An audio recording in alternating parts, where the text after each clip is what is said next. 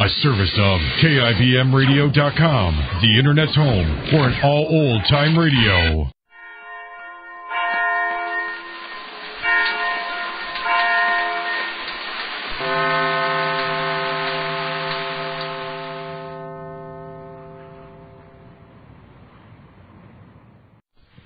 Transcribed.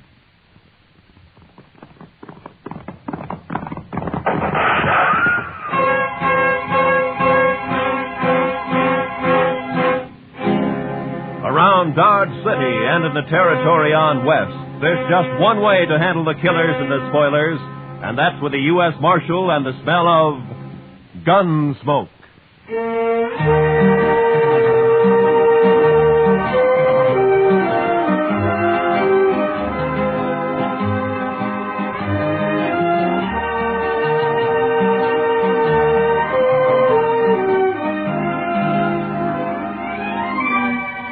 Gunsmoke, starring William Conrad. The story of the violence that moved west with young America. The story of a man who moved with it. Matt Dillon, United States Marshal.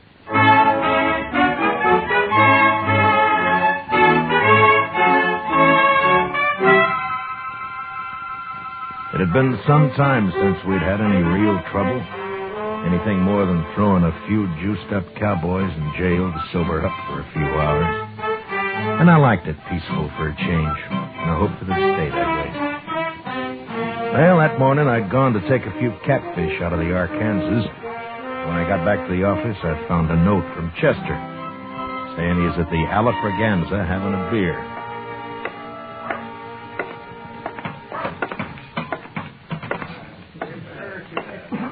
Hello, John. Over here, Mr. Dillon. Any luck, sir? Oh, about a dozen, Chester. We'll have them for supper. No, that'll be fine. Oh, I've been telling Mr. Carter here about you, Mr. Dillon. Mr. Carter? Robert P. Carter.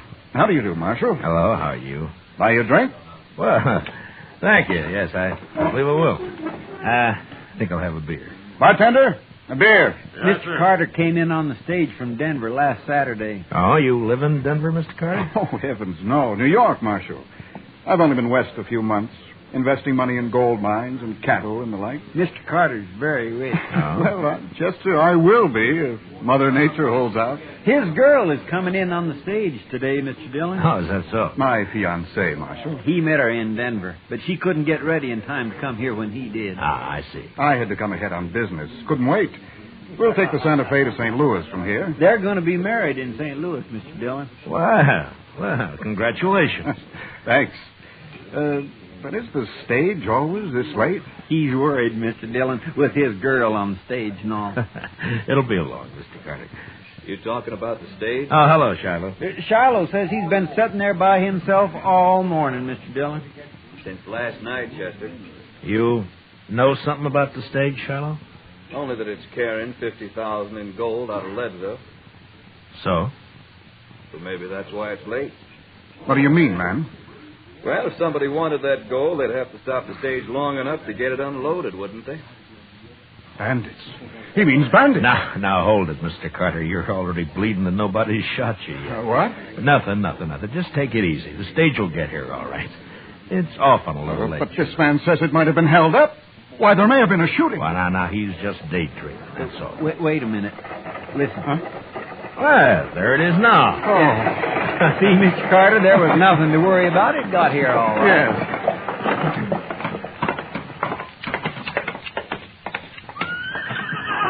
Marshal! Hey, Marshal, come here.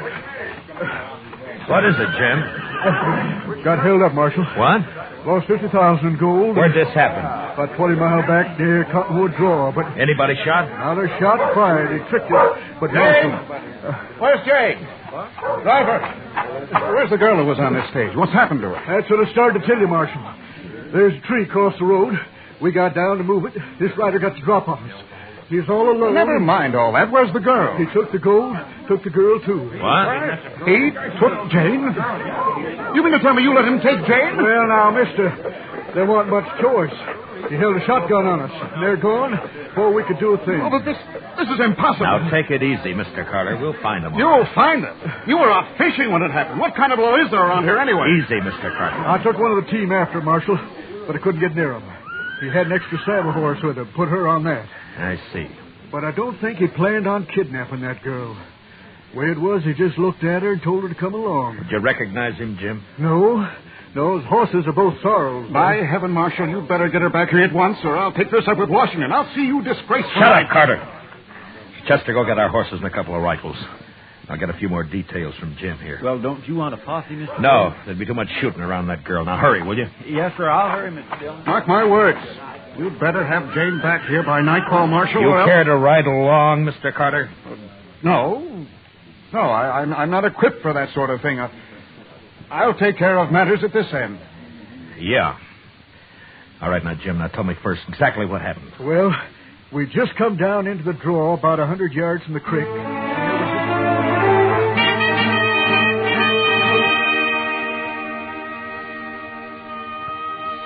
The blood-red sun was drooping over the edge of the prairie when Chester and I reached Cottonwood Draw. We rode hard until night fell, and then we had to stop and wait for daylight. But with morning, we drew a heavy rain that washed out every track. We rode on anyway. For the next 3 days, we scouted a big piece of that country. But it was hopeless. Finally, we headed back to Dodge, empty-handed.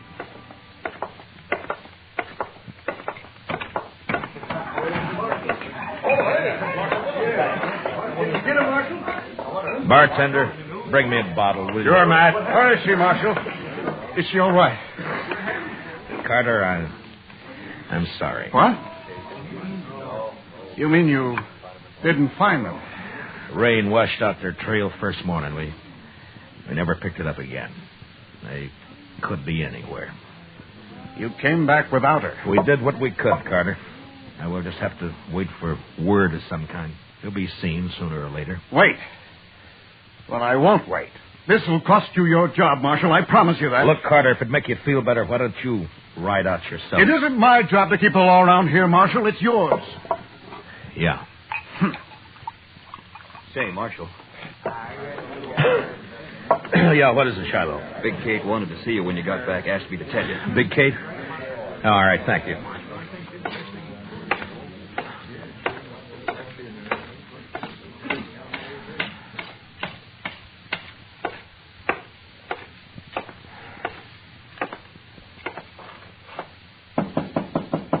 Come in. Oh. No luck, eh, Matt? How'd you know, Kate? I can tell by looking at you. Yeah, it's thousands and thousands of miles, that prairie. It'd been just luck if we'd found them. Nobody's blaming you, Matt. No? I think Carter is. And I suppose it's hard on him. His fiancée and all that. Carter's no good, Matt. Well, I never liked him, but I suppose that doesn't matter. And I'll tell you why he's no good. Huh? You know something, Kate? Carter's been drunk a lot while you were out. He was bragging to one of the girls last night. Bragging? What? About what? Not much, to my way of thinking. Well, go on. Well, to make it short, seems Jane's father got into a big deal with Carter up in Denver. Yeah? Carter got him tied up good and then threatened to ruin him. Well, so what happened? He didn't ruin him. He took Jane instead. Yeah. Well, maybe she likes him. You don't know much about women, do you, Matt? You think a Boughten bride is likely to be in love with the man? So that's what I have to bring her back to. Well, what are you going to do about it? What can I do, Kate? You just have to wait and see what turns up.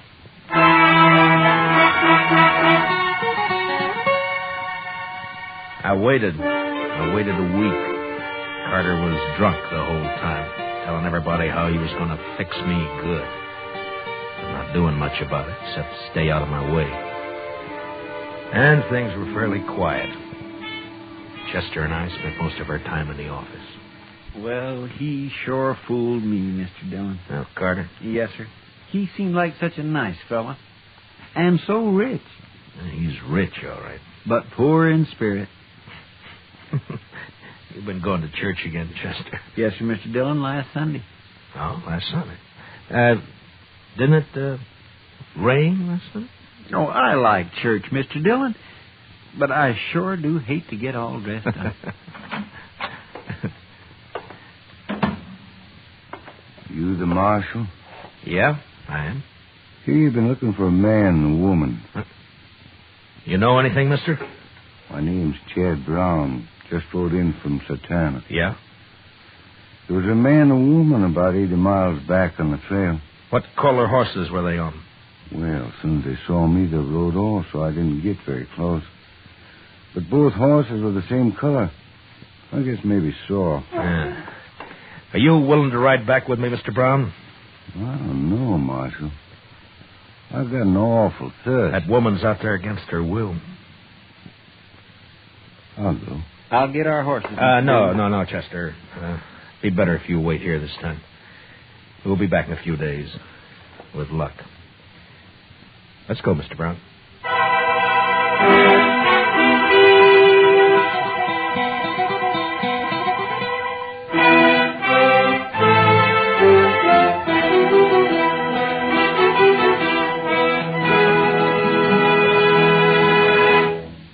We will return for the second act of Gunsmoke in just a moment. But first, Frank Fontaine now brings you comedy with 4 members of the Frank Fontaine family, guest stars, and a delightful cast of entertainers. Sunday nights on CBS Radio. Listen in for the Frank Fontaine Show tomorrow night. It's refreshing summer listening. So, just for fun, try the Frank Fontaine Show tomorrow night on CBS Radio. Now, the second act of Gunsmoke.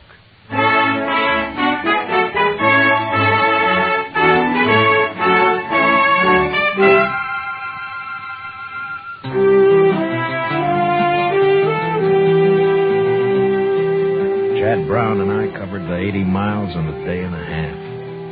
The Outlaw's trail headed south for a few miles and then turned northeast, back in the general direction of Dodge. It was hot and still. On the horizon, there were occasional flashes of heat lightning.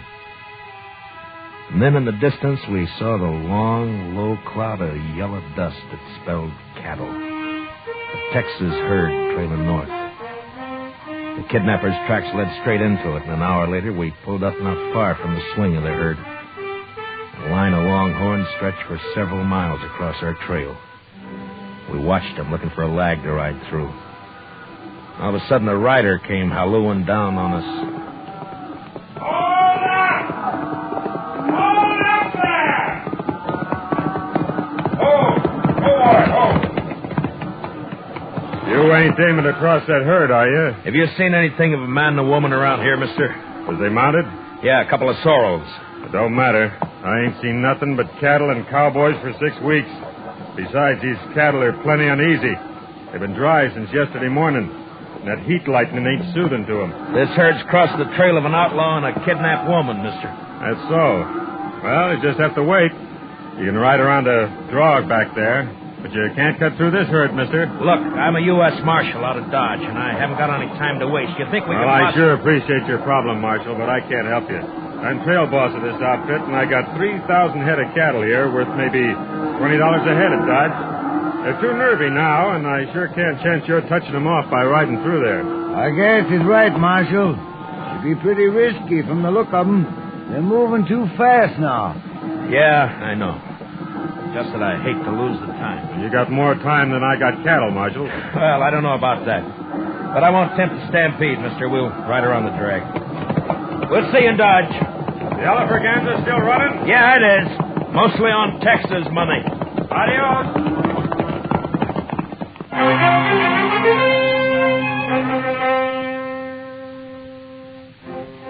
We rode down along the herd and back up the other side, about a 4-mile detour.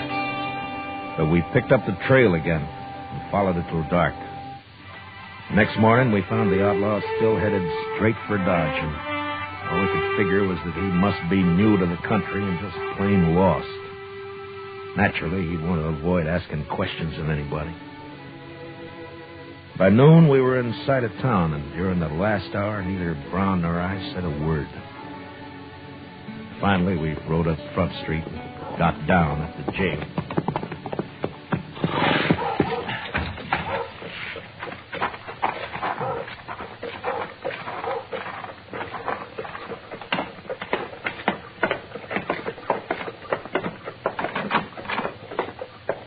Mr. Dillon? We got him, Mr. Dillon. They rode right in here early this morning. Gave himself up, huh? Yes, sir. I got the man locked up in back, and the money is over at the bank. Oh, good.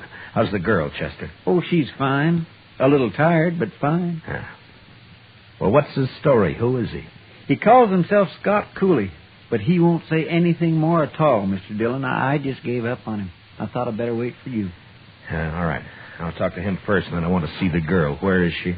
I didn't like it, Mr. Dillon, but I didn't see what I could rightly do about it. What do you mean? What happened? Well, she sure didn't want to go with him, but that Mr. Carter came here and just the same as dragged her off. She went finally, but I sure don't like it. Well, they didn't leave Dodge, did they? Oh, no, sir. There's no train till tomorrow. They're at the hotel. Oh, all right. I'll go over there later, Chester.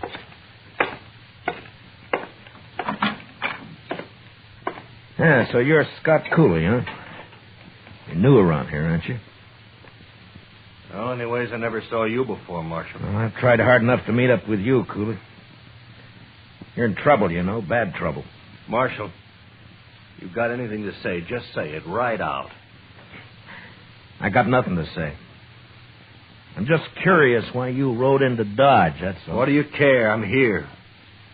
You got the money back and... And what? Oh, leave me alone, Marshal. Just leave me alone. You gotta talk sometime. Now, listen, Marshal. I'm ready to serve my time. That's why I gave myself up. But talk, no. I don't have to talk. Not for you. Not for anybody else. Mm-hmm. All right, Cooley. Have it your way. Marshal. Yeah? Marshal, you going to see Jane? Yeah?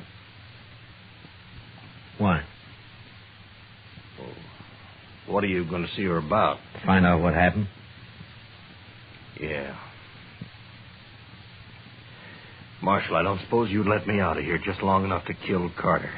Now, you mean the girl told you about it? I wouldn't care if I hang for it. It'd be worth it to kill him. Mm-hmm.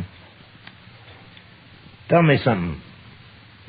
What makes you think what you did's any better? What? You wouldn't understand, Marshal. But you do what you can for her, will you? Anything else you want to tell me? No, that's all.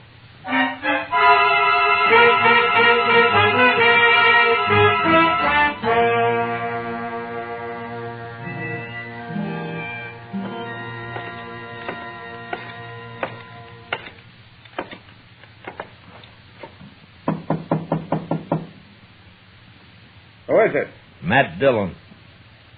What do you want? Open the door, Carter. I want to talk to the girl. Some other time, Marshal. You want me to kick the door open?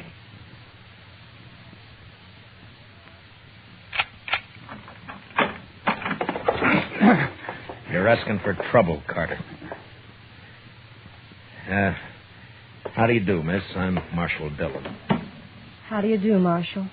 I know you've been through a lot, miss, but I have to get the whole story from you so as I can file the proper charges against this outlaw, Scott Cooley.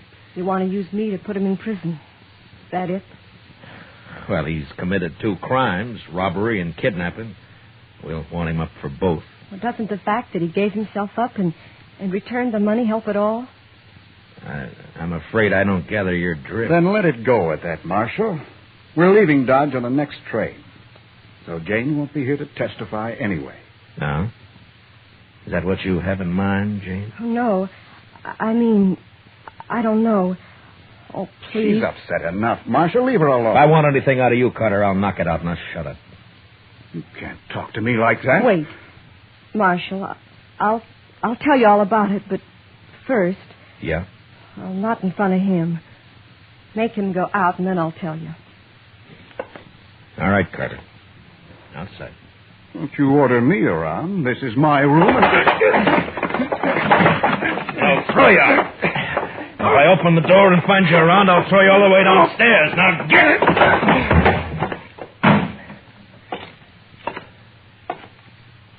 All right, now. Jane, you can talk. Can I trust you, Marshal? Really trust you? Well, that's up to you. But I'll tell you this. I know about Carter. About you and Carter, that is. Then you know how I hate him. Yeah? Right now, I'm curious about this kidnapping. What happened? Why did Cooley give himself up? Because we decided we couldn't live being hunted down the rest of our lives. Ah, so you were in on it with him, huh? No, Marshal. The first time I ever saw Scott Cooley was when he held up the stage. I'd like to believe that. Well, it's very simple, Marshal. I love Scott Cooley. What? I love him. Oh, now look, Jane, girls like you just don't go around falling in love with outlaws. Don't they, Marshal? No, they don't. I did. Then either you're crazy or you're lying to me. And if you weren't a woman, I'd throw you in jail right along with him. I'm a woman, Marshal, but I've no objection to going to jail with Scott. Oh, then you admit you're his accomplice. No. I suppose it's hard for you to understand, Marshal. It is. Well, I'll try to make it simple. You see, Scott doesn't know why he took me with him when he held up the stage. He's never done anything like that before. It just seemed perfectly natural to him. He saw something he wanted and he took it. That's all. I'm afraid the court will look at it somewhat differently. Well, I suppose he'll go to prison for the holdup, but not for kidnapping. Why not? Because I'll testify that I went with him of my own free will. I almost wish you two hadn't ridden back to Dodge. Marshal. Yeah? You said you know about Bob Carter and me. Yeah? Well, Scott's been wild and he's done wrong, but he's never done anything really evil. Well, maybe you're better off with Cooley. If he straightens out. You know I am. Don't you, Marshal? It's no business of mine. I'm a peace officer, not a matchmaker. My job's to keep Cooley under arrest and get him up for trial, and that's all. Now, what you do is your own business. You can testify any way you like. I can't stop that. Oh, please. Marshal, help me. There's no one else who can. Yeah, who is it? It's Carter. Open this door.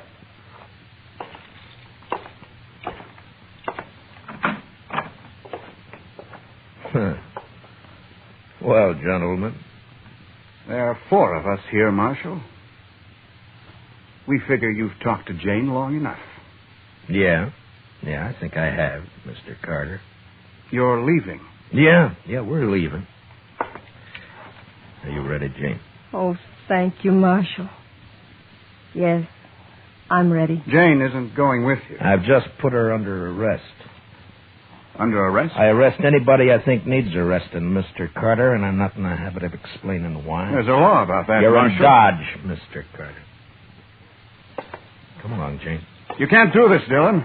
We won't stand for it. Ah, you're a fool, Carter. I know these 3 bums you got with you, and they don't want to draw on me any more than you do. You fed them some liquor and promised them more. For that, they'll do anything but face me in a gunfight. Am I right, boys? Huh? Well, I take it I am. All right, now get out of my way. You go first, Jane. You stay here, Jane. Take your hands off her.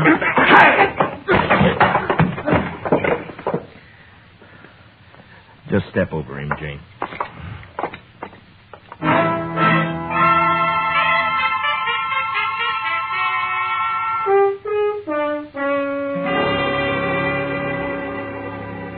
Mr. Dillon, I don't like to say anything. Well, then don't, Chester. But I can't help it, Mr. Dillon. This is the first time you've ever jailed a woman, and I just don't like it. Good. What? I don't like it either, Chester. What's this all about, Mr. Dillon? Chester, Jane and Cooley are in love. My.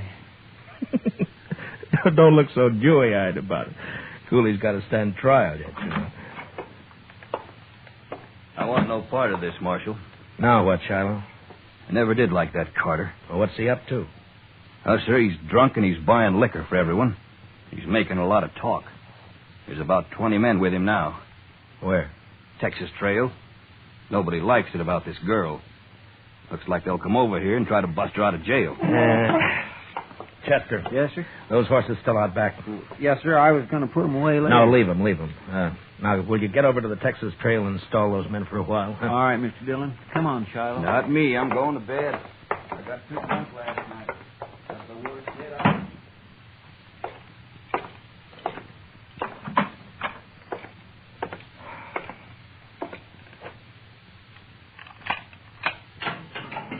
Cooley? Hmm? Come on out. What is this, Just Marshal? hurry it up, will you?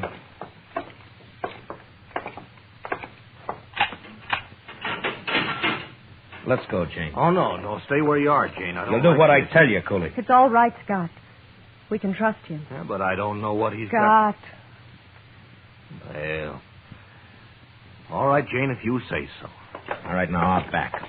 Here, that way. Now, come on, let's move.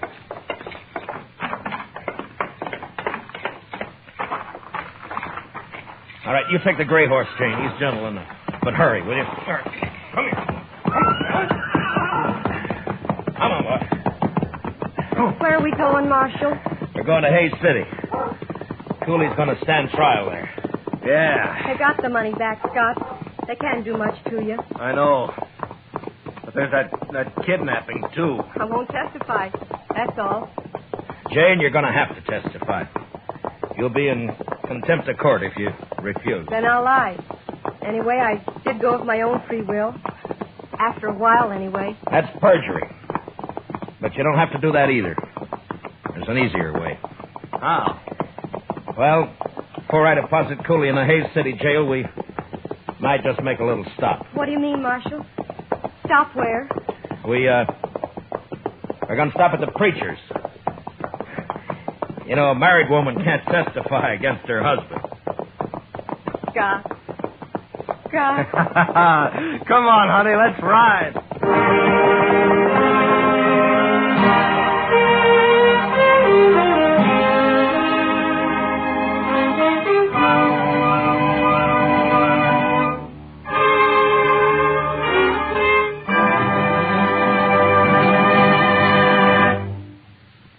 Gunsmoke, transcribed under the direction of Norman MacDonald, stars William Conrad as Matt Dillon, U.S. Marshal.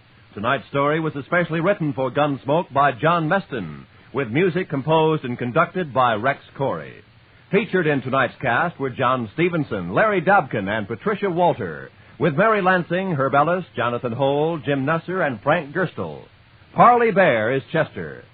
Join us again next week as Matt Dillon, U.S. Marshal, fights to bring law and order out of the wild violence of the West in Gunsmoke.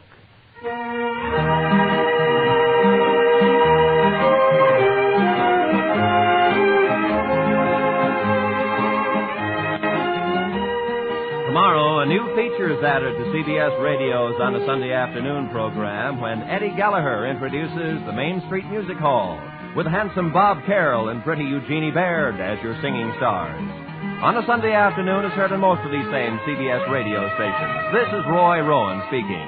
And remember, daytime is a gay time with Arthur Godfrey on the CBS Radio Network.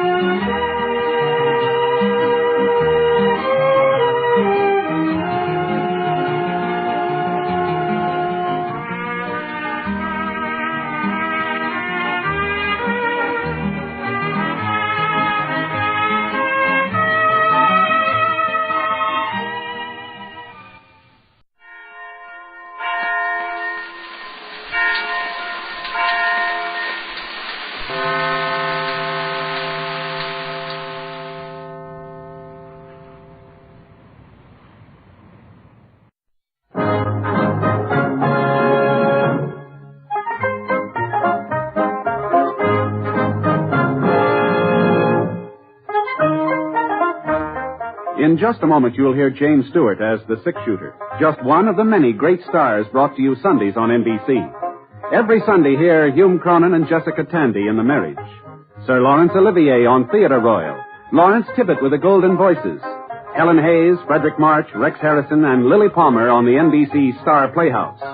All of them heard only on NBC. James Stewart as the six-shooter.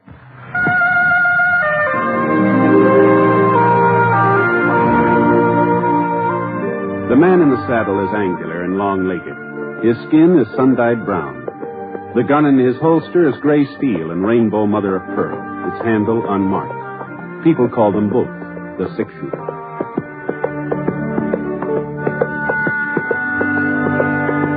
Coleman, America's leader in modern automatic home heating equipment, and the National Broadcasting Company present James Stewart as the six-shooter, a transcribed series of dramas based on the life of Britt Ponset, the Texas plainsman who wandered through the Western Territories, leaving behind a trail of still-remembered legends.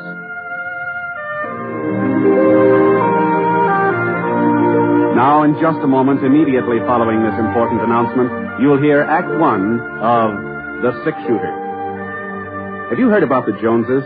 They're going to Europe for 6 weeks. They'll start in England, then visit Holland, Belgium, France, and Italy. It'll be a wonderful trip, a lifelong dream come true. And someday, it can be your turn to do just as they did.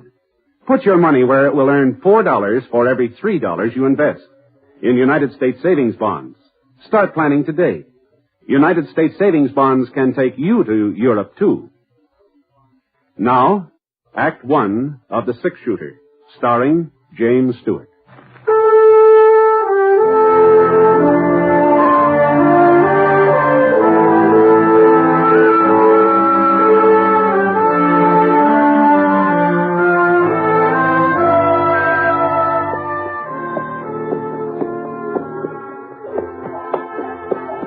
There were over 400 head in the McAdams herd, 400 white-faced Texas cattle, and only 3 of us to shove them along the trail to Abilene. But the McAdams boys had promised me a tenth of whatever the herd brought, so I signed on for the drive.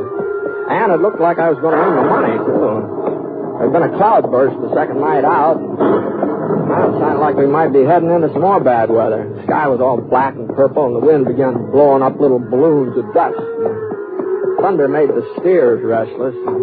They still remember that first storm. They didn't like the idea of going through another one. All right, come on now. Come on, cattle. Hey up.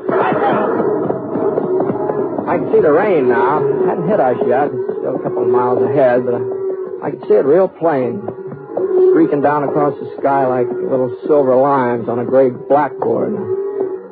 In the canyon where we were, the sun was still shining. It gave me a sort of funny feeling. Rain and sunshine all at once, sort of like being two places at the same time. Bryce McAdams, he came pounding up from behind and reined up alongside of me and Star. Oh, boy. What do you think, Britt? Well, if that wind don't change, we'll be getting wet inside of 15 minutes. Don't look like it'll change. No, afraid not. And I guess we might as well keep on going. It'll be easier to handle if we're out of this canyon when the storm hits. Yeah. I'll ride up and tell Norm. Okay. Norm! Hey! Yeah? Get the light out. Keep moving. Weak enough for you? Do as I tell you. Stop beeping. Okay. Move it. Norm will speed him up, Britt. I'm going back and see that there ain't no stragglers. Want me to give Norm a hand? No, I can handle it myself. It's about time he learned how. All right, you're the boss. Yeah. Just keep an eye on him, Britt. Sure. That lightning had hit a pine tree about 50 yards up the side of the canyon. And when it toppled over, it started a couple of boulders rolling down the side of the ravine toward us.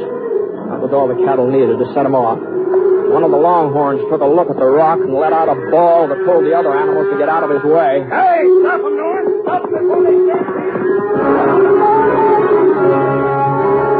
White circled around and galloped over toward his brother.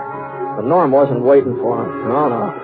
I saw him head up the slope of the canyon, and it looked to me like he didn't intend to stop anything. All he cared about was getting out of the way. So I dug my heels into Star's flanks and rode right into the middle of the herd. If I could split them in half, only part of them would tear loose, even in a stampede. Life was in front of the herd now. The lead steer turned off. couple of more shots, and the rest will follow. There we are. I knew there wasn't going to be any stampede. Not now, anyway. Rife had stopped them just in time. It's night going, Rife. Somebody had to do it. Yeah. What happened to you? Horse bolted. Almost threw me. Yeah? Guess you were scared. The horse? That's what I said. Yeah. Well, here comes the rain. It looks like this is the tail end of it, though. Probably wouldn't have worn a shower. We better keep moving anyhow. You take over up here, Britt. Norm will riding back with me. Sure. Your horse all right now? I guess so. Okay, let's go.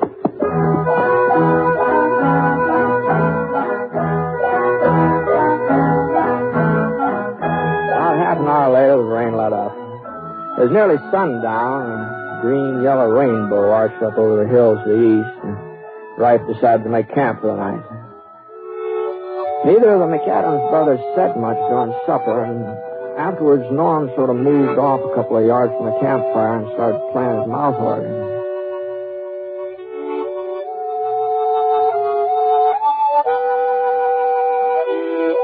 What you staring at, Rife? Huh? You heard me. I don't know what you mean. You've been watching me ever since this afternoon when my horse bolted. You've been looking at me the way you used to look when I was a kid and done something you thought was wrong.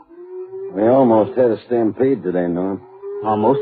You was riding front, man. You was the one to stop it. I suppose you've never been on a horse that ran away with you. You was always able to handle that Palomino before. Why do you have to keep nagging? I'm no cattleman. I didn't want to come on this drive in the first place. It's our herd. It's your herd. It was up to me would have sold the ranch years ago. Yeah, maybe you're right. Maybe we ought to sell out. We'll talk about it when we get back home. Hold up a minute. Thought it was my turn to look after the cattle tonight. It's been a pretty hard day. You're probably tired. I'll wait till... I'm no more tired than you are. Okay, Norm. I'll be over on that hill over yonder. Well, you're not serious, right, about selling out, are you? There's something in what Norm says. He's no cattleman. Well, maybe not, but you are. I can always get work somewhere. Carrie'd probably be happier in town anyway. Carrie? My wife. Oh, well, I didn't know you were married, right? Yeah, last winter. She's staying with her folks in Bradley while we take the cattle north. Is that so? Carrie's a fine girl, Britt, younger than I am, about Norm's age. Young and pretty. You'll like her, everybody does. Yeah, even Norm. First time in our life him and me have ever agreed on anything or anybody. Well, she told me not to take him with us on this drive, said he'd never make it. I should have listened to her. Now, he's pretty young, right? This is his first cattle drive. For all we know, his horse maybe did run away with him, you know. Norm did the running, not his horse. He's no good, Britt. I guess it's my fault. I guess I brought him up wrong, but he's no good. No, you're not his father. You're not to blame for how he turned out. I'm the only father he ever had. Our old man died when Norm was just a baby, and Ma just lasted a couple of years after that. Oh, I'm sorry. I was 13, practically full-grown when she passed on, but Norm was only 4. She made me promise I'd look after him, see that he got his schooling and a chance to mount to something. Yeah. Fire's almost up. Oh, here, I'll fix it. I sent him to school, bought him books, but he wouldn't stick it out. It was too much like work. That's his real trouble, Britt. He's lazy, he's selfish. Expects everything to be handed to him all tied up in a fancy ribbon. Like this afternoon, he wasn't afraid of the cattle. He just couldn't be bothered stopping them. He didn't care that much. Well, maybe he's had it too easy, right? Maybe if the chips are down, he'd surprise you. Maybe. Well, I'm not making the same mistake again. Not with my own kid. With your own? What? Yeah. Carrie's expected.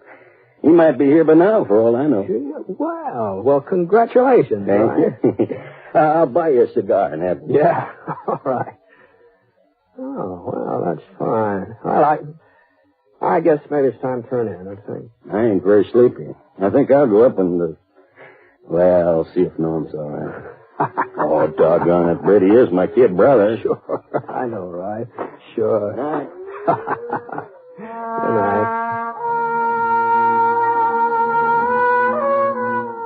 I banked the fire for the night and spread out my bedroll.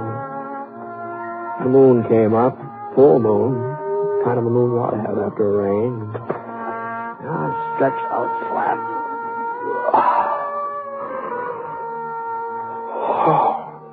Wow. Except for a couple of rocks right in the small of my back. Well, I felt about as comfortable as a man has a right to feel.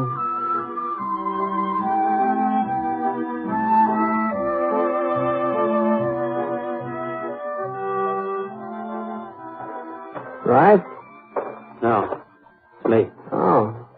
I thought you were looking after the herd. Rife come nosing around. Guess he don't trust me. So if he wants to stay up all night, that's his business. Yeah, we got nothing but heroes on this drive. How do you figure that? Well, you're the six-shooter, ain't you? Supposed to be the fastest man with a gun west of Kansas City. East of there, too, from the way folks tell it. No, you shouldn't believe everything you hear, Norm. I don't. I don't believe you're any faster with a gun than the next man. Probably not. I don't believe you're any faster than me. See that white rock over there? Well? You're good. Go ahead. It's your turn.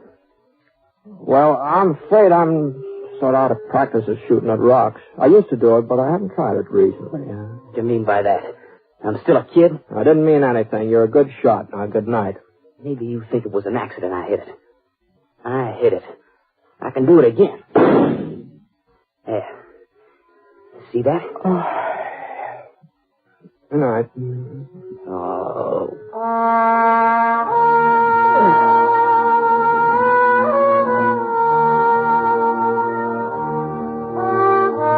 Now it's kind of damp and cold all night, but it didn't keep me from sleeping. And when I finally woke up, the sun was just starting to shove the sky away from over my head. A couple of seconds I couldn't quite decide whether to open my eyes or not, but the smell of coffee made me make up my mind. Oh! Morning. Morning. Want some Java? Yeah, thanks. Where's Norm? Taking a bath? Taking a bath? Yeah. Found a water hole on the other side of the hill. Oh. He'll be back any minute. Trust Norm to keep himself duded up. It wouldn't surprise me if he showed up wearing a clean shirt. Yeah. Well, you can't blame the fellow for... Yeah, what's this? Oh, that looks like a letter. Oh, here, it's yours. Mine? Well, it says Love, Carrie. Isn't that your wife's name? Carrie? Yeah. Yeah, well, here. Read it to me, Britt. What? Out loud. Read me what it says. Well, I'm not interested in somebody else's mail, Life. I especially love letters. Is that what it is? Well, you ought to know. It's yours, isn't it? No, Britt, it ain't. Carrie ain't never written me. She knows I can't read. It's Norm that had the schooling. Remember, Britt, I told you last night. Yeah, I remember. Read me what it says. Go on, Britt, read it.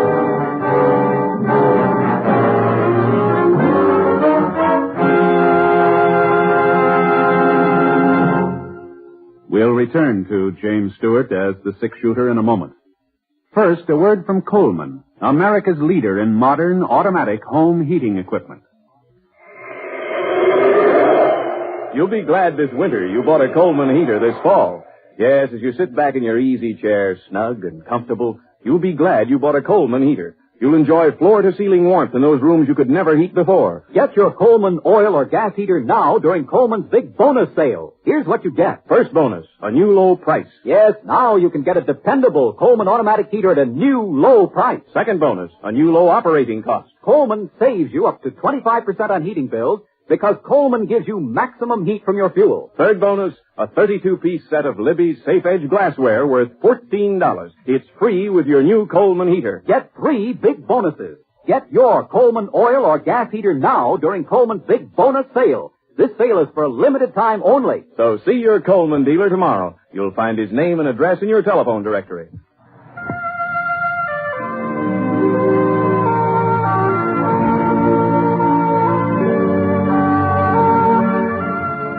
Now, Act 2 of The Six-Shooter, starring James Stewart as Britt Ponsett. The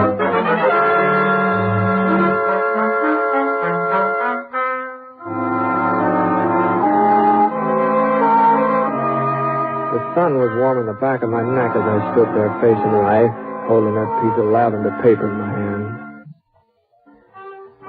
I looked down at the letter and then up at Rife again. He was just standing there, waiting, not moving. Not any part of him moving except the vein in his throat that jumped out in little throbs. I'm waiting, Britt. Now, it's not my letter, Rife, and I guess it isn't yours. It concerns me, don't it? It's from Carrie. It's from my wife. Well, that's between you and her. I want to know what it says, what she's been writing to Norm about. Go ahead, Britt. Read it to him. Oh, maybe you'd rather I told you what it says, right? It says, Carrie loves me, that she'll always love me, and it goes into detail. You rotten little whelp! Then we all right. You think that gun will stop me? I'll break your neck. You're walking right into it, right? Now, put it away, Norm.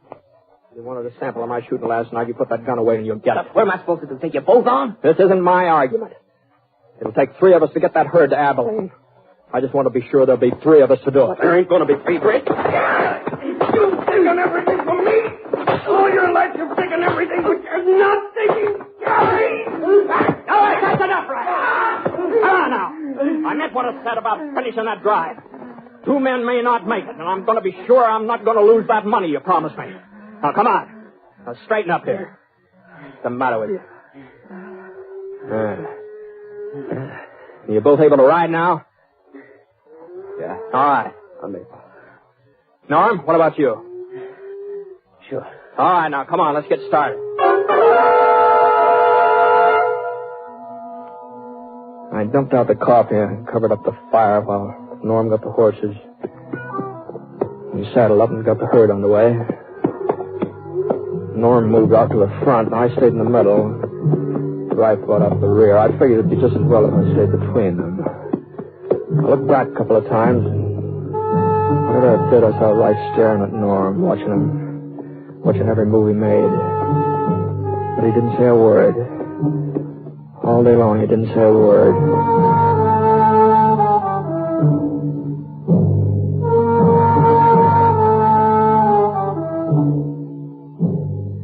Then at supper time, Rife, he sat off one side, just pecking at his food. I noticed there's nothing wrong with Norm's appetite, though. Any more beans? Yeah, it looks like you finished them up, Norm. Oh? You're kind of hungry tonight, huh? Why not? Just a kid still doing my growing. At least that's what some people think. Uh-huh. Well, as long as you're so full of energy, maybe you wouldn't mind looking after the cattle, huh? Huh? Well, you missed your turn last night, didn't you? Say, you taking over this outfit, Ponce? No. Just a suggestion. I guess somebody's got to run things. Don't look like my brother's holding a very tight rein. See you in the morning. Yeah. Come on, Rife. How about some shut-eye? Okay. Good night. Night. I waited till Rife dropped off, and I closed my eyes. I didn't sleep very long, though. About an hour later, something woke me up. At first, I thought it was a coyote. And then I saw Rife edging off through the brush. You going somewhere, Rife? Huh? Coyote woke you up, too, huh? Yeah. That gun ain't gonna do much good if you're figuring on killing it, Rife. What do you mean? It's empty, Rife. You ain't got no right to interfere. Oh? I was just thinking about that 10% of the herd. I'm gonna kill him, Britt. You can't stop me. Nobody can. He's your brother. No, he ain't. Not anymore. Would a brother do what he did to me? I ain't never had anything I could really call my own. If he wanted something, he took it. I never stopped him. But Carrie is my wife. She belongs to me, and this time I'm going to stop him. Hadn't you better wait and talk it over with her? I waited too long already. Why do you think she didn't want Norm to go with us on this drive? It wasn't because she was afraid he'd never make it. She wanted him there, with her. And at a time like this, she's... Easy now, Rife. Probably want to take over the baby, too, when it comes along. No, come on now. You've got to get some sleep now. You'll feel better in the morning. Come on. No, I won't feel better in the morning, Britt. I won't feel no better until I'm even with him.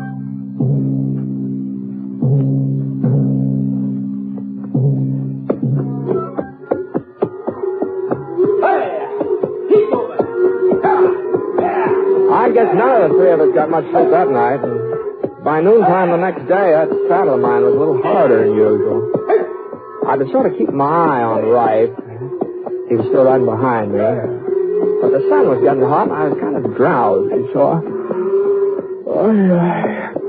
I just sort of jogged along for the next few miles, not paying much attention to anything or anybody. If Scar hadn't given me a jolt, easy, boy, easy now. I wouldn't have looked around, and I wouldn't have seen that we were coming into a gorge. It was very narrow, barely wide enough for the herd, and the rock walls jutted up at a sharp angle, too steep for a horse to climb. By the time I got my bearings, it was too late. This was just the kind of a place Rife was looking for. I couldn't see him now, but I knew he was doing the firing, and I knew why. He was trying to stampede the cattle. And there in the gorge, Norm wouldn't be able to get out of the way. There was no chance of getting back to stop right. All I could do was just jam right into the middle of the herd. Come on, boy. Now, come on. Come on. Come on. Scar fought his way past a couple of steers. I tried to keep them under control, but the ones from the rear started pressing forward in earnest, and there just wasn't no holding the rest of them.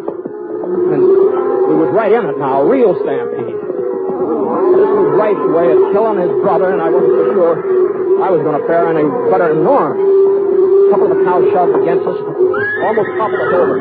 Scar was pretty certain to lose his footing before we could get much further, and I jerked out my gun. I cleared us a little path, but the cattle plugged up before we get through. All of my shooting was just making things worse. There was nothing to do now but just give Scar a hit, let him run with it. I didn't have time to worry about Norm. I didn't know what had happened to him. I didn't even think about him until it... Hey, that wasn't firing. That wasn't right firing. That was from up ahead. Well, the herd was half crazy now. They'd been shot at from all directions. They didn't know where to turn now. I rose up in my stirrups and looked forward. Norm was holding his ground at the mouth of the gorge. He could have gotten away, all right, but he was holding his ground. I hadn't lifted myself up. Maybe I would have been able to hang on when the cattle twisted around and started changing direction. As it was,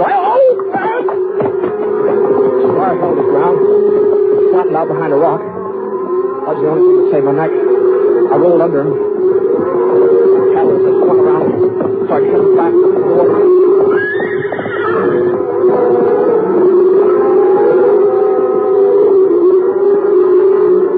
In a couple of minutes, I was in the clear. When the cattle passed me by, I pulled myself up to my feet, and I looked around. The herd was still out of control. They're charging out the other end of the gorge. And then I got a flash of right. Norm must have heard it too. Right! Right! Norm came pounding past me, firing at all the way like a crazy man, trying to get through to his brother. Right! Right!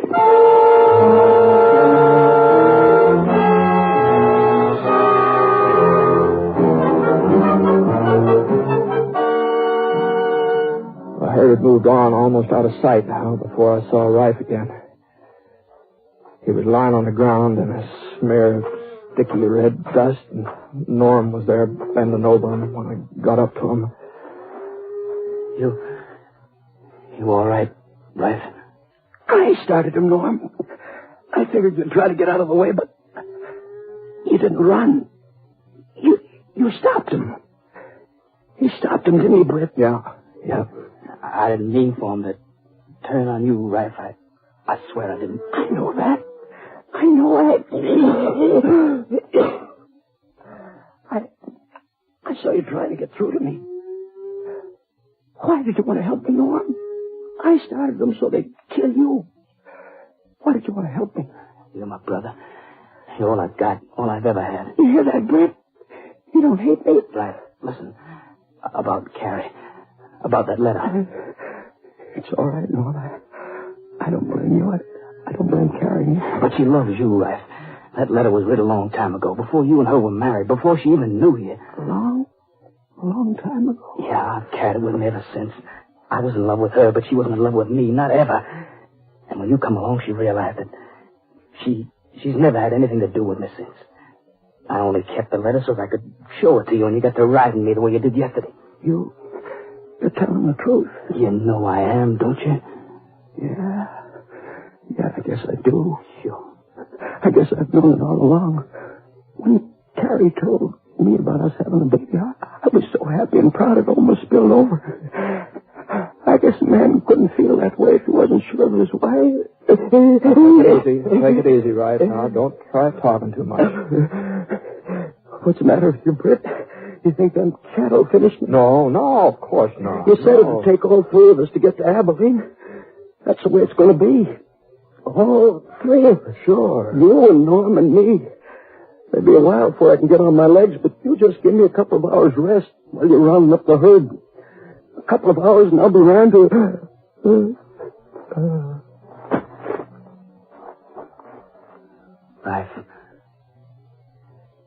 Rife. He's dead, Norm. But it can't be. He was feeling better. You heard him. Well, a man don't always know when he's dying, Norm. Sometimes a man's lucky. Britt, Yeah. It's only kids that cry, ain't it? I guess this makes me a kid. Oh, I wouldn't say that, Norm. I'd say you've done a lot of growing up today.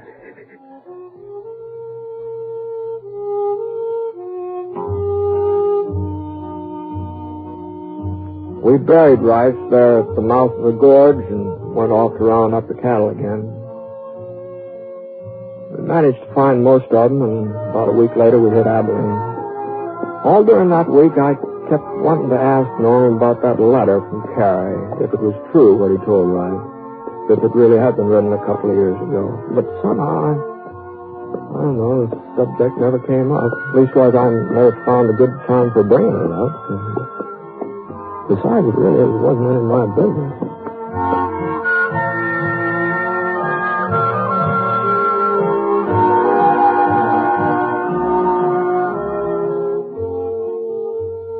Beginning tomorrow night, Fibber McGee and Molly return to the air in a new series of programs. Yes, beginning tomorrow night, you'll hear those wonderful folks from 79 Wistful Vista, Fibber McGee and Molly, every night, Monday through Friday on NBC. As a matter of fact, this is the week that will see 28 new programs beginning on the NBC radio network. And you'll find that an evening with NBC radio is an evening sure to entertain. So make a date to keep your dial set where you hear the familiar NBC chimes. Your invitation to the best in radio programming.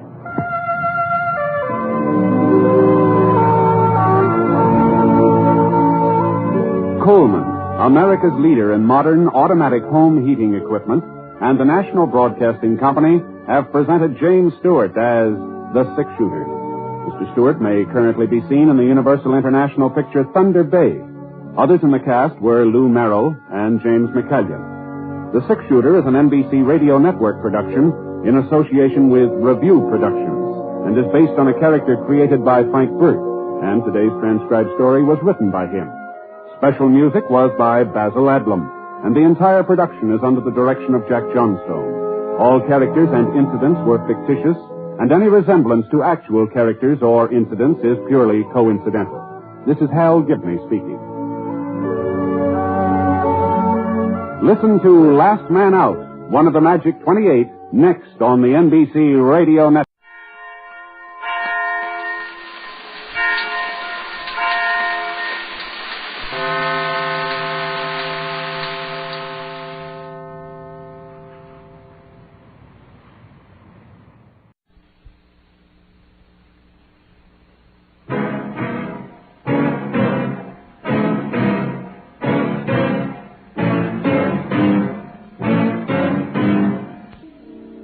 Mister, you killed 9 men. I never heard anyone say you made allowances for your opponent's ability with a gun.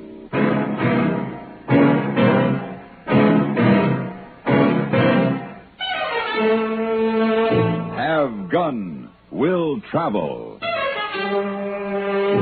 Starring Mr. John Daner as Paladin.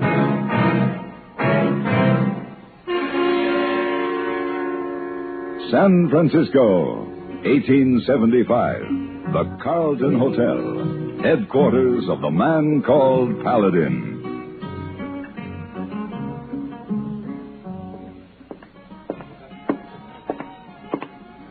Good morning, Mr. Paladin. Good morning. Good morning, Mr. Paladin. Good morning, Mr. Davis. I'm going to be at the Pacific Union Club. I was wondering if there's any mail for me. Clerk, a room, please. Do you have a reservation? No reservation. This trip came up suddenly. You have references? I'm Ned Alcorn, president of the City Bank in Placerville. Here are my credentials. Oh, yes, of course, Mr. Alcorn. If you will sign here. Excuse me, Mr. Paladin. Wait a minute, clerk. Yes, sir? I want you to take a good look at this picture.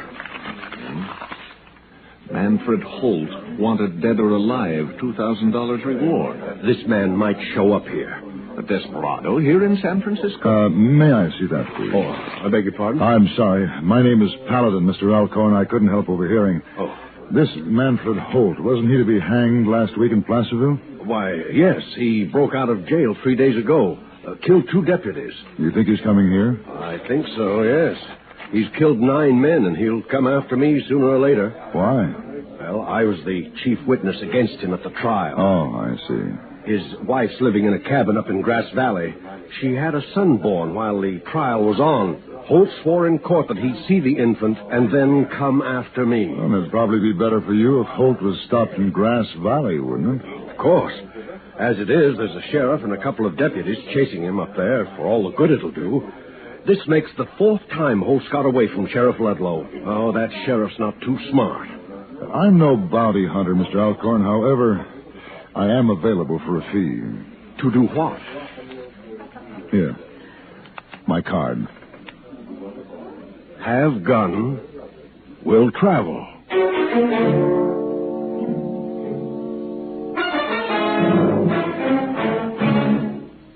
There's nothing funny about loneliness. Yet one of America's funniest guys, a man who lives by laughs, is haunted by loneliness. His name, Jerry Lewis. In the latest issue of Look magazine, in an exclusive story entitled Always in a Crowd, Always Alone, you'll find out exactly what Jerry Lewis is like. Look tells you why, when Jerry goes on stage, he carries nothing in his pockets except pictures of his family, and what happened when he forgot those pictures. Why does such a successful man drive himself so hard he ends up in the hospital? You'll learn in Look what Jerry thinks about, how he feels inside when he clowns for a nation of television viewers. How much time does Jerry spend with his 4 boys? What is his home like? And what was Patty's little speech that made such an impression on him about all the girls he'd meet on tour? For the intimate and often startling story of Jerry Lewis, don't miss the latest issue of Look magazine, the issue with Jerry and Patty on the cover, at your newsstands now. Get Look today.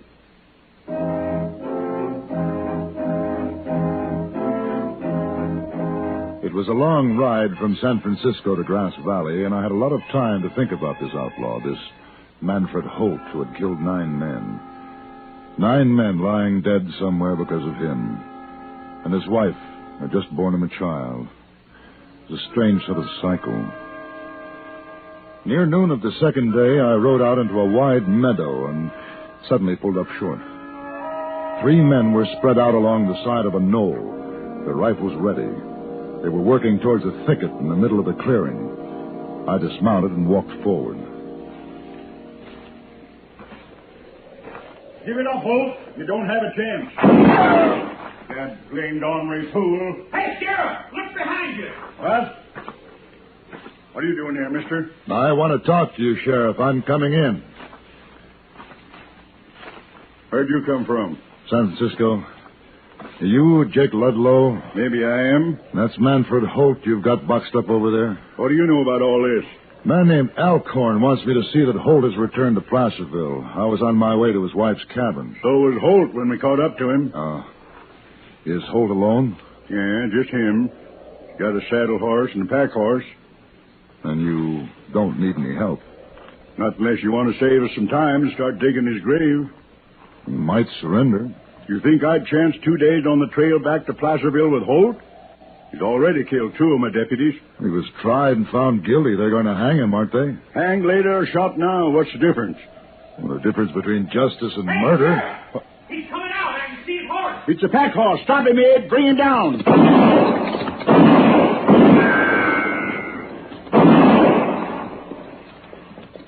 That's fine shooting, just fine. You missed him. It was too late. He was flying. You crazy-eyed fool.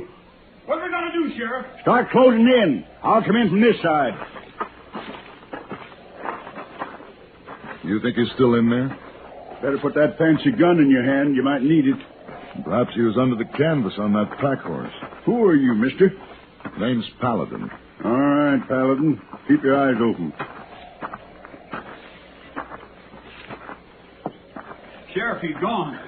Ain't nobody in these trees. Looks like he got away from us again. And what did you do to stop him? There are his shells. He was firing from here. And he crossed over to here, where his horses were, and he climbed on one, the pack horse. He was under the canvas. That slippery, murdering devil. Gage, you follow his trail. Me and Abel hit straight for his cabin. One way or other, we'll find him. His saddle horse is over there. You want him? No, he just slows up. Leave him be. Sheriff, I'll meet you at the cabin. Look, Paladin, you cross Holt's trail, just get out of the way. There's 11 men I know of tried to beat him on the draw. They're all wearing marble slab hats now.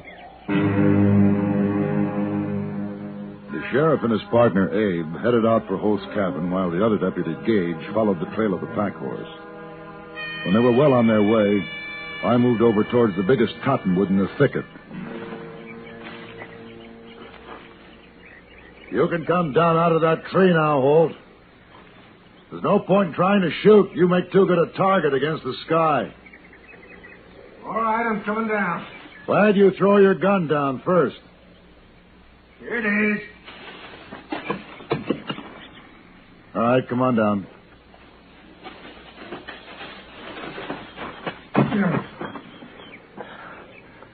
How'd you know I was still here? You rode the pack horse under the tree and swung up a branch without touching the ground. How'd you get the horse to keep running? Slip a burr under the pack saddle? Sharp rock. Hate to do it to old Jenny, but she'll keep going till she shakes that rock loose. You knew all the time, huh? What's your name? Paladin. Why didn't you tell Ludlow? He would have killed you. And you? What you gonna do? I'm taking you back to Placerville. To be hung at a county fair while they hawk buttons off of my shirt as souvenirs? Let's go. Man ought to be let die like a man at the hands of a man. What are you messing in this for anyway? The reward? Alcorn hired me to see that you don't reach him. Alcorn? Fired your gun out of that quivering tub of gully mud. Can't even fight his own fight. Against you? Well, any man can't handle a gun, got no business west of the Mississippi. All right, mount up. Look, Paladin. Half day's ride from here is my cabin. My wife and my boy are there. I got a present to give the boy. I see. You let me get the cabin first, I'll go quiet with you to Placerville. No trouble. You got my word. I'm not begging, mister. I'm offering my word. The sheriff will be waiting at the cabin. I'm going to give my son his present. You've never seen your son? No. He's only been around 3 weeks. Then you ought to see him before you go to Placerville. Let's go.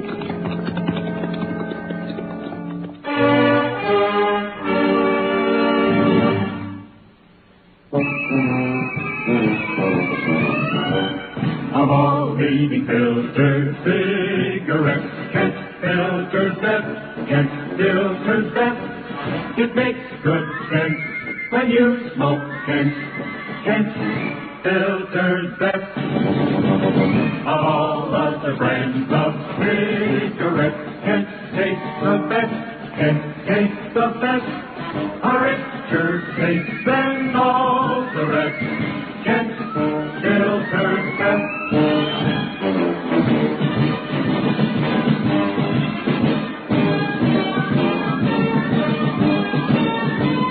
It makes good sense when you smoke Kent.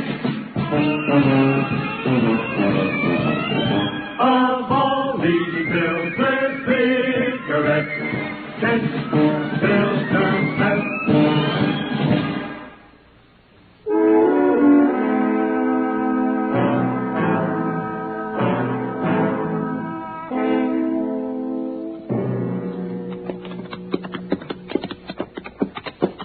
Oh, ain't this the country, though? I tell you, the Sierras got every place beat. Good country. There's a narrow trail up ahead going up over that cliff. We'll save some time. Okay, we'll take it.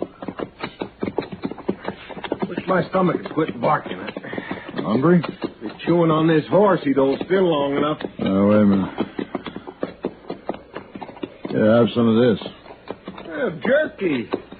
Used to like jerky. Till I married up with Sarah, got used to woman cooking. It's pretty good. This here's the trail I mentioned. All right, you lead the way. Yeah. Easy. Yes, sir. A woman sure changes a man. It's too bad she didn't change her ways with a gun. You might have had more time together. Man has to be the way he is. I don't like somebody, I reach for a gun just natural the way you'd reach the scratching edge. Maybe. Watch your step. This here's tricky ground. You can't go around killing everybody you don't like. Does kind of sound like I got me some bad habits. Still, it don't seem right to hold a carnival and string me up. I got a son now. Can't you just see him going around saying my daddy got hung? How a man lives is more important than how he dies. But it's my finish they'll be remembering most. Up ahead around that bend where it gets steep. Narrow and steep. You hug the wall. Okay. Now, if my boy could say, my daddy stood up like a man in a gunfight. Got shot down like a man, working a gun. Now, that's something else again. Then I will... Hey, Paladin, take hold of that horse. I'll cinch you loose, the saddle slip it.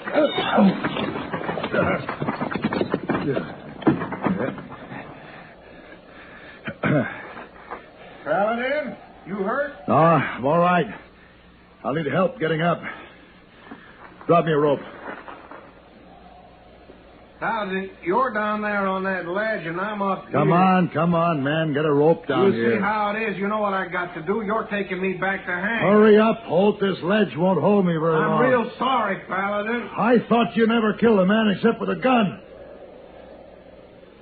Holt! Holt! Grab this rope, Paladin. I got it. All right, mister. Come on up. I got it.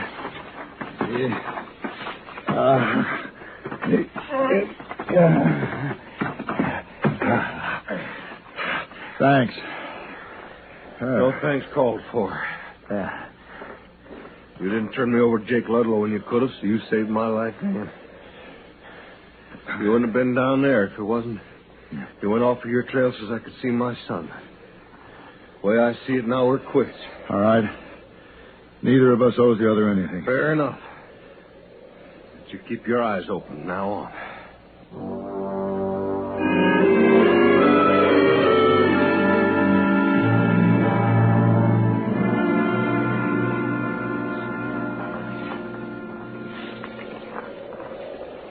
That's my cabin there.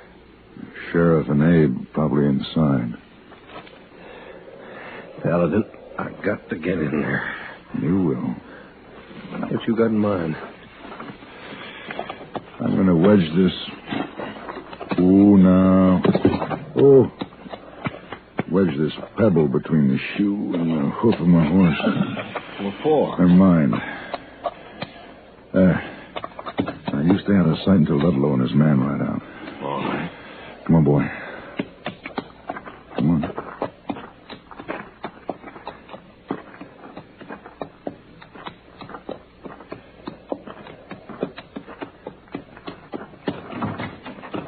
So you finally got here, huh, Paladin? Oh, Sheriff, your man Gage caught up to Manfred Holt back near where you had him cornered this morning. He got him? No, he didn't. Oh. Gage dead? He was still able to talk when I left him back at the clearing. Wouldn't hurt to get him to a doctor. Bad, huh? Well, there's nothing I could do for him. Abe?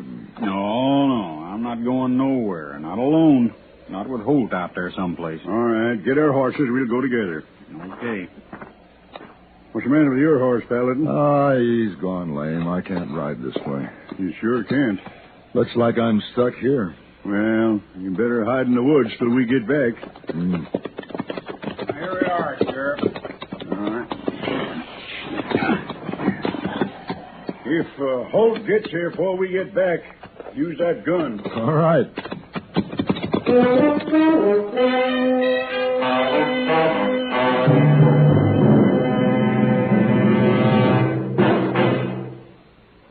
Time was when the sedan chair was considered the height of luxury.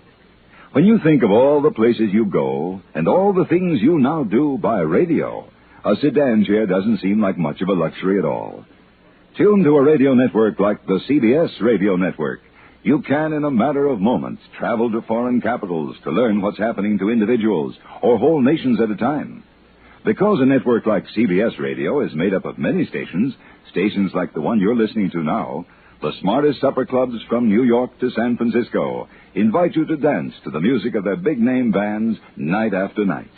Because CBS Radio's vast network facilities extend in every direction, you can laugh with the funniest comedians in Hollywood or on Broadway. Then move on to a serious discussion of space-age problems, and all in the course of an evening. By all means, use that sedan chair if you have one. But if you want to go places fast, take CBS Radio along. The little cabin sat quiet and alone in the lush green valley. There was only a dust cloud over in the west to show where Ludlow and Abe were tracking the other deputy. I turned and motioned Holt to come in. There was some whopper you told Look, we won't have much time before they find Gage. You better give your son his present. Paladin, guess you and me now reached a point where we stopped counting what we owe each other. Manfred? Sarah, what's this I hear about you breaking boy children? Oh, Manfred. Oh, no, Sarah. Don't be carrying on so. You knew I'd be along. I know. I brought friends, Sarah. Here's Mr. Paladin. Mrs. Holt? Won't you come in? No, thank you. I'll stay out here. You two have a lot of talking to catch up on. That's true. That's surely true. Come on now, Sarah. You show me what you've been up to.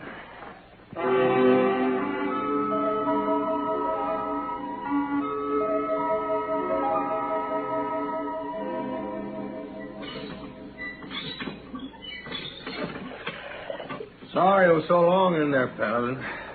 Takes a lot of talking for a woman to tell about bearing a child. Yeah, I guess it does.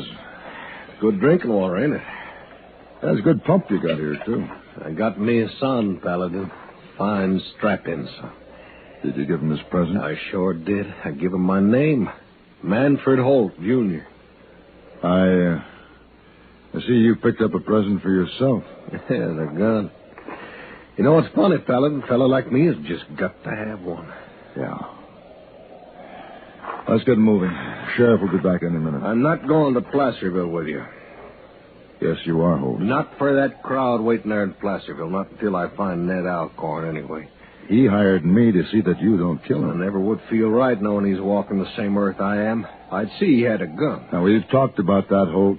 He's not very good with a gun. Too bad. If you went on, there'd be other men. Some of them pretty helpless that you wouldn't like. You'd have to kill them. A man just has to be what he is. I guess that holds for you, too. That's right.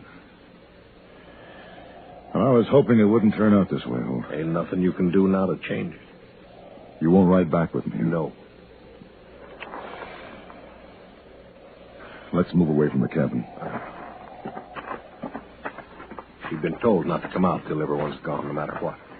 She won't. All right.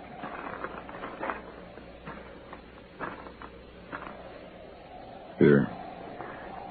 Don't try nothing fancy, Paladin. Wing and a shoulder of the like. Man like me, you either kill or he kills you. I know. Of course, I'm figuring to beat you. I'm awful good. That pump.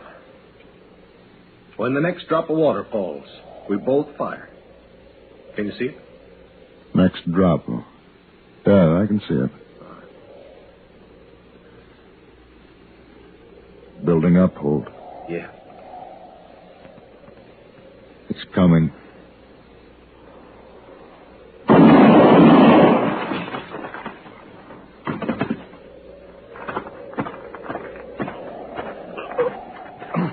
I'm sorry, Manfred. Sorry for saving me from that Placerville circus. Manfred Jr., he don't like for his paw to get me. Manfred?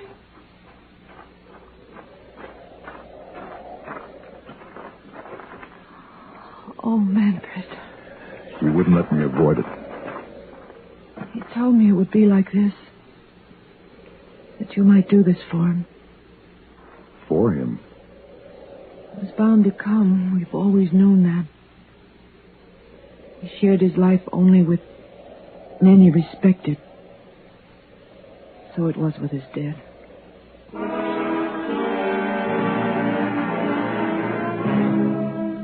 It was nearly dusk when I'd finished the grave and fixed a simple marker to go on it. An evening breeze was coming fresh from the high mountains. And in the half-light I could see Sarah, her son in her arms, standing by the cabin. And later, after I'd said goodbye and had ridden to the low hills that ringed the valley, I turned to look back again. Now there was no one in sight, but a trail of smoke came from the chimney, and I knew the woman was cooking the evening meal. And there was a wonderful peace in the meadowland.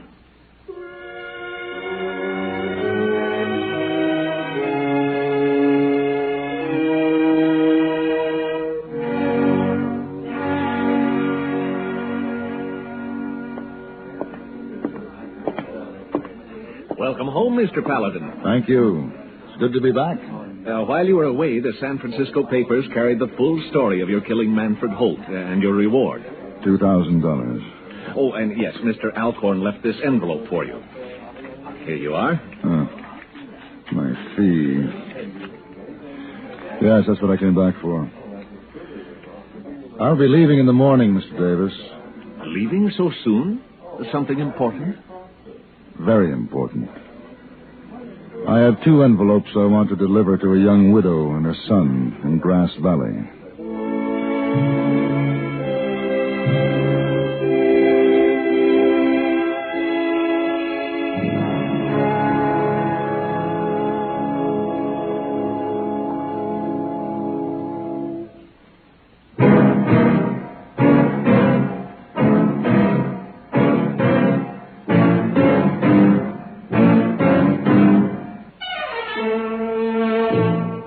Gun Will Travel. Created by Herb Meadow and Sam Rolfe, is produced and directed by Norman MacDonald, and stars John Daner as Paladin, with Ben Wright as Hayboy. Tonight's story was written by Sam Rolfe and adapted for radio by Frank Michael. Featured in the cast were Lawrence Gopkin, Frank Cady, Ralph Moody, Joseph Kearns, Gene Lansworth, and Sam Edwards. Hugh Douglas speaking.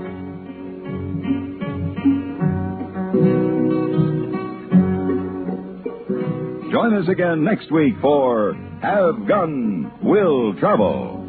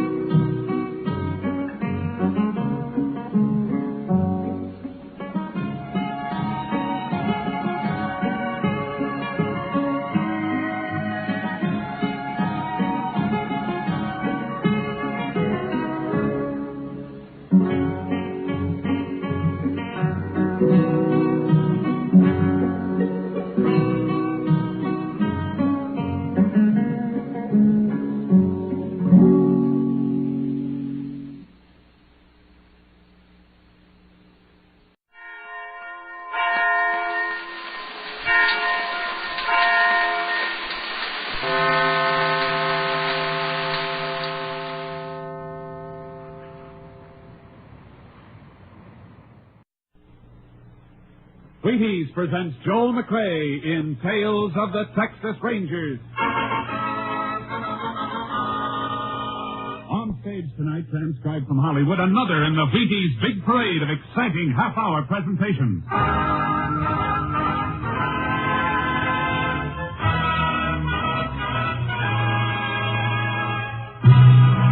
Tales of the Texas Rangers, starring Joel McRae as Ranger Pearson. Texas, more than 260,000 square miles, and 50 men who make up the most famous and oldest law enforcement body in North America.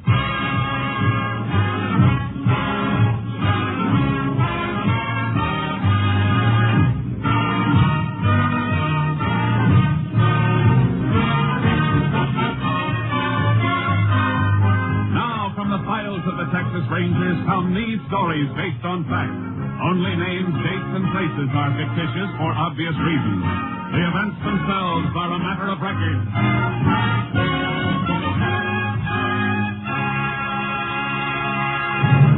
Case for tonight, The Trigger Men.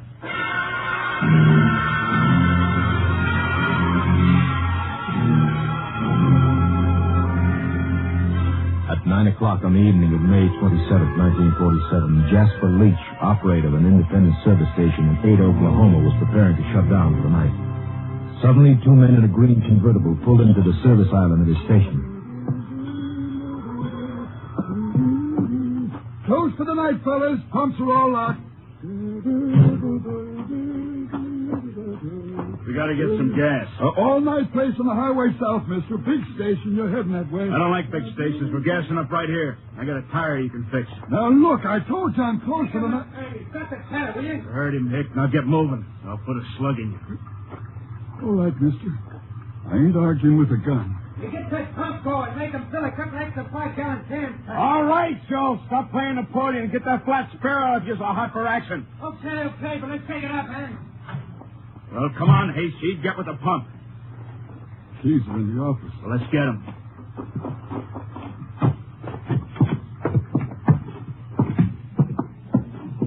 And while we're in here, you might as well open the safe. I don't know the combination. Yeah? Oh! I said open it, you hick. All right, mister, I'll open it. But you ain't getting away with this. Not by a dang sight. We'll talk that over later. Just you and me, Hick. Just you and me.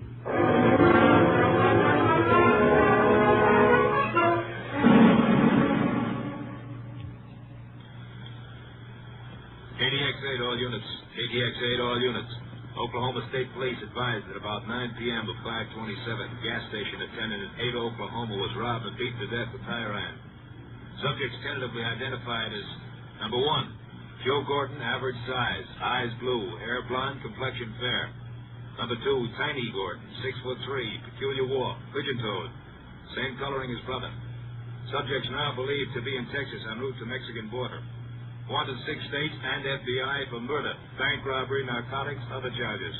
Use caution, these men are dangerous. KDXA also.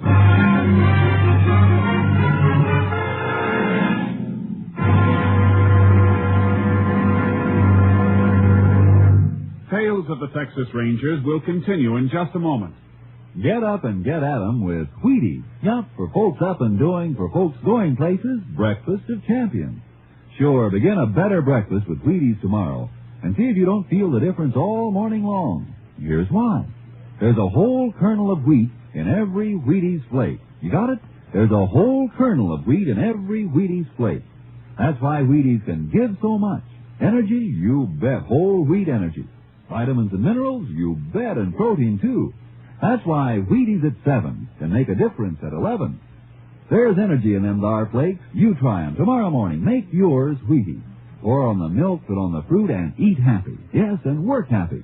Tomorrow, see for yourself how Wheaties at 7 can help at 11. Breakfast of champions. Breakfast for you.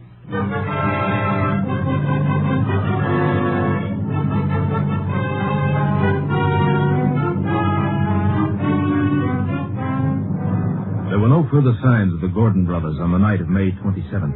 But on the morning of the 28th, Captain Stinson of the Texas Rangers received a report that looked like a lead and immediately sent for Ranger Jace Pearson.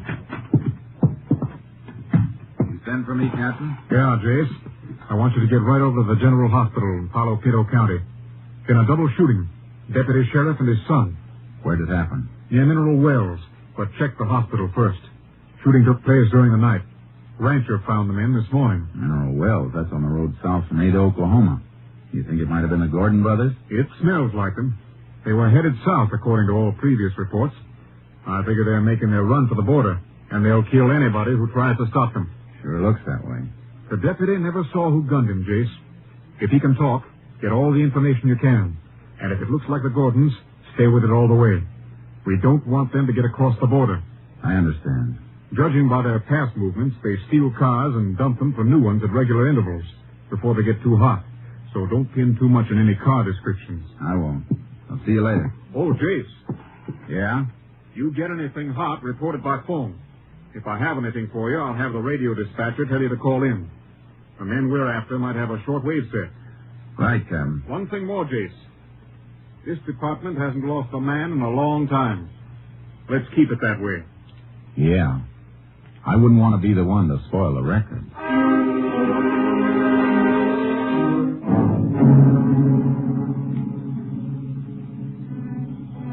I checked my car out and headed for Palo Pinto County.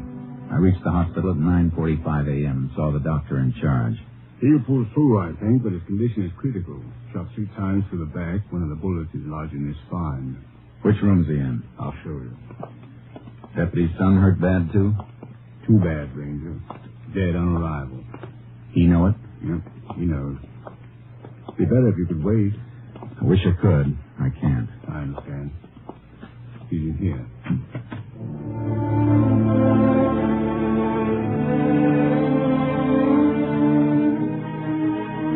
The deputy was lying on his stomach, a dazed look on his face like he was remembering something over and over, but still couldn't believe it. I knelt on the floor beside him so he could see me while he was telling me what happened. You see, my boy built himself one of them hot rod cars out of an old chassis and spare parts. You know, youngsters. Yeah. I broke down on him last night. Fooled with it and couldn't get it to start. Called up home about midnight.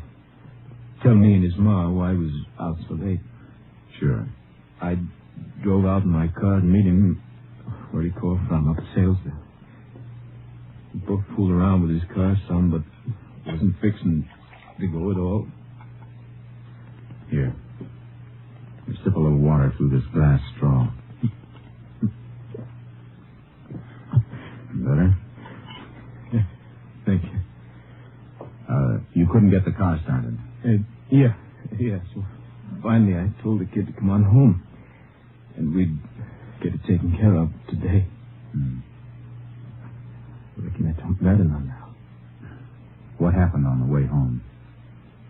We passed the carpet place. Big place. Raised the silkworms. Here. Let me fix that pillow for you then. Thank you. Worms feed off the leaves of the mulberry trees. He was passing the grove, Carver's mulberries, and I spotted a fire. With a campfire light deep in the grove, almost out of sight. I see. Thought I'd better stop and have a look. The kid, he wanted to get out of the car with me. I don't know why I let him, but I had no way of knowing. No, of course, you couldn't know. We walked in. I guess they heard us coming. One of them kicked at the fire. I saw his shadow. That's all. I yelled at him to stand where they was, and they started blasting. Go on. I turned and pushed the kid down, and something hit me in the back. I went out. When I came to, my kid was lying there, just a couple of feet from me. 15 years old. All right. Don't try to talk anymore. Get him for me, Ranger. Please get him. I need my kid.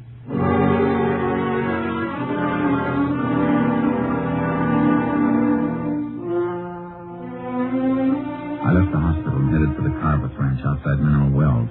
Big Jim Carver, the owner of the place, took me into the mulberry grove where the deputy and his boy had been gunned. Well, this is the spot. Sheriff's combed it over pretty complete, though. Had their fire right over here. What are you digging out of them ashes? Fire wasn't burning long. Started with a road map and an envelope. The corner of the envelope not quite burned. I can just make out the stamp. Huh? It's Mexican. Maybe our lab can make out the postmark. Out of that charred hunk? Yeah. If I can slide it into this fresh envelope without breaking it up too much. You fellas sure can figure a lot from a little, I reckon. Sometimes. When they left, they went through there toward the road. How do you know that? Here's the mark where the fire was kicked. Steps from it move that way. It might have been the sheriff and his men. Not in low-heel Eastern boots. See the impressions? Oh. One set, same as yours and mine, except for the difference in boots. The other set scuffs in at the toes. Man who made those is pigeon-toed. You sound like you could draw a picture of them. I could now.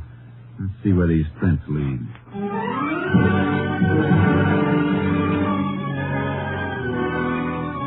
They led to the road, or almost to the road. Just at the edge of the grove were tire markings where a car had been backed into the mulberries to screen it from sight.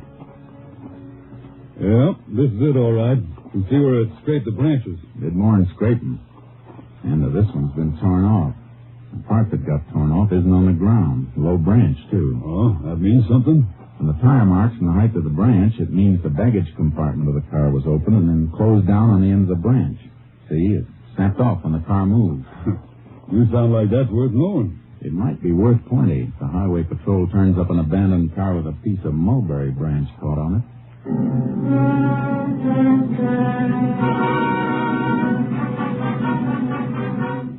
I drove back to headquarters and turned the charred envelope over to the lab. Then I went in and reported to Captain Stinson. Sounds like the Gordon brothers, all right. I'd bet on it. If they're in the habit of ditching their cars, we better check on all the stolen and abandoned. If we find the car, we'll know which way they're headed. I'll send out a bulletin on it. What did Lab say about the envelope? Burned pretty bad, Captain, but they think they can restore it. Take time, though. And if they can bring out that Mexican postmark, it might tell us where the Gordons plan to cross the border. That's what I was thinking. They won't go through a regular border station. It'll be an illegal crossing. And they'll probably have a hideaway arranged on the other side. Yeah, probably other members of the Crawford gang. I figure they'll try to make it before tomorrow morning. They'll be making their big run tonight. Well, head south, Jace, toward the border. We'll relay all information to you as it comes up. I'd better get charcoal out of the barn and hitch up my horse trailer. That's a good idea. Wherever they try to cross, it's a cinch it won't be good territory for a car. The border stations are covered, though, aren't they, in case they do try illegal crossing? Now, their mugs are hanging in every customs house from Brownsville to El Paso. FBI has given them extra cover, and the Mexican police are helping, too. I better get going, then. So long, Captain. So long, Jace, and good luck.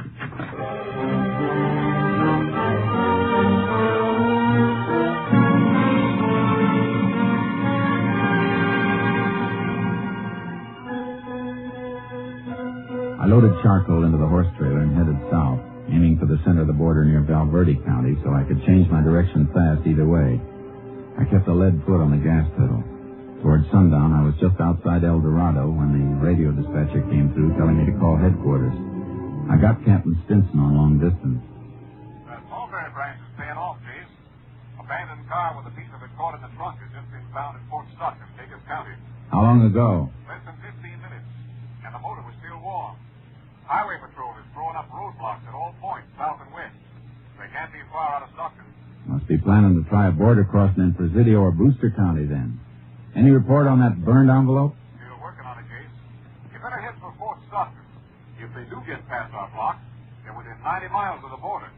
I'll do my best, Captain. So long.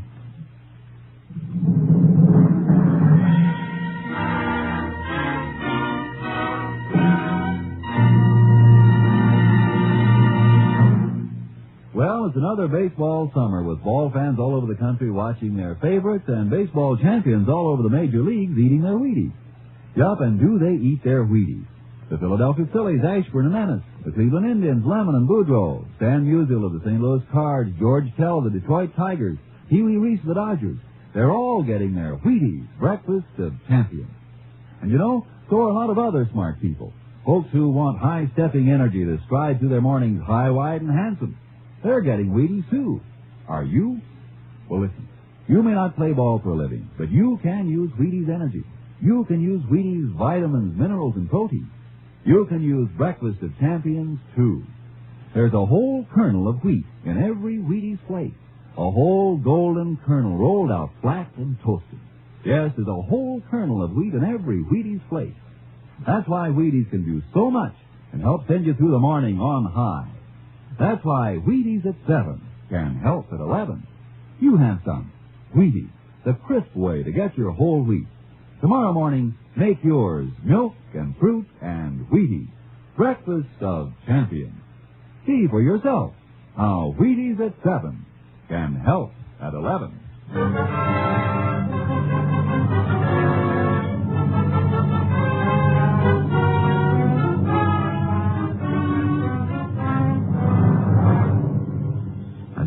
the roadblock area in Pecos County, but I never got there.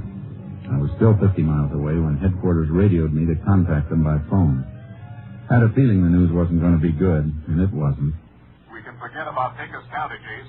The Gordons broke through our roadblock. Where? Back road near Hoving. They turned a Tommy gun on the highway patrol and a sheriff's car. Kill anybody? 2, and 2 more badly wounded. The men were just found when they didn't answer a radio call. Happened 2 hours ago. Then the Gordons could be at the border by now. The wildest part of it, Jace. And you'll have to guess what... Just a second. What is the telephone? Oh, it's fine. Here it is, Jace. Lab report on the burned envelope. Where was it mailed from? Tortillas. Right across the Rio Grande from the Santiago Mountains. That country's murdered. Worse for them than for us. River swollen by spring rains. They'll need a boat to cross. County sheriff can beat through the mountains with posses, 10 miles each side. I'll get as close as I can by car, and then Charcoal and I'll ride in. If the posse will corner them, we'll have them. You're the closest ranger unit, Jace. But those men are dangerous. You want to wait for some help? No time for waiting. Now's the time for getting them. You'll hear from me.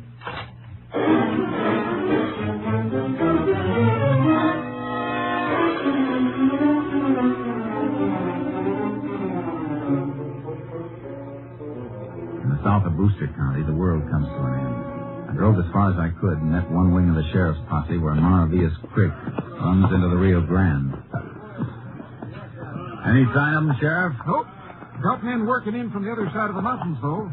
I'll get my horse and ride in with you ways. Then we can split and fan out. Good.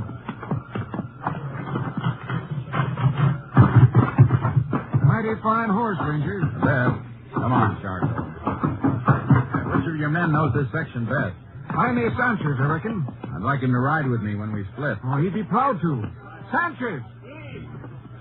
You want me for something, Sheriff? Ranger wants you to ride with him. That's good with me. Thanks, Sanchez. You got any signal arranged with the rest of your posse? 3 shots. 2 seconds between each one. Good. Well, let's ride. All right, men. Mount up. I will follow the river, and then you can drop off in pairs and head in toward the peak. The sheriff will pair you off. If you hit ground too rough for your horses, tie them off and move through on foot. All got that? All right, let's move. Come on,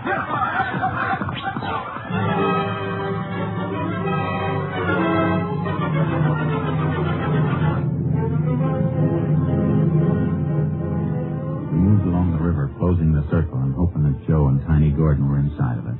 The country got rougher, and no horse could have taken it without the light of the moon. Posse paired off and thinned out. Finally, the sheriff and his last deputy turned off, and Sanchez and I went on alone. How far are we from Boquilla, Sanchez? About 5 miles, senor, and we'll be right across the Rio. We better turn toward the peak, then. We can't go in very far in the horses. Maybe we should leave them right here. Easier to find again. You're probably right. Whoa, boy. Oh. Tie him off over here.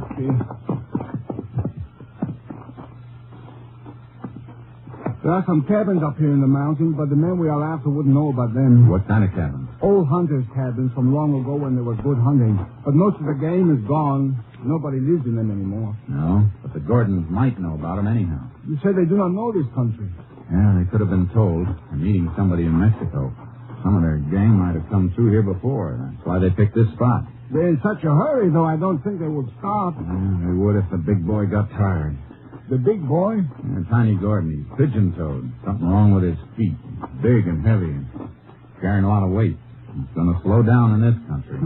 I think you're right, Ranger Pearson. He ain't got good feet. He slowed down plenty in here. The cabins in the territory we're covering? See, 2 of them. Let's take a look. See, the first one is right up this way to the left, about 2 miles in.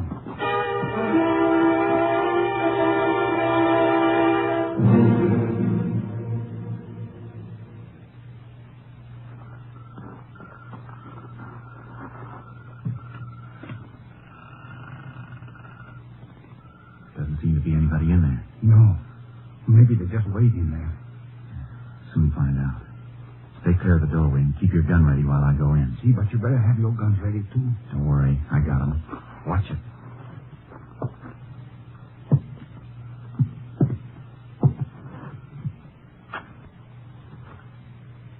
Nobody here.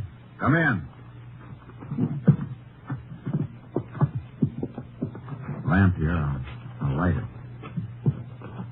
Something wrong with the lamp, senor? No. I don't think I'll light it after all. Use your flashlight instead. See? There. Feel the glass. The lamp chimney. It's warm, senor. Used less than half an hour ago. Could any of the posse have reached here before us? I don't see how. They all turned in further back. I mean the group working in from the other side. No, they came all the way from Hot Springs, further than where we start. That's where the sheriff's deputy went to get them. Flash your light around a little. See?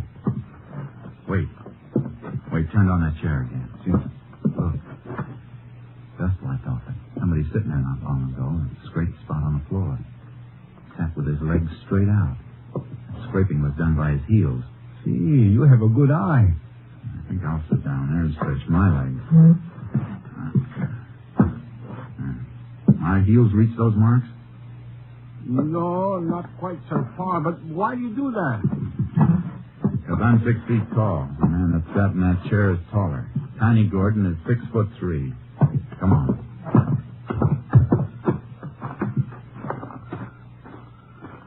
Look around, see which way they headed. I think this way, Ranger Pearson. Why? What'd you find? Somebody stepped on these dead logs, take off a piece of the bark. Yeah. And prints there, too. Here, flash your light. See? Here. 2 sets. One of them with the toes turning in. Now throw the light that way. See, that bush. First one through here held the branch back for the other to pass. Knocked off a few berries. Crushed them on the ground. Still wet from the juice. We got direction now. Let's move. You better put that light on. They're headed for the Rio, all right. Shouldn't we fire the gun now to signal for the posse? No, we're too close. Gordons might hear it, too. Probably think they're safe in here. They don't know we've got a postmark. Better chance of getting them cold if they don't know. See. You think they're going to fight if we catch them? With murder charges in a couple of states, they got nothing to lose. They'll fight plenty.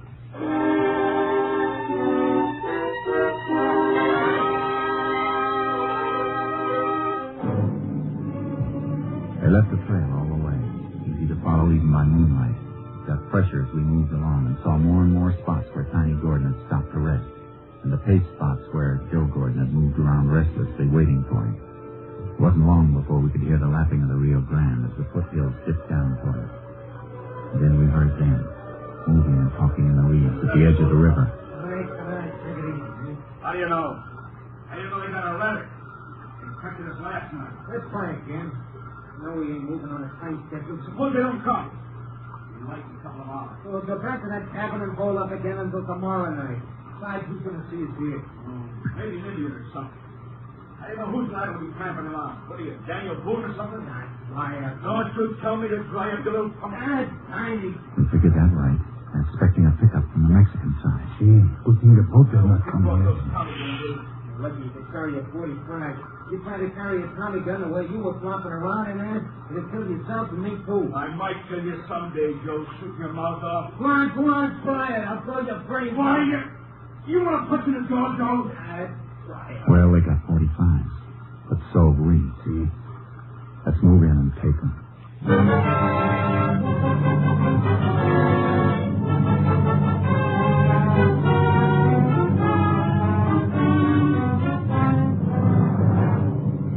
We slipped down to the edge of the reeds. I tapped Sanchez to move off about 30 yards so they'd have to come between us if they made a break away from the river. We couldn't see them in the reeds, but they couldn't see us either.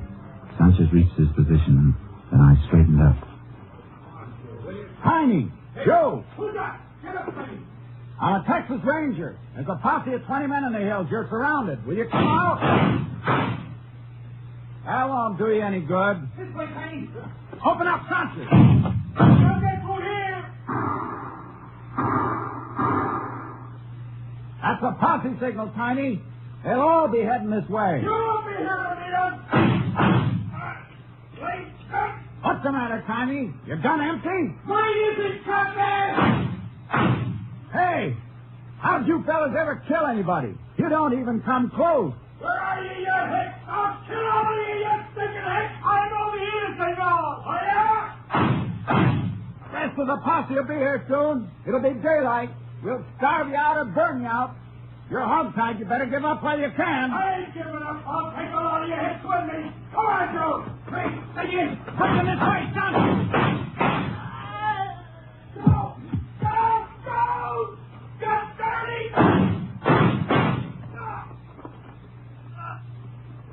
You had your chance, Connie. You dirty... All right, Sanchez. The guys get you off. Guess this job's almost finished. Almost finished. They look like they finished good. Yeah, I mean the rest of the Crawford gang from across the river. A nice surprise for them if they come over in their boat. Posse will be here soon, and we may be able to take them by surprise. Easier than these two, senor. You know, I don't think they like us very much. I saw what they did to a deputy sheriff and his kid. I didn't like the Gordon brothers very much either.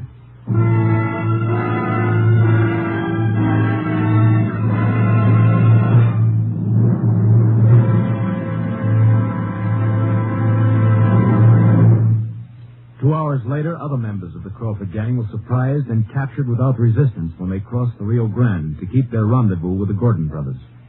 They were turned over to federal authorities to stand trial for their crimes.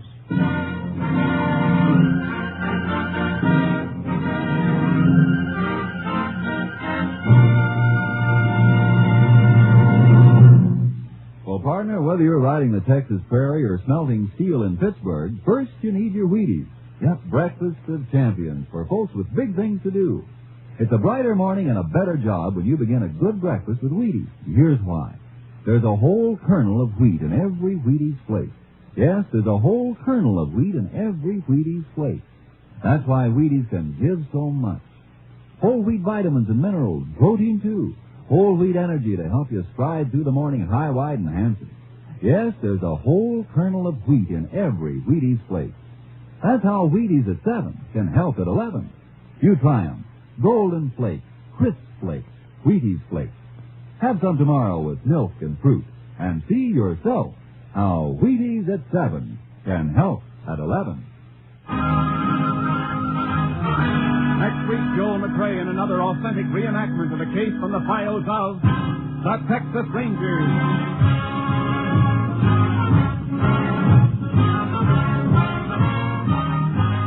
Joel McRae will soon be seen starring in the Universal International Technicolor production Saddle Tramp. Tonight's cast included Tony Barrett, Tom McKee, Tom Holland, Jack Crucian, Byron Kane, and Jay Novello. This story was transcribed and adapted by Joel Murcott, and the program was produced and directed by Stacy Keith. This is Hal Gibney speaking. And this is the Wheaties man, Frank Martin, inviting you to listen Tuesday night to the Penny Singleton Show on the Wheaties Big Parade. See you then.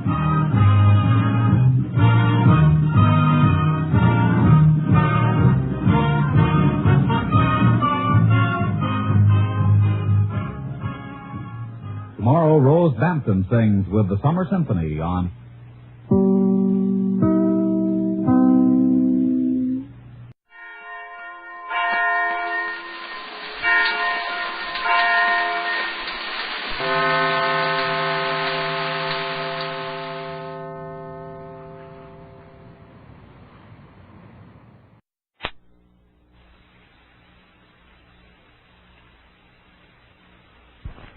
Frontier Town, the saga of the Roaring West.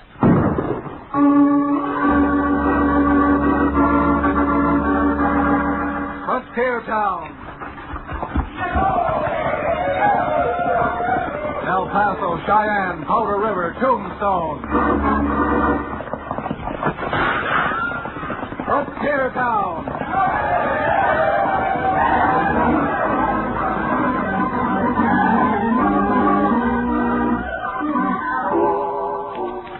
Adventurous story of the early West, the tamed and the untamed. From the Pecos to Powder River, Dodge City to Poker Flat. These are the towns they fought to live in and lived to fight for. Teeming crucibles of pioneer freedom.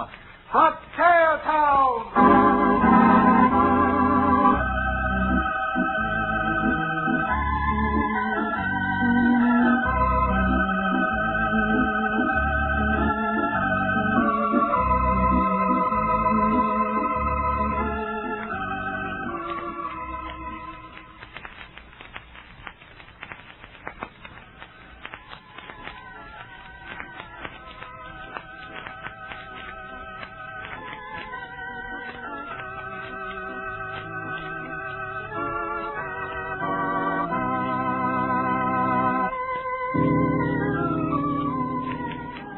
folks ever hear of a town called Dos Rios?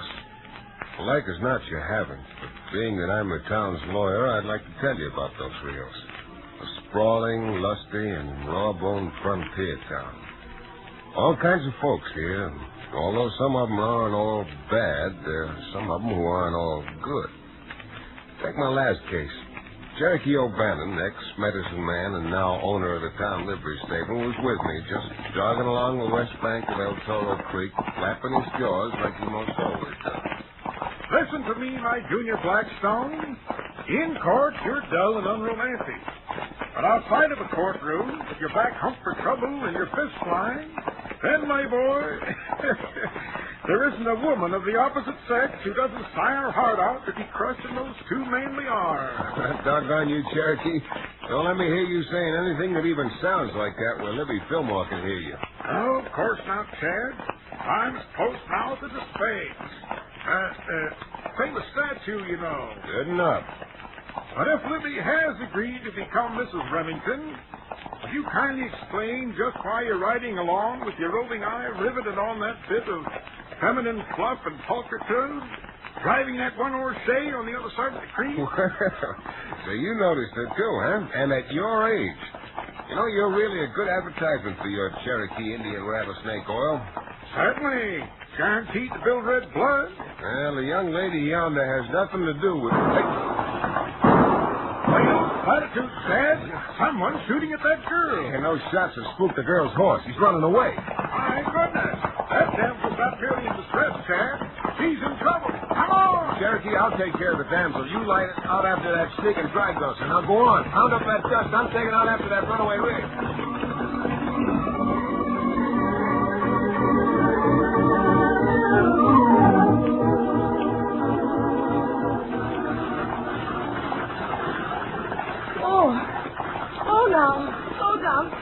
Slow down. Hey, watch out. You're heading that buggy straight for the creek. What? Oh, there. What did you say? Don't try and jump. I'll get alongside and grab the bridle. Hurry, you'll drown me. Hey, slow. That's easy. Stand by. Oh, my goodness, this is awful. Oh, I don't know what I should have done if you hadn't come along. Probably going swimming, I guess. You any idea, miss, who fired those shots at you? None at all. Have anything with you that a road agent might want? I mean, money or valuables, anything like that? No. You sound as if you might be a marshal or sheriff or something with all those questions. You're pretty close. I'm a lawyer. Dos Rios' only lawyer.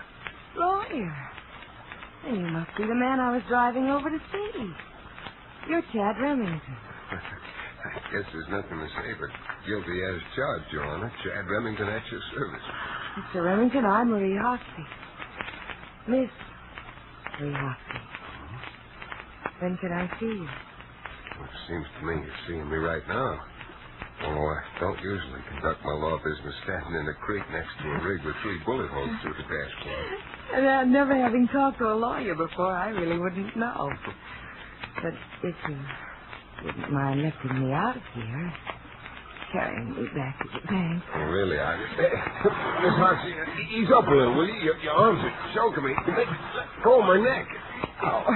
I'm so sorry. Thanks. Look, I'll tell you what, I sent Cherokee up in those rocks to Cherokee? Yeah, Cherokee O'Bannon. He owns a livery stable in town. If you don't mind, you can take his horse, and he can patch his carriage together and bring it back to the stable. Surely. Anything you say. Oh, good. Since you're soaked from the splashing you've had when we get back to Dos Rios, you better get a hotel room and change your clothes. You're the most thoughtful man. Thanks, Miss Hoxie.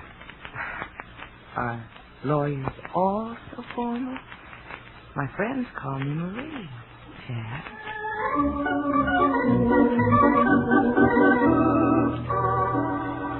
Well, what would you have done? I lifted Marie out of that battered rig and carried her back up to the road. Whatever scent she was wearing smelled like, well, I guess it had a French name and cost $25 an ounce. Effective. Very effective. With Marie wet and the air cold, I didn't do much talking on the way to Dos Rios. She took a room in the hotel and said she'd meet me at my office within an hour. That hour gave me a chance to do a little thinking. Great Jupiter's ghosts and sundry sepulchres, Chad.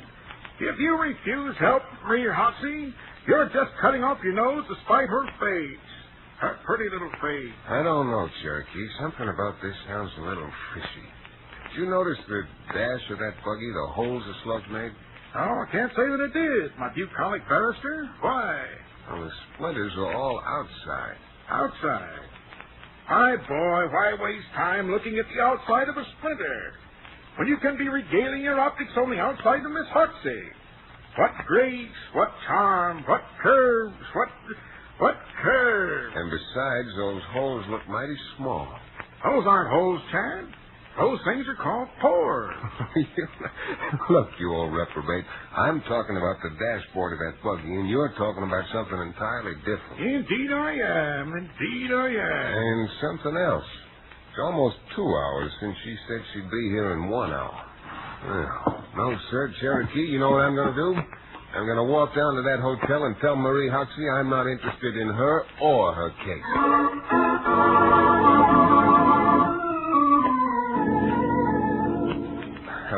Believe me, Miss Marie, I'm not at all put out about you being a little late. I just came down to the hotel to see if there was anything I could do to help you. There's a lot you can do to help. You're so tall and so strong looking. Well, here. Sit down. Yeah, No. Over here. Because what I have to tell you is in complete confidence, and I don't want anybody outside to hear it. Outside? You saw that man shooting at me today, didn't you? Well, I did hear the shots.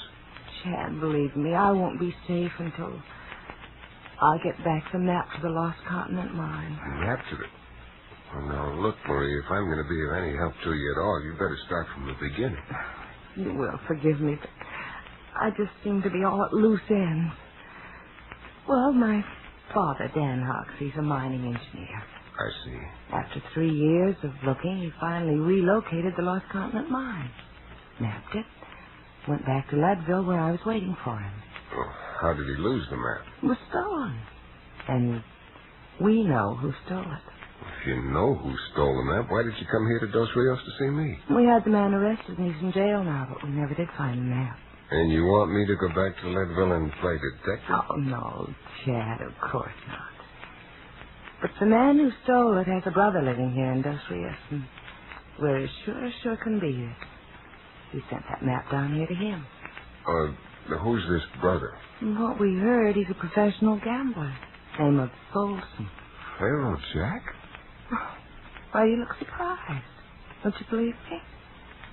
Maria, I hate to disappoint you, but as much as I sympathize with your problem, yours is scarcely a case for a cowtown lawyer. I'm sorry. Chad, don't go yet. Yeah? Don't you see? Don't you understand? There's no one I can turn to. You're making it a little difficult. Chad, please. Please don't walk out on me now. You've got to help me. You can have everything and anything you want. You bet, Sabelle. I suppose I have. Do you have any ideas how I can get that paper for you? It's worth $5,000 to us if you do it. Maria, I've got to admit I can't do any thinking at all that close to your perfume, so you take off that negative, whatever you call it, and put on a dress, and by the time you're through, I'll be back here with my answer. Yeah. No, I'll be seeing you, Marie. Later.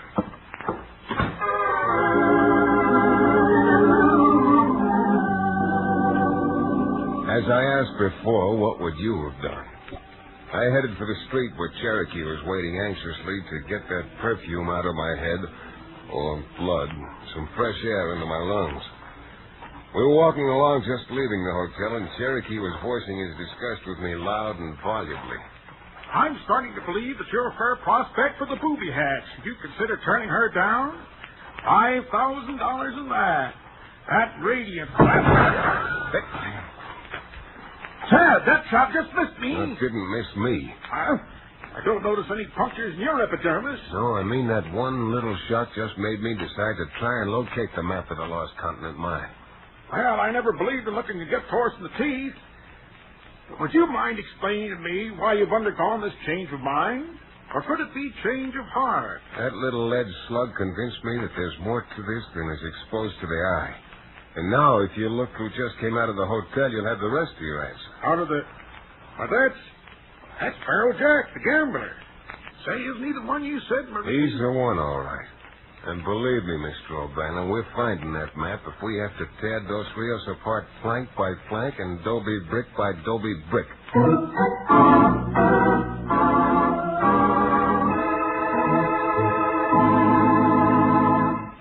We'll return to the exciting second act of our Frontier Town adventure in just about 1 minute.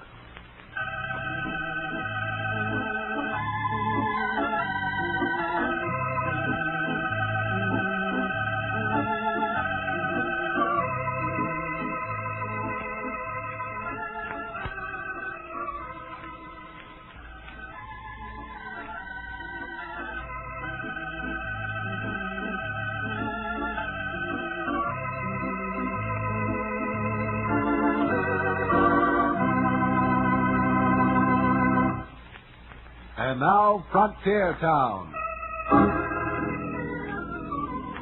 Well, with that shot from the general direction of the hotel going past my ear a little too close for comfort, and then seeing Pharaoh Jack Folsom leaving the hotel, I decided the better part of valor would be to get off the street before the sheriff and a crowd collected. So I went back to the hotel, leaving Cherokee to wait for me down the corridor a few feet. Once again, I knocked on the lovely Marie's door. You? Why, were you expecting someone else? I thought you were a stranger in Dos Rios, Marie. I am. It's just that I didn't expect you back this soon. May I come in? Certainly. Young lady, I've decided to take your case. Oh, that's wonderful, Chad. Wonderful. Well, $5,000 is a lot of money, so I also decided I'd take part of that. Now. No? Taking you at your own word, you said anything and everything. I'm asking for some money down. You didn't expect me to have the $5,000 with me. I take what I can get. Oh. Well, if that's the way it is. That's the way it'll have to be, I suppose. And you suppose correctly. Well, it's money's all you're interested in. The way this case may turn out, I need to put a little aside to assure myself a proper funeral. Now, you better go open that purse of yours, Marie, before I change my mind again.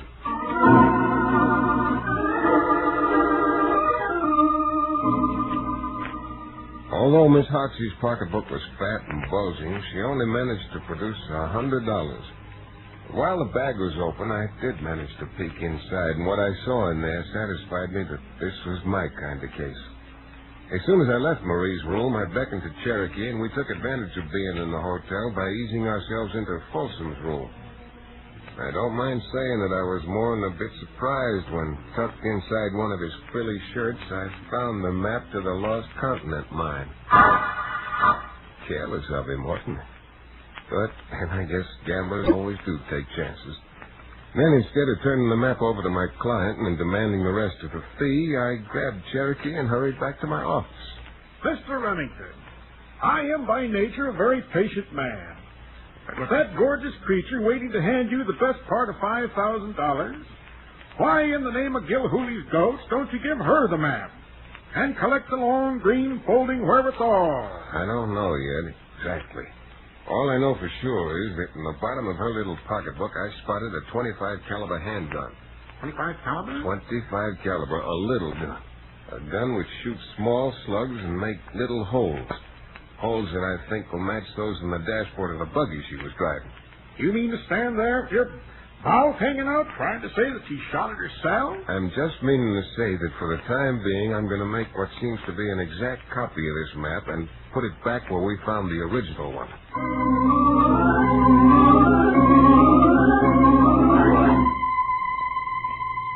Before sneaking back upstairs to Folsom's room, I left Cherokee downstairs in the dinky little lobby under strict orders to stall Folsom should he return by every legal means. And then, just as I had the altered copy of the map safely stowed away in Folsom's shirt, I heard a commotion starting down in the lobby. I closed Folsom's door and raced down the steps two at a time. If I get it. Oh, Bannon, I'm giving you 3 to get your hands off of me. Do you understand? Pal, I'm positively guaranteeing the 2 bottles of my genuine Cherokee Indian rattlesnake oil will not only change my luck, but will absolutely positively... Hey, all right, I warn you now. Now, just a minute, Folsom. Why don't you pick on someone your own size and age? Better keep out of this, Remington. I should. Why? Because if you don't, I'm going to knock your teeth back down your throat. What was that again about wanting to perform a little dental work on me? You heard me. I told you to keep out of this. Well, I'm in it. I'm staying in. Unless you think you can knock me out of it. Why, you loud mouth. Well, there are you. You rattled my teeth, but that's all. What you meant was something more like this. Tad, my boy, I'm as proud of you as a new head of hair. He won't wake up for a week. Oh, won't I? We'll soon see about that. Farrell, you're a glutton for Come on, Cherokee. Let's help me straighten up this lobby, and then we'll... Tad, look out. He's got his gun. Oh, you double... Just for that, Folsom, I'm taking your gun with me. If you ever want it again, you know where to find me, up at my office.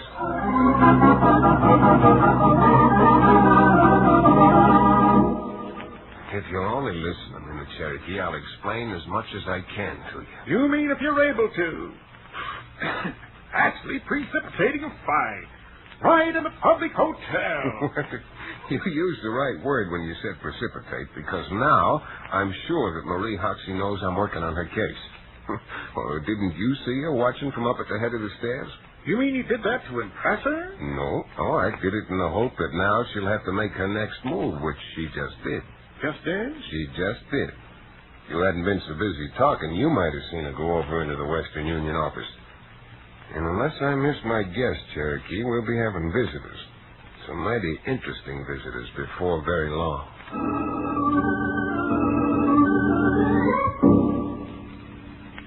Tad, whether you like it or not, I've got to have a libation. Practically locked up in this office with you for 6 hours, just waiting, has taxed my nerves beyond the bounds of even... Quiet, Cherokee. Someone coming up the stairs. Come?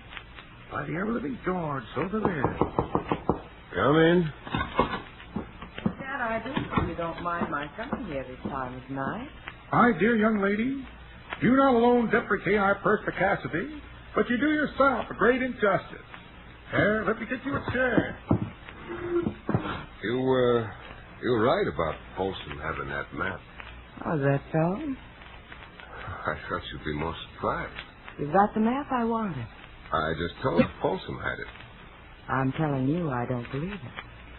You're smarter than I thought you were, Marie. Do you happen to notice the map you found in his room isn't complete? I don't know what you're talking about. I know what you were talking about when you said anything and everything, I think. Perhaps you've done too much thinking, Mr. Remington.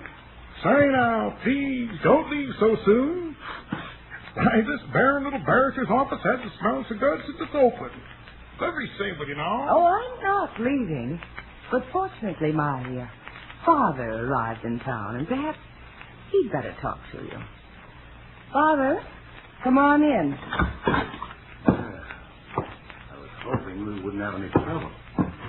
But now, you gentlemen had better sit down. Just arrived in town, Mr. Hoxie? Never mind.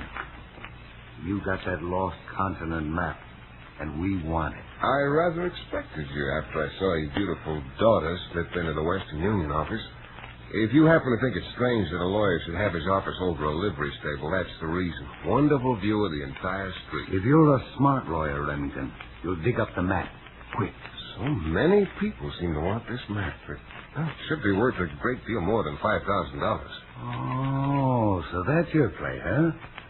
Think you're going to hold us up and gouge a bankroll out of us? Well, since I didn't take the other things Marie offered me, it seems I'm entitled to a higher fee. After all, this was riskier than I thought. Someone shot at me. Didn't you, Marie? Dad, you mean to sit there and say you think that's Yeah, beautiful? that flannel mouth. Remington, I'm not planning on being here in town very long. Maybe 2 more minutes. You got one to hand over that map. Oh, it's too bad you're leaving so soon, but I can't say I blame you. If your partner, Pharaoh Jack Folsom, happens to see you in Dos Rios, there's apt to be a little shooting affair. Maybe you are smart. Folsom was my partner, but that map belongs to me. To me? Not to us? You and your enchanting daughter? You're pretty smart yourself, Hoxie, if that is your name. Hiring Marie to pose as your daughter and come down here to get that map because Folsom had never seen her. She's not his daughter? Why, of all the cheap chicanery. All right, now look. Now that you know that I know where you stand, and since this is just a business deal, why don't you let your money do the talking for you? Any talk from now on, this 45's going to do. Oh, too bad Marie didn't have a 45. Who? That little handgun you let her carry gave me my first tip. Right from the time I saw those holes she shot through the dashboard just to make me think she was in trouble. Then when she threw that shot at me from the hotel... Remington, I mean it. I'm going to kill you to get back that map. You see, Marie? He'll kill me just to double-cross Jack Folsom. And I wouldn't be surprised if he killed you. Are you turning over that map? Yes, I'll have to. Won't I, Pharaoh? Drop that gun, Remington. Now, where did you... And drop it. You folks, fine folks, don't mind. This office is getting so crowded I think I'll leave. You take one more step, Cherokee, and you will leave. Later, I shut up. That's what I said. I'm staying. You know, Pharaoh, I just had a hunch if this double-dealing Bolshevik partners would ever arrive in Dos Rios, you'd pick up his scent faster than a bird dog. Never mind him. I want my map back. Oh, this is getting more confusing than ever. It's a matter of pure and simple justice. I don't know who to give the map to now. Well, maybe this will make your mind up for you. Here, I've got the money I promised you in my bag. Nobody's buying that map, you understand me? Why not? Chad can use this money just as well. All right, Folsom, drop that gun. Why, the little filly's turned into a ferocious firebrand. Doggone it, Marie. Don't you know that little pop gun's going to get you into trouble sooner or later? Folsom, drop that gun. Why, sure. I guess I know when I'm... You dirty little brother, let go my wrist. Dad, Hockey's gun. It's on your head. That's enough, Folsom. I'm giving you a better chance than you gave her. I didn't have to miss. Cherokee, get his gun and cover them both. My pleasure, Chad. Give me that. Marie, don't you know you should always take your attorney's advice? What? Told you that gun was going to get you into trouble. Chad, it hurt. I'm going to take you to the doctor's. Now, here, let me lift you up.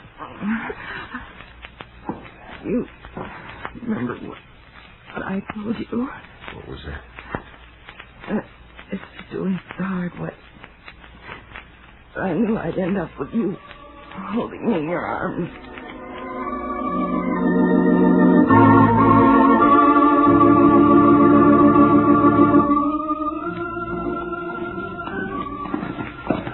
What's wrong with you today, Cherokee? The air's wonderful, the birds are singing, the fish are all jumping in El Toro Creek, and you just haven't opened your mouth for a half hour.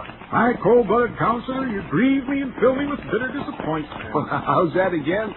Here we are, perched on the backs of these high-priced equines, riding along El Toro Creek Road in the very same place where just a week ago your roving eye spotted Marie Hoxie. Uh-huh. You sat there supinely in the saddle, making casual comments about the climate and the flora and the fauna. Have you no heart? No red blood in your veins? Never mind, I'll tell you.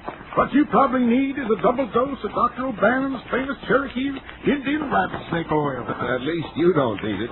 The memory of Miss Hoxie's perfume seems to act on you like a tonic.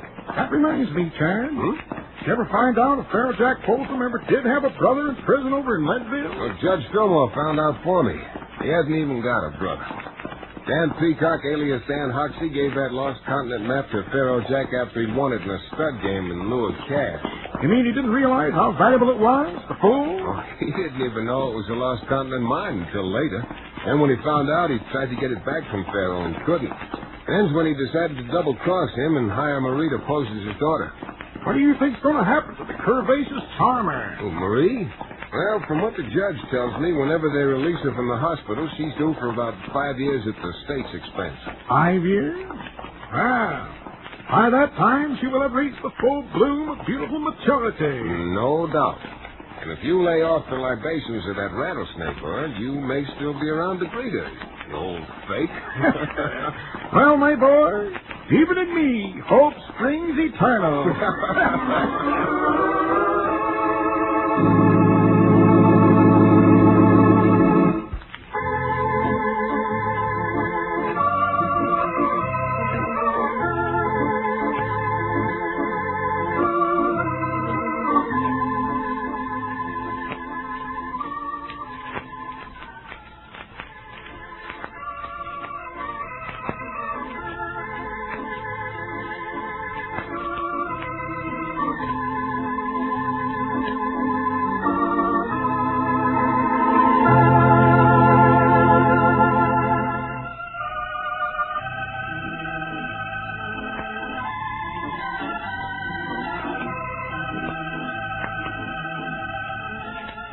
Frontier Town, starring Tex Chandler, is a Bruce Ells production. Supervision by Joel Murcott. Story and direction by Paul Franklin. Music written and played by Ivan Ditmars. Be sure to be with us again this time 1 week from today for another fine action-adventure story with your favorite young Western star, Tex Chandler. Frontier Town came to you from Hollywood.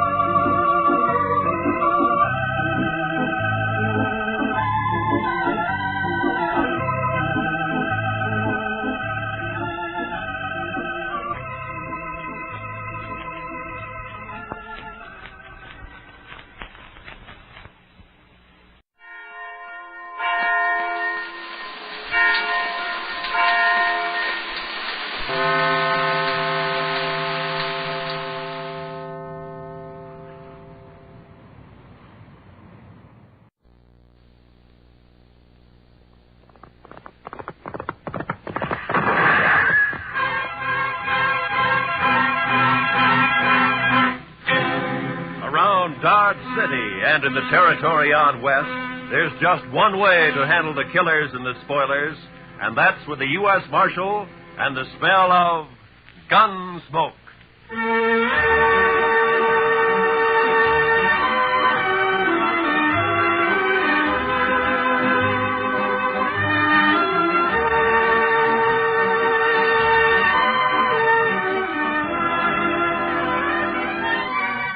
Gunsmoke, starring William Conrad. The story of the violence that moved west with young America.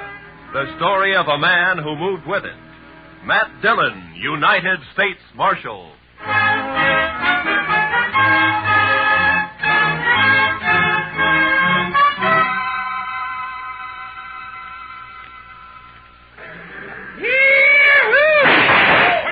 Hey, all you pretty travelers, you listen to me.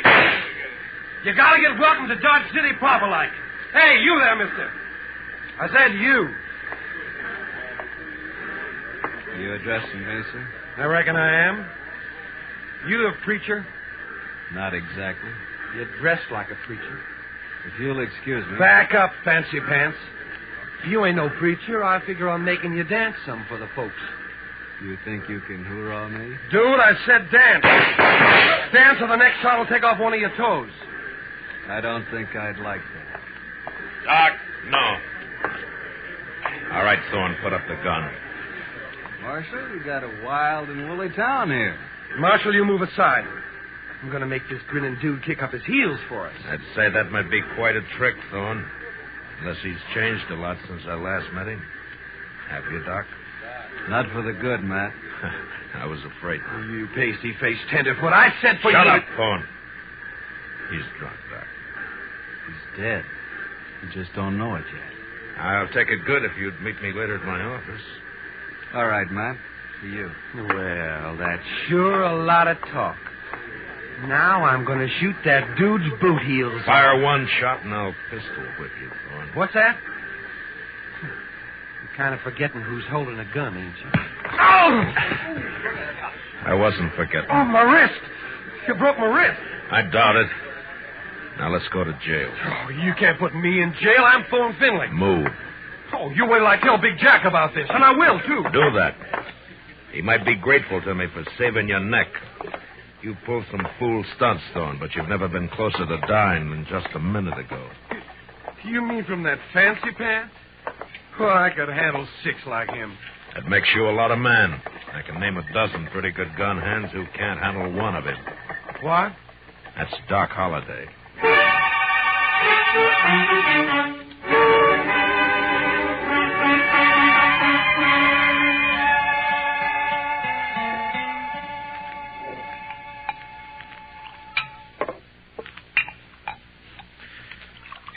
There you are. Salute, Matt. Salute, Doc.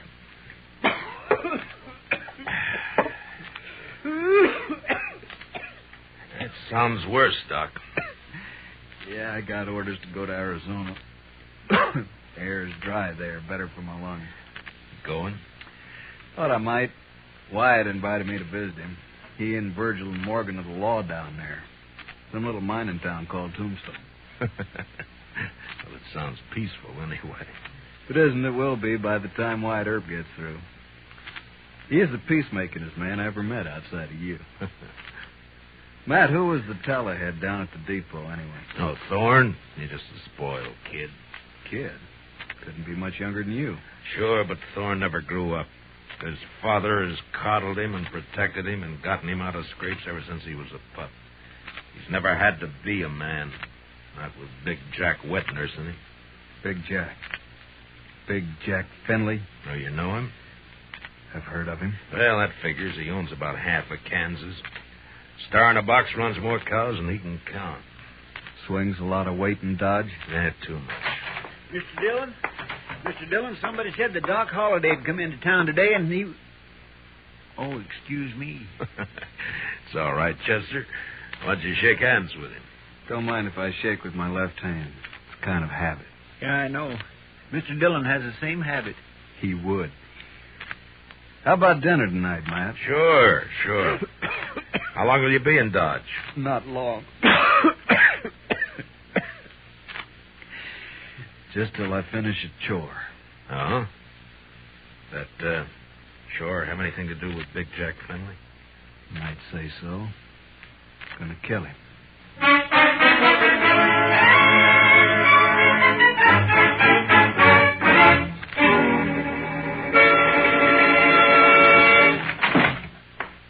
All right, Dillon. Turn him loose. You forgot to close the door, Mr. Finley. You're going to turn my boy loose? I'm going to have to do it for you. You got a writ of habeas corpus? Writ? Thorne didn't commit no crime. The charges are drunken, disorderly, disturbing the peace, and attempted assault with a deadly weapon. Eyewash. You still need a writ. But, man, Judd Nathan does what I say, and you know it. Don't you think I can get a writ? I'm sure you can and will. You always do. Then what's the point, Dillon? It's just a lot of useless red tape. It's a law. And close the door on the way out.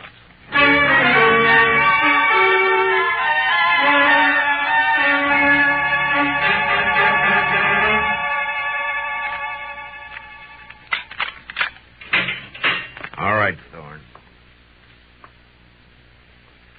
Didn't I tell you Big Jack would get me out? When are you going to learn you can't play? Save the speech. The law can't touch a Finley. You ought to get smart, Marshal. Like you? Sure, like me. Hi, Big Jack. You okay, son? Fine. Anything else, Mr. Finley? Why, yes. My boy here is a little boisterous sometimes, I know. High-spirited, you understand? Uh-huh. So? So, I want to put a stop to all this nonsense of yours, arresting him every time he kicks up his heels a bit. Well, go on. Well, I'm offering you a job. Let's say, protecting my interests. $200 a month. And no work, naturally. I see we understand each other perfectly. No work, of course. All I have to do is just shut my eyes whenever Junior here breaks the law, huh? I said we understand each other. There's no need to elaborate on it, Dillon. There's a big need. Only how do I explain to a person like you that some men don't wear a price tag? Huh? How do I explain how I feel about a so-called respectable citizen making the law his private doormat? Hey, you're nothing but the stupid gunman I've always thought you were. I understand you took the part of Doc Holliday against my son. I kept Thorne from committing suicide, yeah. And you sided with a notorious killer against an important citizen of this community. Now I'm telling you, Dillon, get rid of Doc Holliday. I don't want him in Dodge tomorrow. Doc may be a gunfighter, but he's clear with the law, Finley, and a better man than your son will ever be. What? Why, are you... That hurts, doesn't it? I'm serving notice, Marshal. You run that killer out of Dodge City, or I'll do it myself.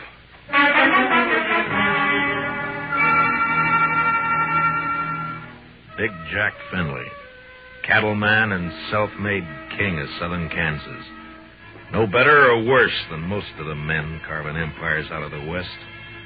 Until love for his son blinded him to the fact that Thorne Finley had gone bad. And from here on, I knew the war was on between Big Jack and me. So Big Jack Finley's going to run me out of town, huh? No, unless I do it first. Oh? I do something naughty, Matt? Well, you threatened a man's life. That.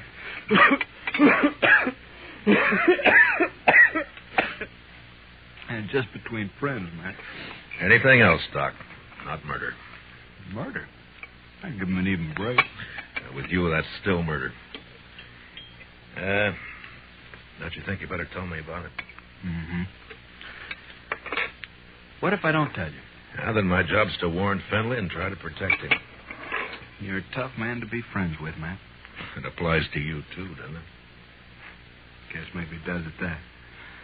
Didn't realize how I put you on the spot by spouting off my good intentions. Sorry. Forget it. You want to talk to me? All right. Remember a girl named Ruth Davis? Mm-hmm. Died in a riding accident a few months ago. Always wondered if it wasn't suicide. She lost her brother 2 weeks before that. No accident. No suicide.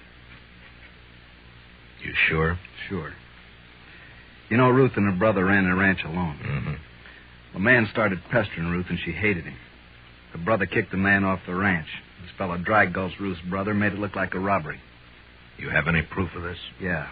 Ruth was afraid to go to the law, so she sent a letter to me. Here, read it yourself. She says the man was Finley and says she expects him to try and shut her up for good. Well, that doesn't mean it's Big Jack. I went to see Ruth's folks. They had her belongings. Among them, I found this. Watch chain. Engraved JF on the clasp. Jack Finley. You see why I've got to kill him, Matt? He forced Ruth's horse over that cliff, sure. But do you still think she died accidental? No. But who's responsible is something for a court to decide. Court? With Finley's money and influence, he wouldn't spend 5 days in jail even if he was convicted, which he wouldn't be. He doesn't own the court. Maybe not, but it's still the most powerful man in the state against a dead girl whose only friend is Doc Holliday. How do you think a judge will decide?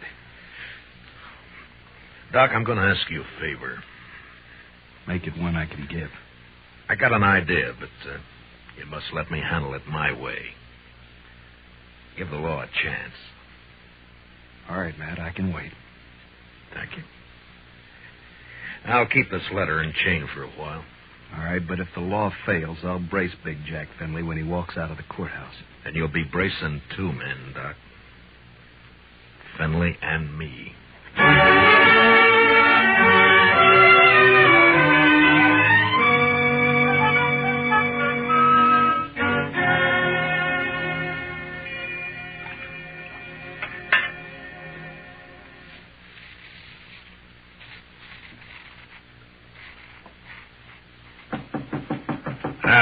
Come in. Morning, Marshal. Looks like it'll be a fine day. Well, you're up kind of early just to bring me a weather report, aren't you, Judge Nathan? Huh? Oh, well, I want to see you. Now, go right ahead. You mind if I finish shaving? No, please do. Just thought I'd chat with you about the... About the Finleys? Yes. It seems that Big Jack's very upset by your attitude. I'm not surprised. He feels you're a little rough on his boy. I am. But then his boy's a little rough. Yeah. Well, perhaps Thorne is high-spirited, like yesterday. Yesterday he was just plain high. Tell me, Judge Nathan, how do you like being on Fenley's payroll? What? You know, you used to be a pretty decent person. Oh, you can't talk to me like... Yes, I can. I'm sending a copy of Thorne's record to the governor. Governor? And with it, I'm sending a list of the rich you've issued to get him out of jail and a copy of the court records. I've only tempered my justice with mercy, that's all. Thorne's been arrested for 18 offenses, convicted of 10, spent no time in jail, and paid a total of $15 in fines. I'd say you've been very merciful. You said you were sending this to the governor. You haven't actually mailed it yet? No. You got an out. Not that I don't feel justified in any decisions I've made, but such a report might cause undue talk at the Capitol. And ruin your political hopes. Well, my conditions are simple. Get off Finley's payroll now. Very well. And give me cooperation from here on, no matter who's involved. Do that and I shelve the report. I'll do it. Mr. Dillon, trouble's a-making. What kind of trouble, Chester? It's Big Jack Finley, Mr. Dillon. He's rounding up his crew at the Alfraganza. They're going to ride Doc Holliday out of town on a rail. Did you cut yourself shaving?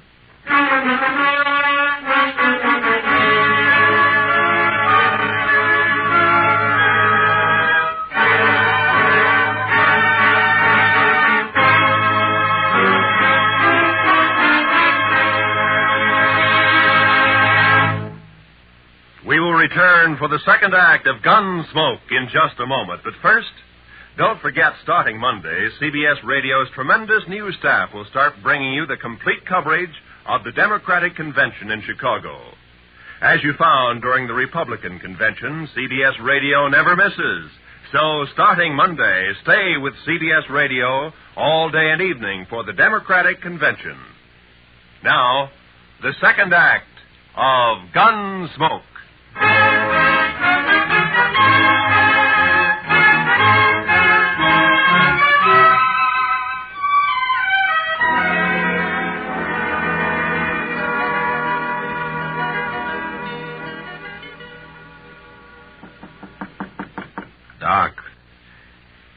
Doc. What? Wake up, Doc. It's Matt. Oh.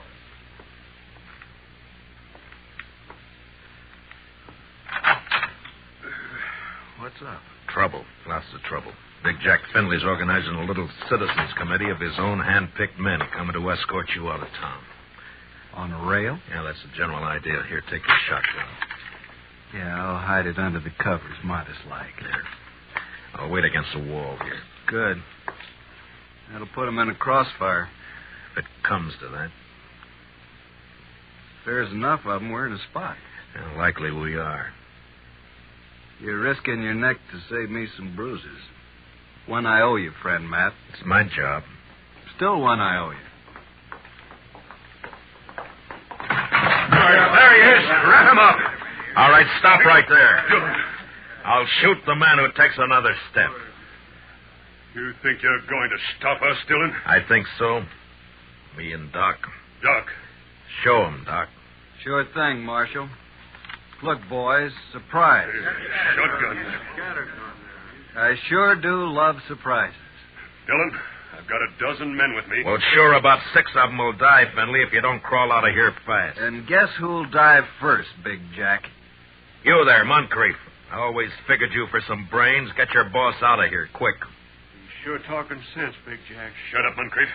You showing yellow. Oh, but, man, there's nothing here for us to die over. Listen to him, Finley.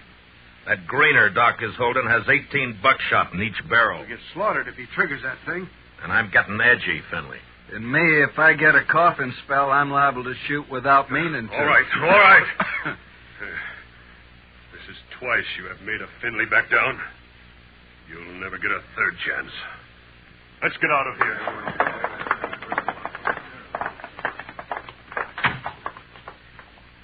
Matt, when you going to arrest him? When I'm ready. Not long. I hope not. Getting impatient to see that man dead. I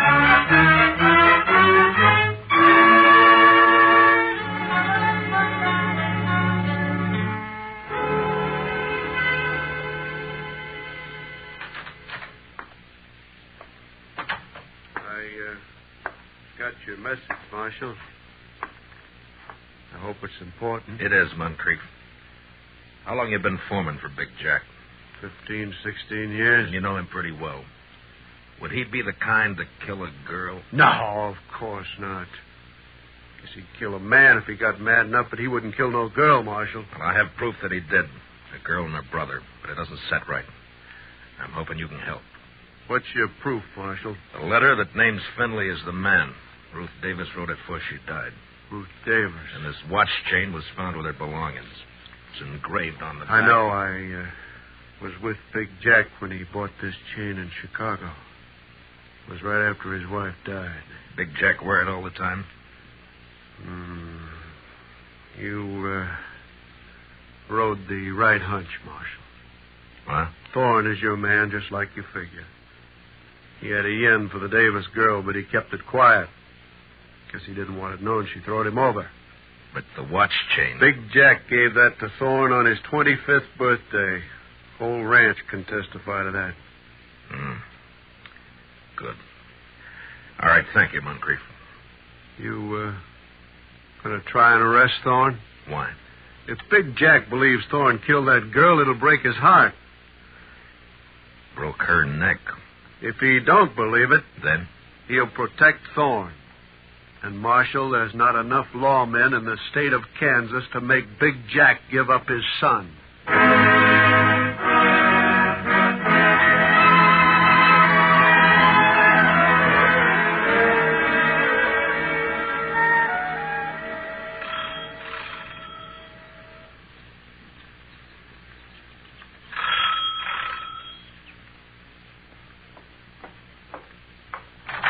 Yeah, what it... Oh, it's you, Marshal. And, John Holliday. Doc, this is Judge Nathan. Holliday? Oh, yes, I've heard of you. I've heard of you, too, Judge. Wonder which has heard the worst. What's that? Why, Judge, I'm here on business. Oh, of course. Come in, won't you? In my study here, so we won't be disturbed. Now, what is it, Marshal? I want you to swear out a warrant for Thorne Finley's arrest. Charge, murder.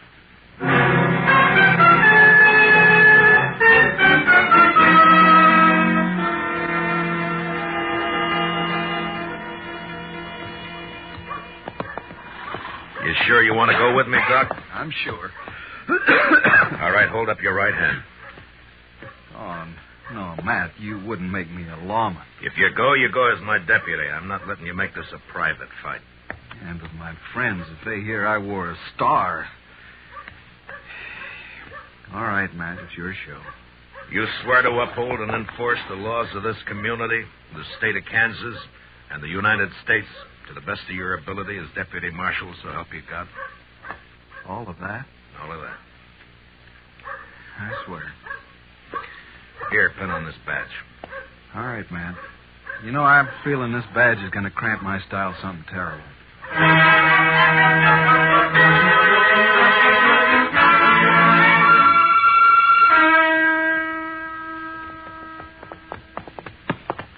Better breathe our horses going up through this pass. We've still got a good ride ahead. How far? Oh, about 10 miles. What do you think, Matt? Will they fight? Well... Doc! Stay your horse, Marshal. hands high. Bill Queen's on the other side of the path behind you.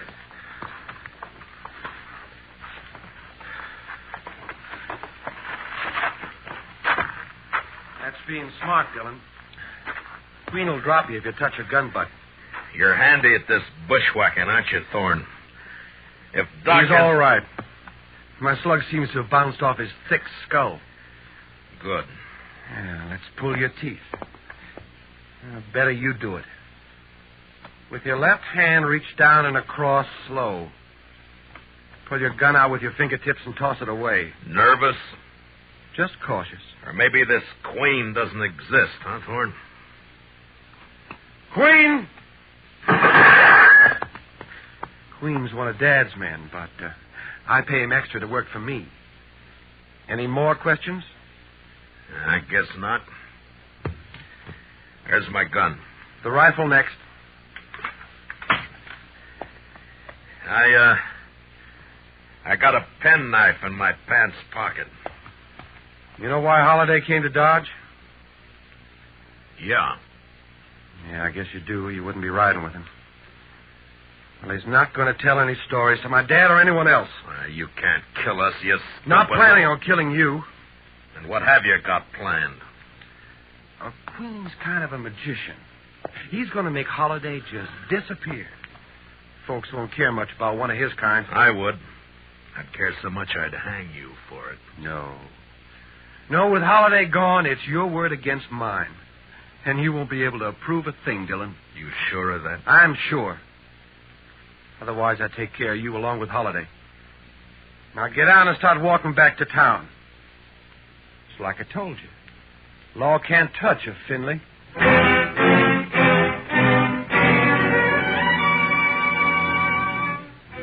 It was no time for heroics, so I walked. When I reached a turn, I cut back through the rocks, but it was too late. They were gone. And with them, the horses, guns, and Doc Holliday. 2 miles up the road, I found my horse turned loose. And with a mind full of cold hate, I raced on to the Star in a box.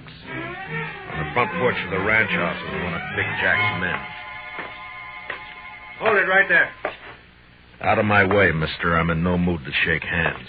Where you heading, lawman? You don't hear well.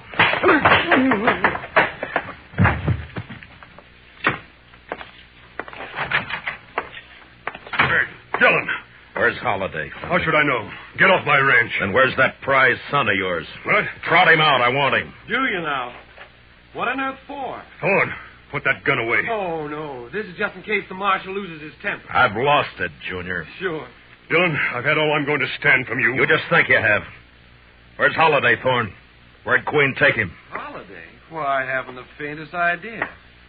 Where is Queen, Dad? We're riding fence line, but... See, Marshal, we don't know where your friend is. You're under arrest, Thorne. What's that? Ask him to show the warrant. Here. Read it, Finley. What? Oh, no. No, that's not possible. The judge wouldn't issue a warrant without proof. He has proof, Thorne.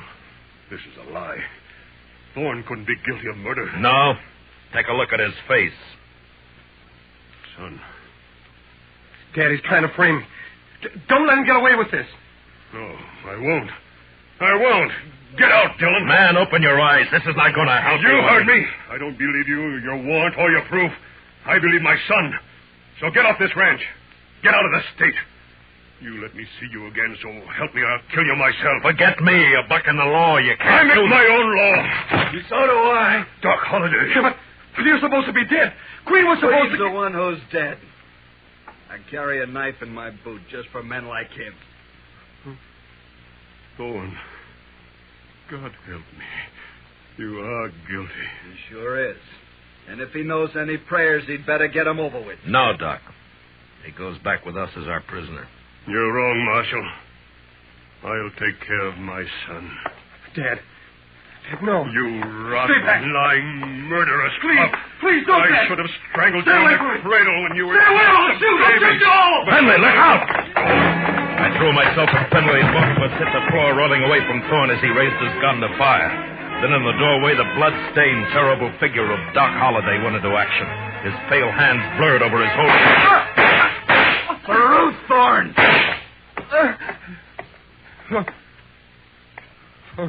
Ruth?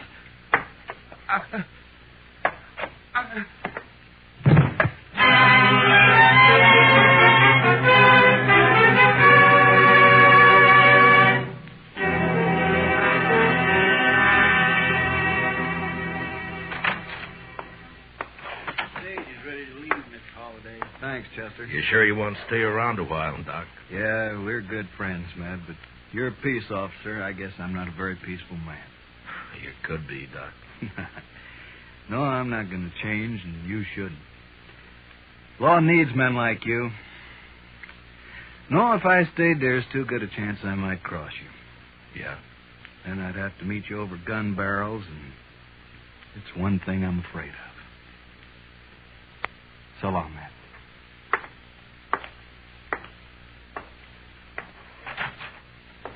Good luck, Doc. My. I never would have thought Doc Holliday was scared of meeting anyone in a gunfight. You don't understand, Chester. Doc's afraid because he might beat me.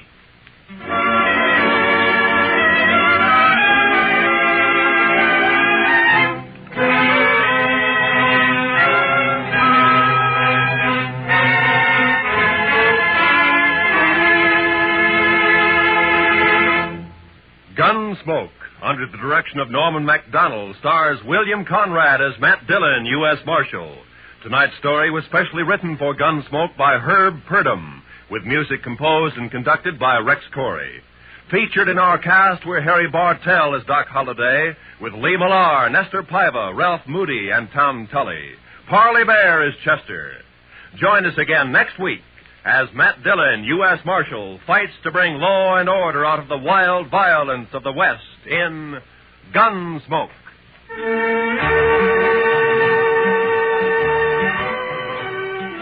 Sunday evenings, we invite you to join lovely Doris Day, Spring Byington playing a December Bride, and Audrey Totter as Millie. They're here on most of these same CBS radio stations. This is Roy Rowan speaking. This is the CBS Radio Network.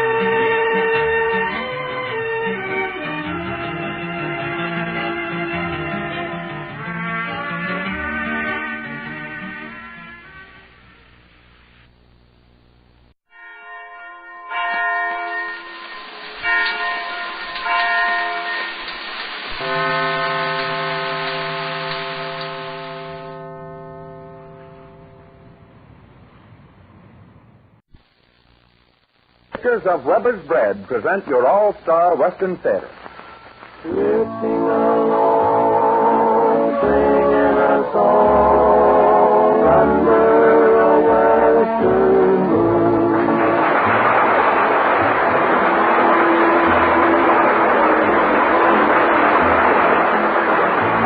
From Hollywood comes your all-star Western theater, starring America's great Western singers, Boy Willing and the Riders of the Purple Sage. Our guest today is the screen's outstanding Western star, Eddie Dean, and a story of the West prepared especially for him. My name is Cottonseed Clark, and here are the Riders of the Purple Sage. Here she comes, look at her roll, there she goes, beating that coal. Watch her fly, look at her sail, let her by the 5-0 mail. Engineer, making up time. Tracks are clear, look at her climb. Like a hound, like me sail. Dallas bound, 5-0 mail. Watch her swerve, look at her sway. Get that curve out of the way. See that fresh and the rail. That she's laid. 5-ball mail, 5-ball mail.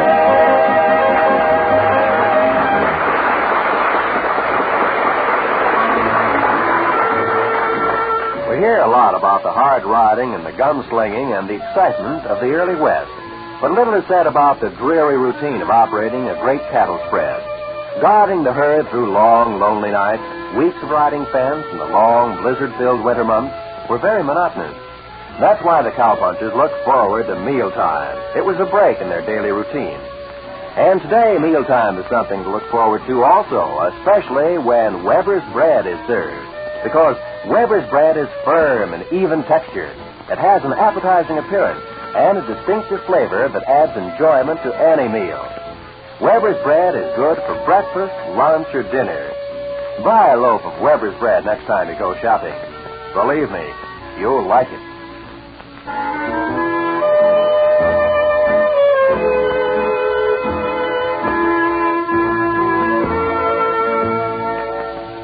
To each his own likes and dislikes in music, but it takes genuine sincerity and realness in a song to win the favor of the masses.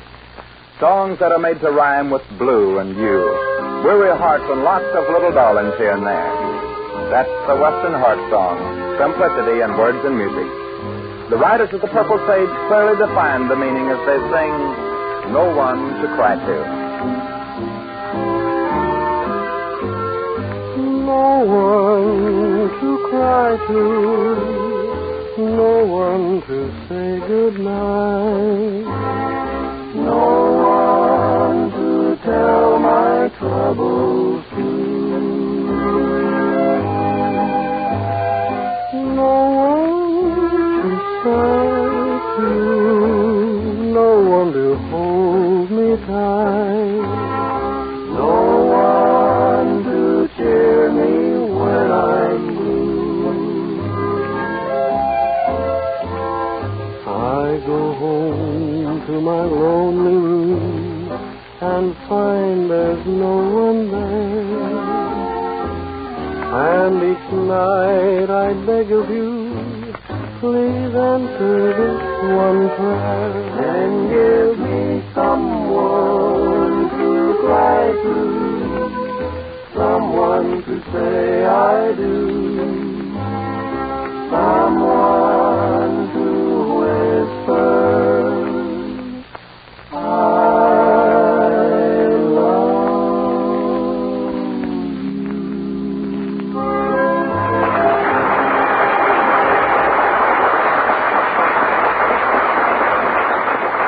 It's always a pleasant chore to introduce to you All-Star Western Theater listeners your good friend and mine, Eddie Dean, one of the great new stars of the Western screen. Although his bid for screen fame is comparatively new, the fine Western singing voice of Eddie Dean has been a family friend of yours for many years on radio and record. And now at your local theater, he's making millions of new friends every day all over the nation. For his return appearance on your All-Star Western Theater, he is heard as Eddie Sloan in a story of the West entitled Back to Old Wyoming. Friends and neighbors, Eddie Dean.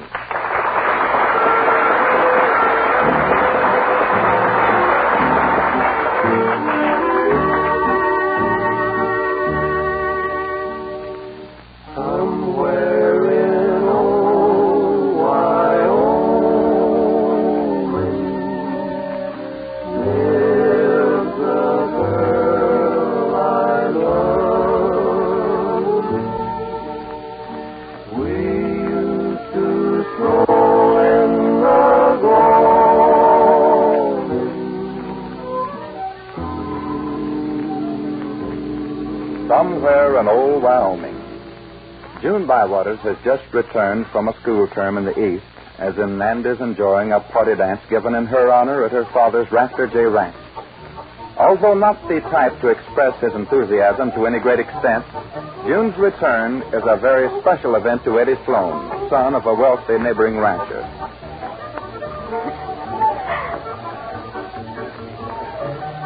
Well, how does it feel to be home again? Oh, wonderful. I've missed all this. Is that all you've missed? I've missed you, Eddie.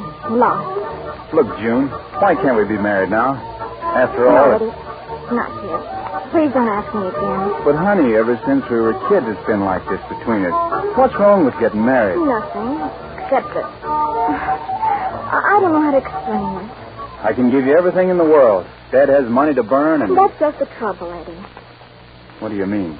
Let's not talk about it now. We'd better get back inside the house. After all, this is my party. Say, I've been looking everywhere for you two. How about coming on here and joining the party? And how about you mind your own business for a change? Why, Eddie? Well, I didn't mean anything by it, Eddie. Everybody's wanting to know where you were, and I thought I'd come out and see if I could find you. All right, you found us. Now get going. Eddie, I'm surprised at you. Certainly we'll go with you, Bob. Just a minute, Miss June. Look, Sloan, you don't order me around like you do the rest of the hands that work for your old man. Please, Bob. And beginning right now, you don't work for him anymore. You're fired. Oh, this has gone far enough. Not until I've done something I've wanted to do for a long time. Bob, what do you mean?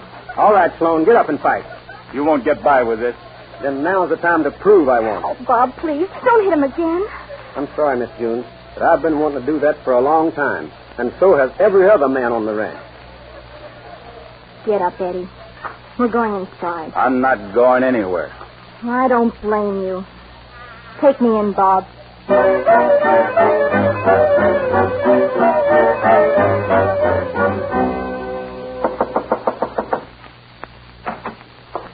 Hello, Eddie. June, I just wanted to tell you that I'm sorry about what happened last night. You should be glad about it. What do you mean by that? That's the reason I won't marry you, Eddie, as much as I think of you. I still don't understand. And I'll try to explain it to you.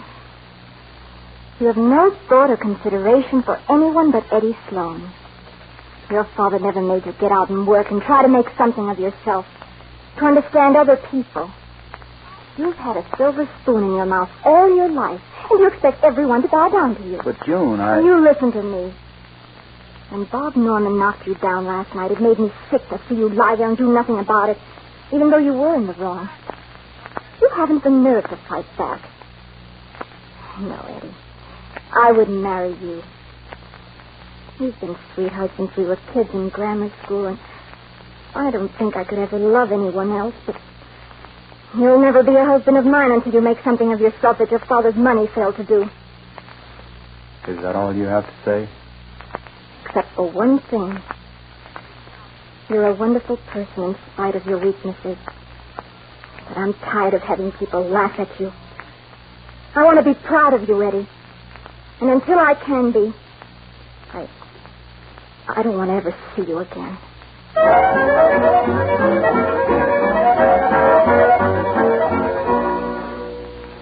How's that new hand Sloan working out, Marty? Pretty good, boss. Claims to have been born and raised on a cattle ranch, but he's sure got a lot to learn. Well, hams are pretty scarce right now. Reckon we'd better put up with him. You got to hand it to him, though. He'll tackle anything you give him. Does he get along with the other men? Oh, I reckon so. He doesn't have anything to do with them. He's always off by himself somewhere. Well, maybe he'll be all right. By the way, send a half a dozen men out on that Brandon job in the morning. We got to rush that work up a bit. All right, boss. In fact, I'd better go along myself. Report back to me when the job's done. Won't take more than a couple of days. Let me know when you get back. Right. Come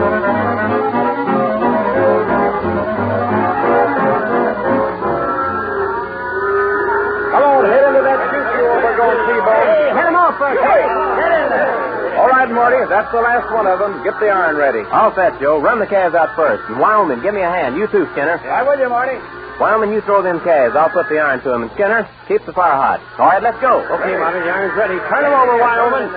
Come on, throw that calf. Here, get out of the way. You act like a tenderfoot. Now, just a minute. You don't have to go shoving me around. When there's a job to do, I believe in doing it right. Now, move aside. All right, boys, take it easy. Maybe I didn't handle the calf right, but I don't like your attitude. Then see how you like this. Now, hold it. All right, Skinner, come on. Don't get hot-headed. That's enough. It's a personal matter now, Marty. Come on, tenderfoot. Get up and fight. If that's what you want, now it's my time to... Oh, he's had enough. Now leave him alone. Let that be a lesson to you, Wyoming. Don't ever cross me. I still don't like to be pushed around, Skinner, so what do you think of this? Now, look at here, Wyoming. I don't want to hit you again. Now let well enough alone. As long as I can see, I'm going to fight. So here. Let up on him. Come on, Skinner. You got to let up. Now see what you've done with that hot head of yours, Marty, Skinner. I didn't want to keep punching him. He just kept begging for more. Well, take this bucket of water and throw in his face. That ought to pull him together. All right. Here it goes. Hey, Sloan. Sloan. Come out of it. Oh, doggone, a cab must have kicked me in the head. How you feeling, Wyoming? Oh, pretty good. Oh, it's you. Now, look, I didn't want to do this to you, but he was asking for it. Oh, that's all right. I'm much obliged to you anyway. Much obliged? For what? Ah, you wouldn't understand, so let it go at that. No hard feelings. Well, what do you know about that?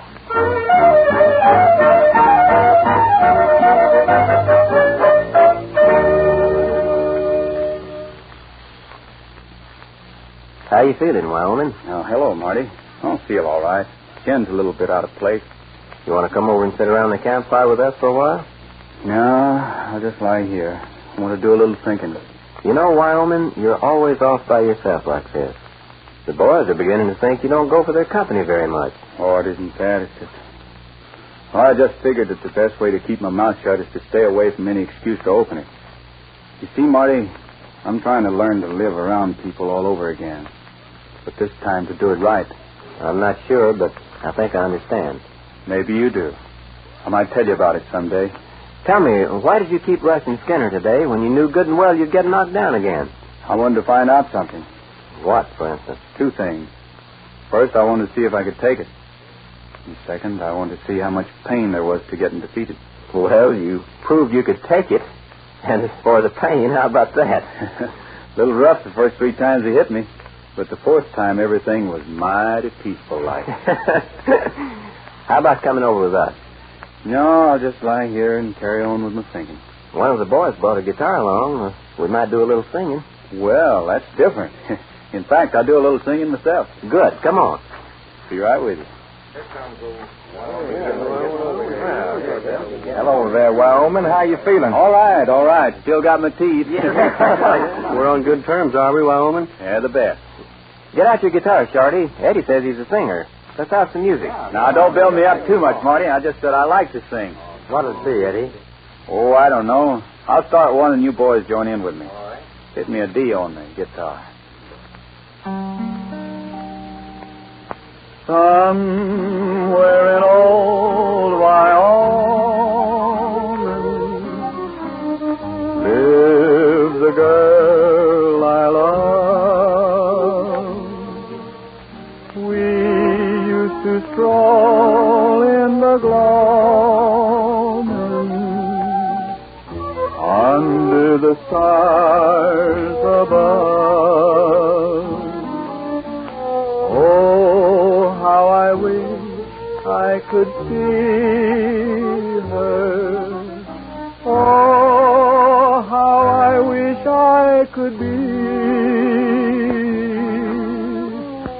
somewhere in old Wyoming with a girl who waits for me. Somewhere in old Wyoming lives a girl I love. We used to stroll in the gloaming under the stars above.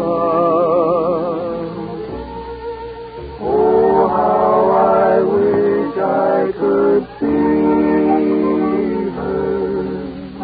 Oh, how I wish I could be somewhere in old Wyoming with a girl who waits for me.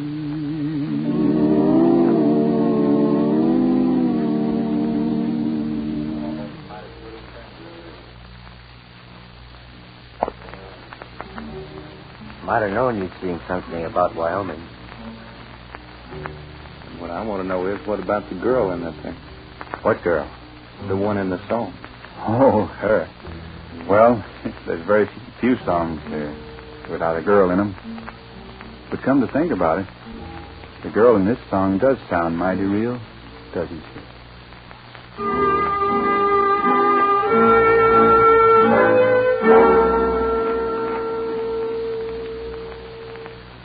Well, boss, we got that branding job cleaned up and out of the way. Good.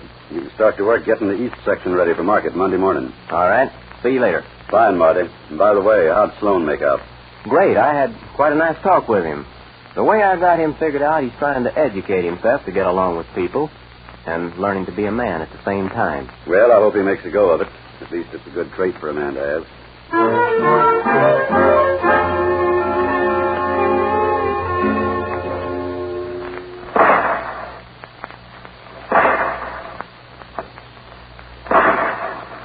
Hey, Skinner, what's all that shooting down in the draw? Oh, that's Wyoming. Well, what's he shooting at? Tin cans. He's pretty good, too. I'll be doggone. The next thing you know, he's going to be going into town trying to pick a gunfight to see how good he is. Yeah, he's liable to do just that. Say, what's wrong with your eye? It's all swollen. Oh, Wyoming clipped me one. Have you let that hot head of yours get loose again? Oh, no, I've been teaching him how to use his mitts, and he's getting better than the teacher.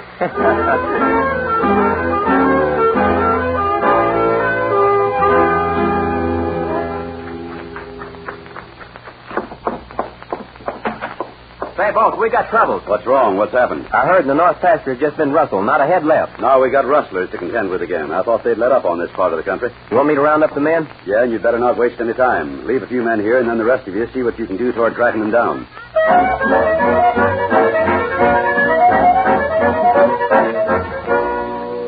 Shorty, I'll take you, Hank, Slim, Skinner, Allen, and Jerry. Eddie, you and Joe better stay here at the ranch. Now, look, Marty, I'd like to go along with the men. Sorry, Wyoming, but somebody's got to stay here. We've had this trouble before, and these men know their way about this part of the country. Did you ever catch them before? No, but... Then I can't do any worse than that.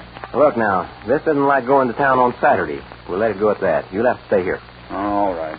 Now, men, the only way those cattle could have been driven away from here is over Rocky Creek to the west. We'll cross and then scatter. They possibly split the herd in several directions. Let's get going.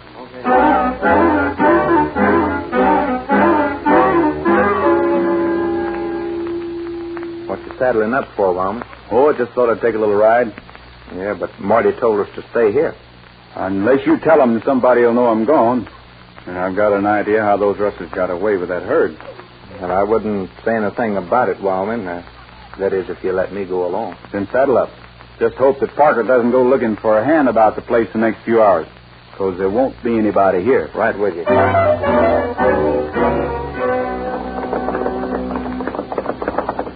Oh, boy, easy. Hold up there. Ooh. Well, Joe, here's where Marty and the boys crossed the Rocky Creek. Now what do we do? Well, there's no need to cross over, because Marty and the other men are covering that side. Well, there's no need to stay on this side. We ain't going to find a rustle herd on our own property. Then there's just one thing to do. I don't get you. Ride down the creek. Oh, now, that's no good. 1/4 of a mile down, and the water's too deep for them to pass through. And beyond the deep water, it's clear rock bed for miles, running right through past Picture Canyon there into the mountains. Well, so what? Well, wouldn't it be mighty easy to swim a herd through the short strip of water? By golly, you got something there. Well, come on, let's go. Get up, boy.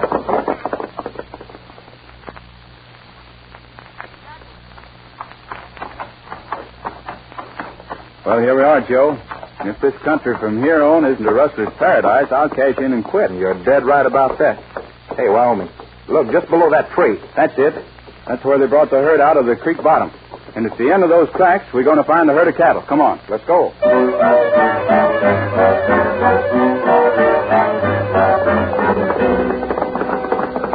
Oh, hold up there, boy. Joe, look. Down below in that canyon. Yeah, well, what do you know about that? There's a herd, and from the looks of things from here, they're in the process of changing the brands on them right now. What do we do, go back and get Marty and the other men? You can do what you want to do, but I'm going to make a play at getting those men down there. Oh, but Wyoming, the odds are against us there. Are you with me? Well, let's go. Now, we'll circle around and come in from the rear. If my guess ain't wrong, they're paying more attention to branding cattle than they are getting caught. You might have something there. Come on. We'd better ride easy, though.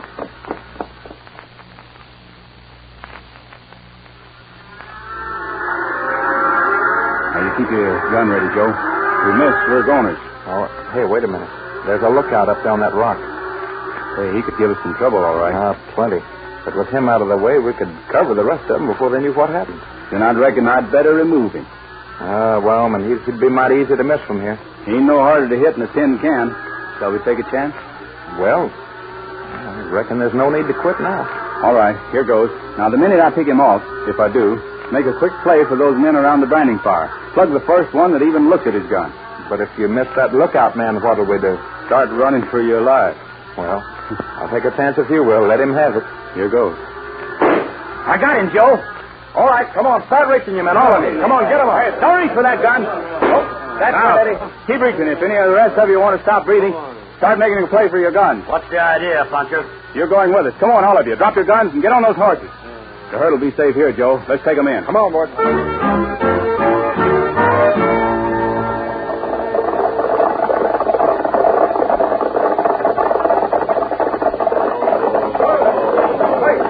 Well, Marty, did you find the herd?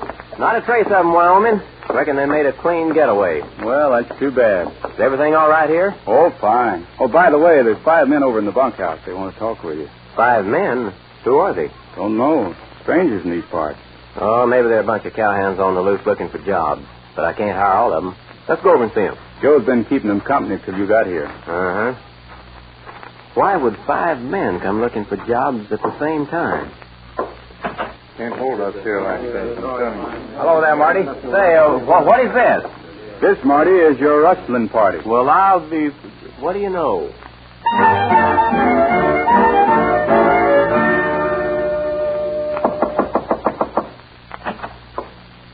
Come in, Wyoming. You sent for me, boss? Yeah. Marty and Joe told me about the good work you did on those rustlers. Well, it was just a matter of kind of figuring out beforehand. You can give most of the credit to Joe. Wyoming, don't you think your education is about complete? What do you mean? Don't you think you've done a pretty good job of making a real man we call Wyoming out of a mouse that used to live back in Wyoming named Eddie Sloan? What do you know about it? I've been checking up on you for a long time.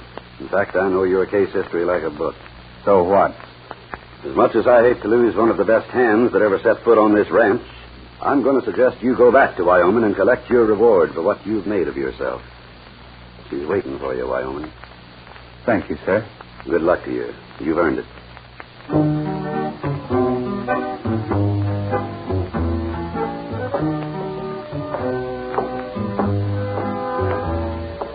Somewhere in old Wyoming lives a girl I love. We used to stroll in the gloaming under the stars above.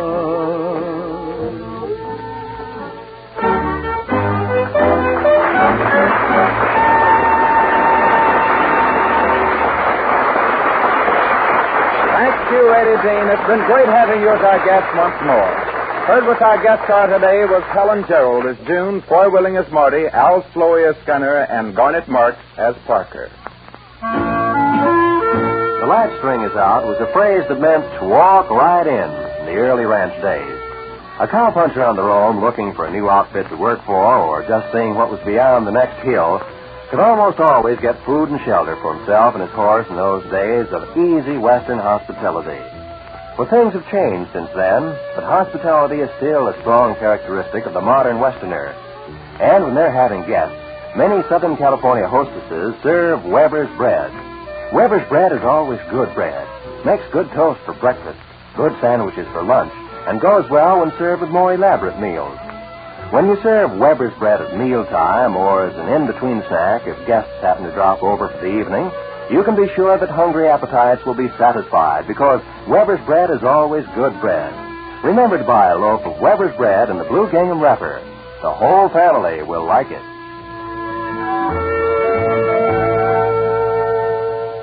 And now here is Foy Willing with our guest star, Eddie Dean.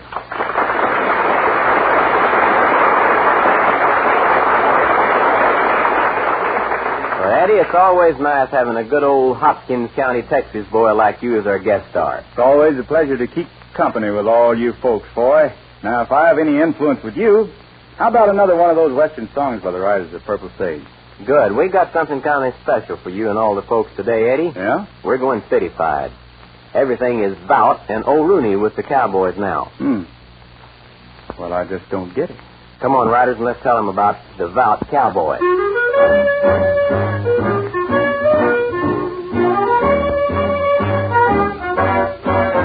Way down along the Alamo lived a Bout Cowboy, just a real hit Joe. He used to hit the trail with a beat, and what he was singing to the hoof and beat was strictly a diller, a hillbilly killer from old Amarillo's beat. Booty-tee, booty-tee, booty, Max Judy. Get along, Doggerini. Booty-tee, booty-tee, booty-tee, booty. Ah, yippee-ki-bow. Booty-tee, booty-tee, booty, Max Judy. Rose's San Antonio. Every evening he'd be riding it out. At dawn, he'd just throw out his sack. Morning was no time to get solid jack. Why, he would wait until it was right.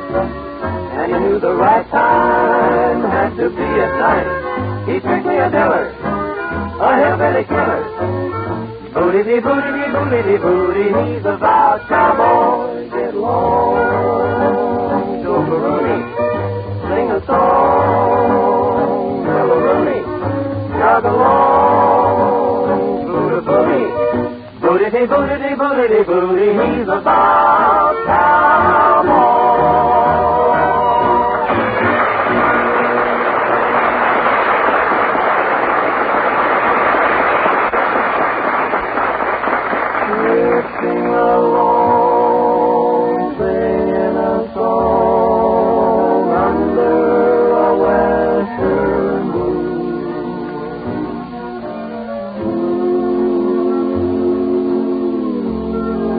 From Hollywood, you've heard your all-star Western Theater, a V.M. Bear production starring America's great Western singers, Foy Willing and the Riders of the Purple Sage. Our guest today has been that great new PRC Western star, Eddie Dean. My name is Cottonseed Clark. The Riders of the Purple Sage appeared through the courtesy of Republic Pictures, their latest all-color Western being Out California Way. Next week, another great star of the West and the story of the West.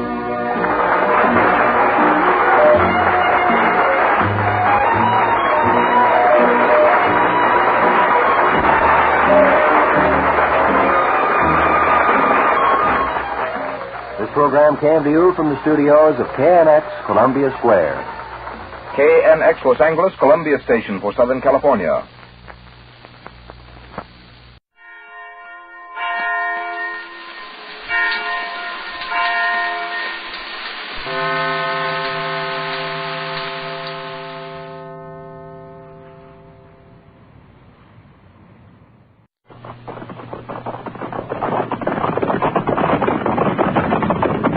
That's the gallop!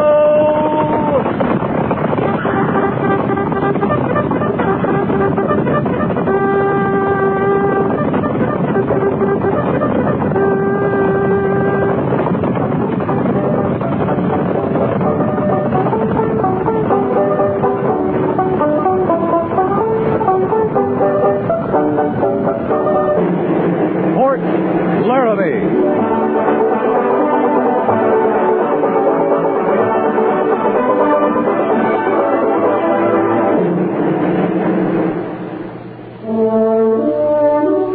Laramie, starring Raymond Burr as Captain Lee Quince. Specially transcribed tales of the dark and tragic ground of the wild frontier. The saga of fighting men who rode the rim of empire. And the dramatic story of Lee Quince, Captain of Cavalry.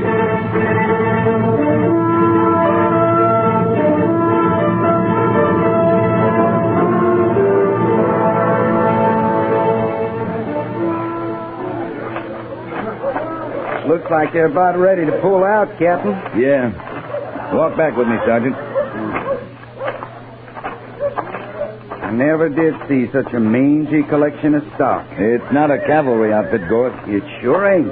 Most of these wagon trains heading west get through one way or another, but I sure don't know how. I talked with Mr. Brown a couple of times. He seems like a good man. He is. But I wonder how much luck a Missouri farmer is going to have taking a couple of hundred women and children through Indian country. He'll make out, Captain. I hope so. Hello, Sergeant Gorse. I beg your pardon, miss? I was afraid we'd leave without seeing you again. Oh, well, And I wanted to thank you for last night. Yeah, sure, miss. Goodbye, Sergeant. And thank you.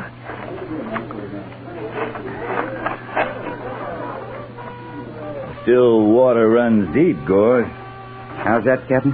Never mind. All I did was give her a little old knife. I bought it at the sutler's. Never mind. That's all it was, Captain. I just give her a little old present. Sure, Sergeant.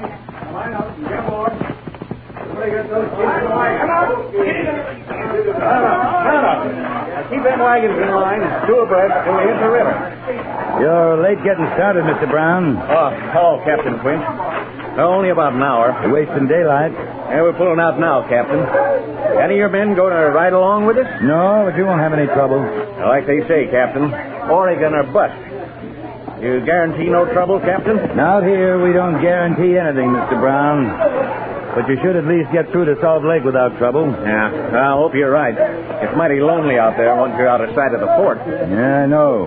Well, thank the Major for his hospitality, will you? No thanks necessary. Well, good luck. Thanks. See you in Oregon sometime, Captain. All right. Good job.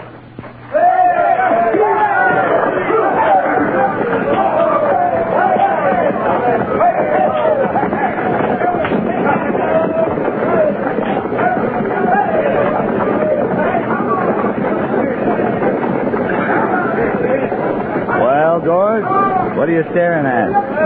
Oh, nothing, Captain. Just a train heading out. You've seen a few hundred of them before, Sergeant. Yes, sir. What's her name? Who? The girl? Emily? Emily McCutcheon. Going to Oregon with her pa. She was put up real good. You're all cavalry, Gorge. Yes, sir.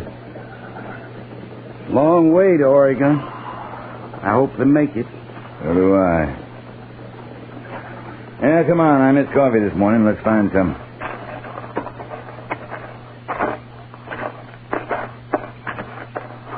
There's a rider coming in. Yeah. Looks like a white man, dressed in buckskin. Hunter, maybe. That's Will Granby. He's a squaw man, ain't he? Yeah, lives with the Arapaho.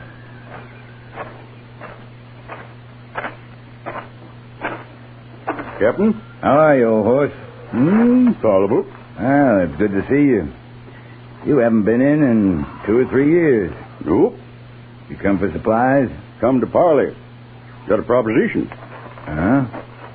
All right, come on in, Will. Obliged. Sergeant Gorse, will you have Mr. Granby's horse stabled? Yes, sir. Come on, come on.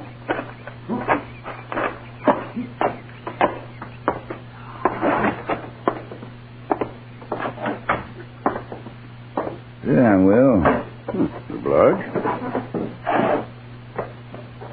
All right, now what is it? What's your proposition?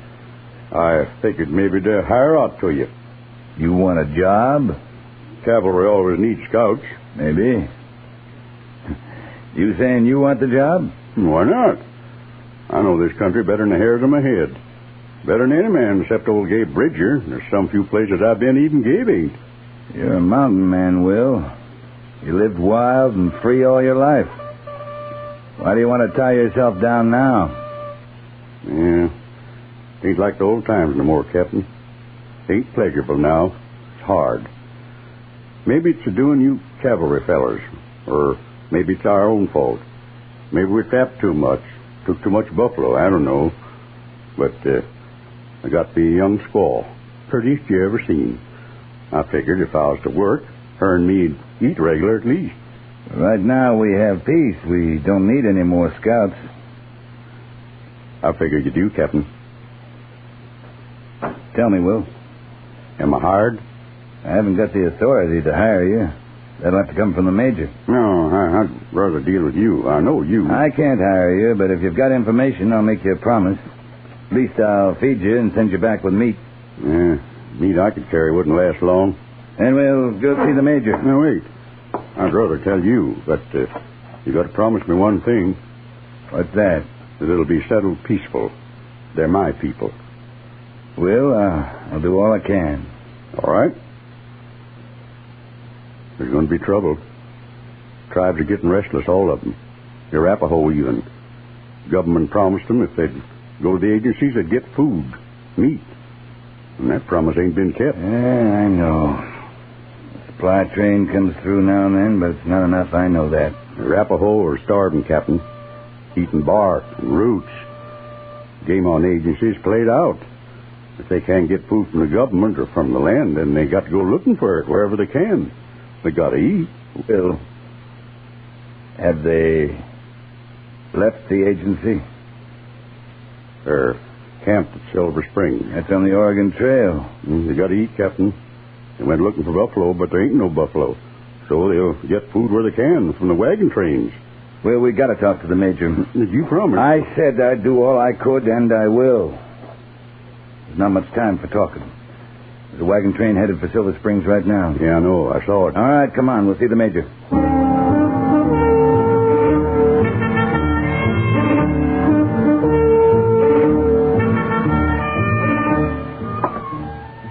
How do we know this man's telling the truth? I've known him for a long time, Major. He doesn't lie. Could be a trap. If it is a trap, then there's trouble for sure. I don't trust a man lives with Indians, marries them. No, look here. Major, there's a wagon train on the trail to Silver Springs right now. They got to be warned. I can still ride out with a detachment to turn them back. Captain Quince, our orders are to keep the trail open to Oregon and to keep the Indians on the agencies. If anything, we'll send a company to escort the train through and run those Arapaho back where they belong. Couldn't do that without fighting, Major. That's one of the functions of the cavalry. In this case, there's no cause for it. The Arapaho have broken their treaty, Captain. The way they see it, we're the ones who broke the treaty by not keeping our promise about food. All I know is they're off the agency and they'll have to go back. If we go out in force, there's bound to be trouble. If I take a small detachment, maybe I can talk to them. This is a hostile action, Captain. It's got to be met as such. Major, the Arapaho are starving. They got to eat. Mr. Granby, I'm sorry that they're starving, but I can't do anything about it. At least not until the supplies come through to me. My orders are to keep the Arapaho on the agency, and I can do something about that. Those are people out there, Major, and they're hungry. They only want food. Captain Quince, you'll take Company B and escort the wagon train until you meet the Arapaho. You'll send the wagon train on and escort the Indians to the agency, and use whatever measures are necessary. That's all, Captain. Yes, sir.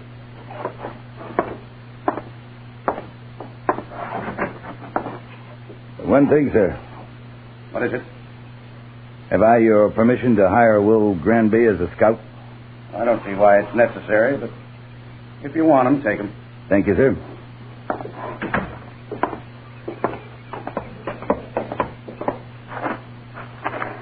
What kind of a man is that? Oh, he's all right, Will. He's an officer. He's got his orders. He goes by the book. He understands the situation all right, but he can't admit it. Listen, can you be ready to move out in an hour? I can't ride with you, Captain. They're my people. Will, I said I'd do what I could. I need your help. Ride with me. You know what you're asking? You know what it might mean for me if there's trouble? There won't be trouble if I can prevent it. I'm afraid you can't, Captain. But I'll go with you.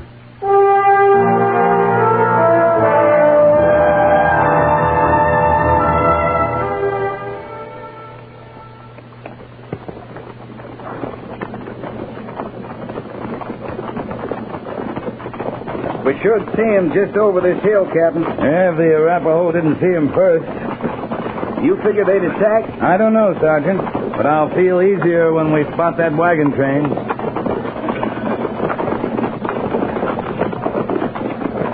I was right, Captain. There they are. All right, Sergeant.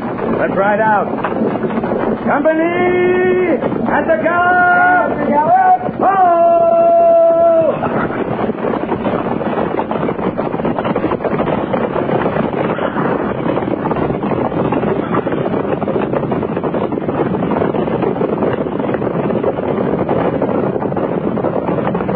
They've seen us.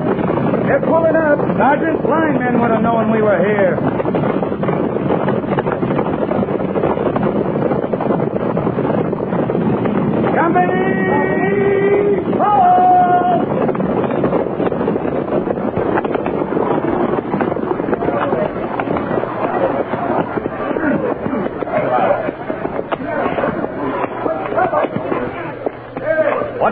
Captain. I want you to stop here, Mr. Brown, for the night. Oh, why? We figured to camp at Silver Springs. Just over the pass there, not more than 2 or 3 miles. We can make it easy before dark. This will make an all right camp. There's water and wood. If there's trouble, Captain, I want to know. It may be nothing, Mr. Brown, but I want to find out. You're to camp here and stay here till I give you the word to go on. It's Indians, ain't it? There is trouble. Maybe. Maybe not. But there's no use worrying all your folks. You'll be safe here. I'm leaving most of my men to guard you. Well, why can't you escort us over the pass to Silver Springs? Because if there were to be trouble, it would happen there in the pass, with the wagon trains all strung out and hard to defend. All right, Captain. Whatever you say. I'll come back or send word back to Lieutenant Seiberts as soon as I know it's safe for you to cross. Sergeant Gort. Yes, sir? You and 2 men will accompany Mr. Granby and myself. Pick 'em and fall out. Mr. Brown, Lieutenant Seiberts is in charge here till I get back.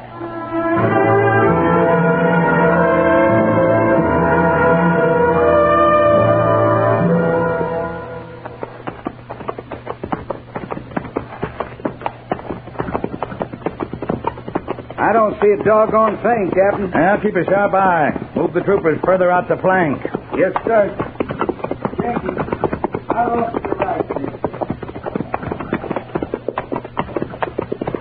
They're here somewhere. I can feel it. Yeah, they must have seen the train, Will. Yeah, they have, but they also saw the soldiers. They might be making tracks already. They disappear pretty fast. I don't think they've had that much time. They'll probably stand for a fight. And, Captain, what are you going to do? Will, a few miles back, did you notice anything? On the trail? Sure, buffalo sign. Right. It's the first I've seen this close to Laramie in a year. Mm-hmm. Big herd, too. Across the trail going south. It'd make a lot of Arapaho meat. Yeah, it might work. Worth a try. Wait.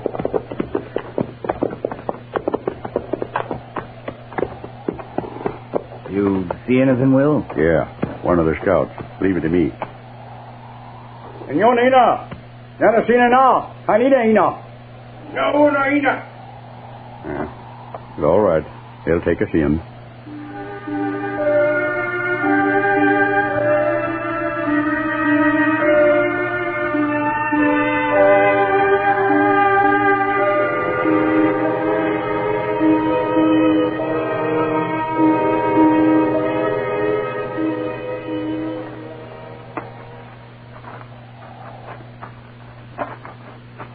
First Indian village I ever been in and wasn't full of barking dogs.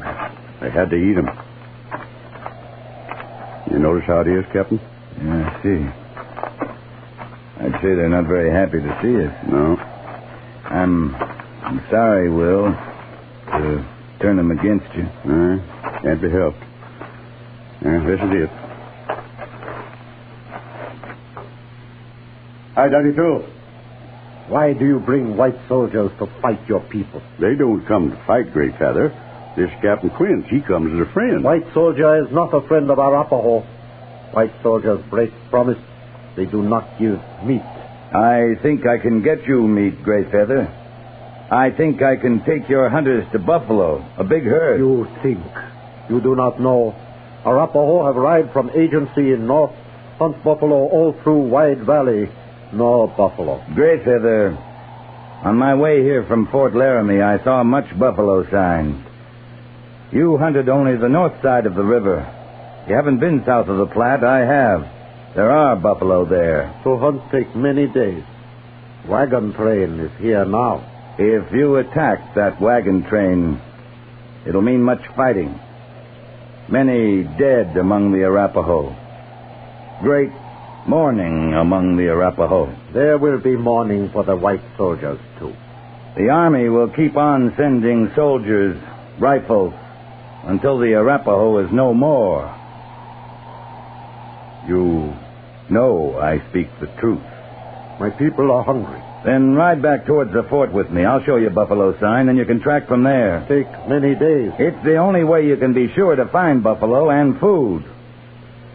If you find buffalo in 2 days, Gray Feather does not attack wagon train. 2 days isn't very long. 2 days. If we do find buffalo, I want your promise to go peacefully back to the agency. If you find. All right, your hunters will come with me. But meantime, you must let the wagon train go through in peace. This one. Maybe not next one. It is agreed then, Gray Feather. Aye.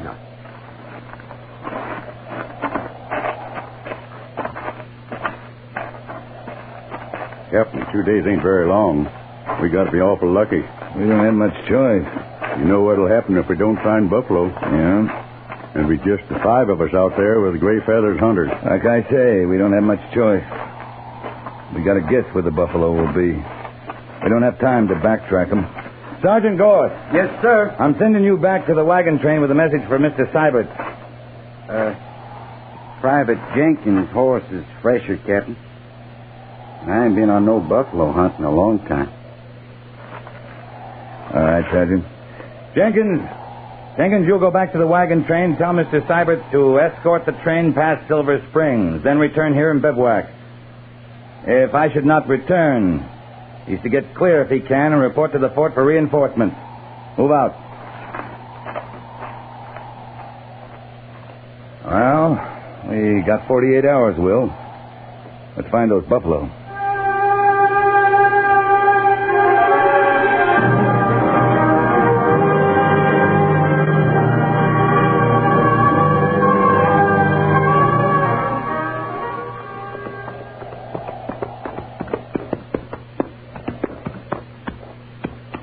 See anything, Will? Nothing, Captain.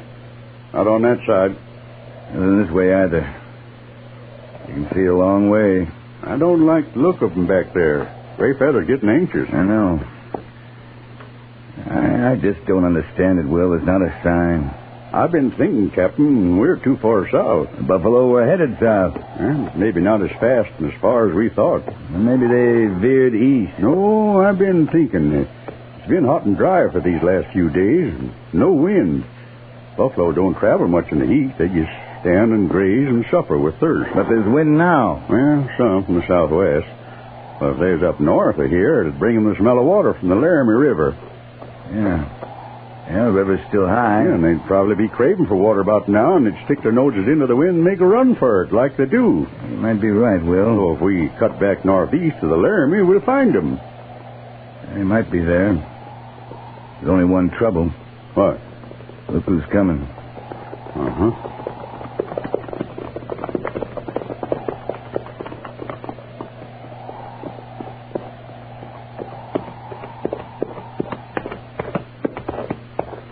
Captain, it is as Gray Feather spoke. You promised buffalo 2 days. Now 2 days are gone. There is no buffalo. Your promise is like all promises of white soldier. We've been looking a long time, Gray Feather, but now we know where the buffalo are. Captain, give much talk. We want buffalo, not talk. Gray Feather, my soldiers are at Silver Springs. If we do not return there, it will mean war for the Arapaho. Maybe you return. But he not. It is not yet evening of the second day. There is little time. Maybe, but enough. We're going to the waters of the Laramie and find your buffalo.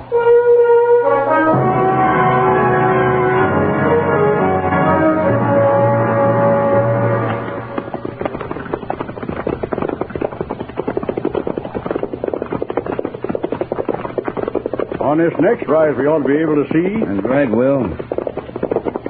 What if they ain't there, Captain? Well, if not, maybe we can get to the river, find some cover. So stay close. Watch for my signal. Yes, sir. You should have gone back to that wagon train, Sergeant. I guess I ain't much of a garrison soldier. All right, look sharp.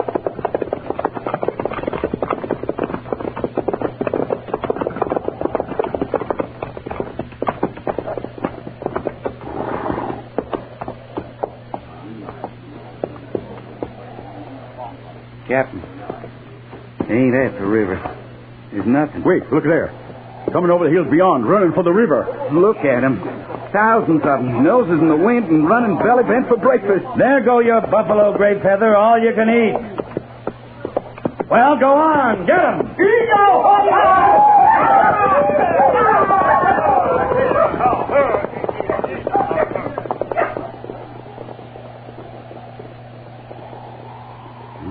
sure was mighty hungry, Captain. Yeah. Well, I guess our luck held. Yes, it did. Well, let's ride on down to the river. I could do with a drink.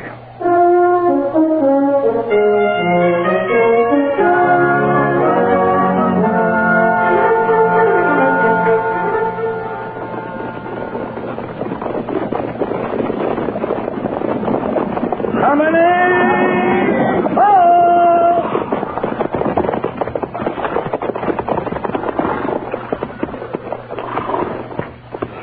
Sergeant Gorse, dismiss the company. Yes, sir. Company, prepare to dismount.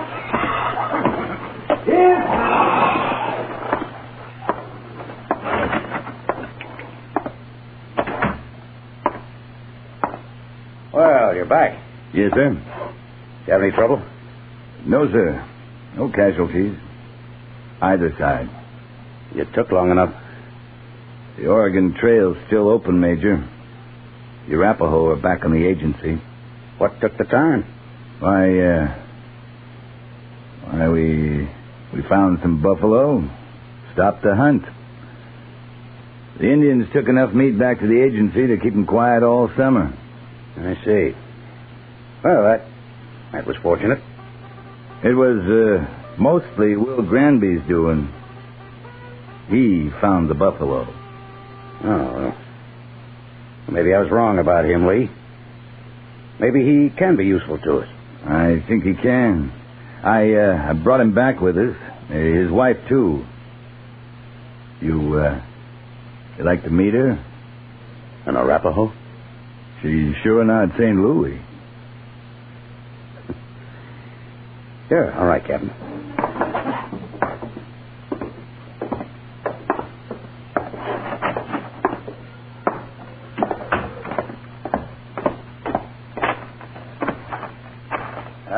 Granby?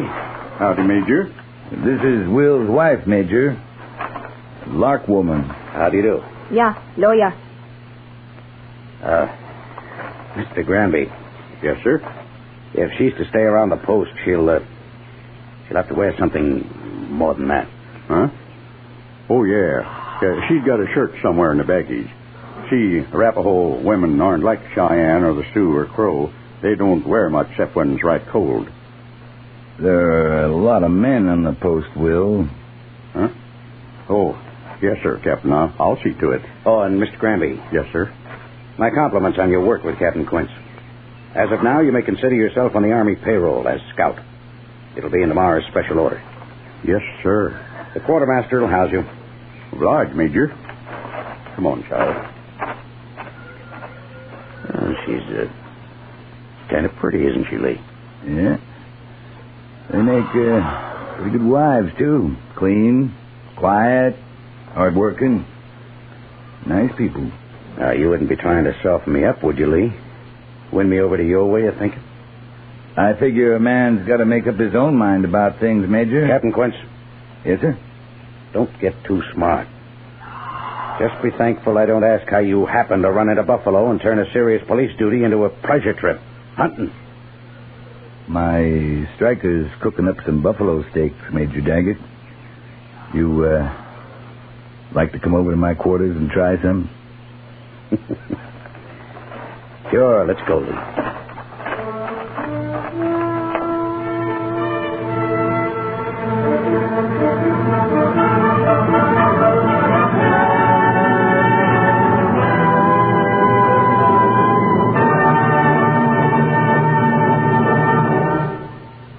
Fort Laramie is produced and directed by Norma MacDonald and stars Raymond Burr as Lee Quince, Captain of Cavalry, with Vic Perrin as Sergeant Gorse.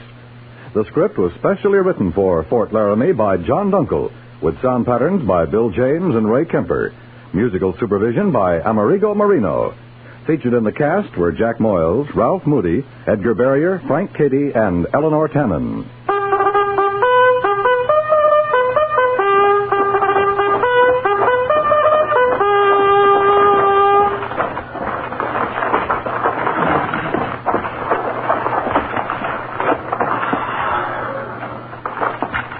company, 10-10. Dismiss.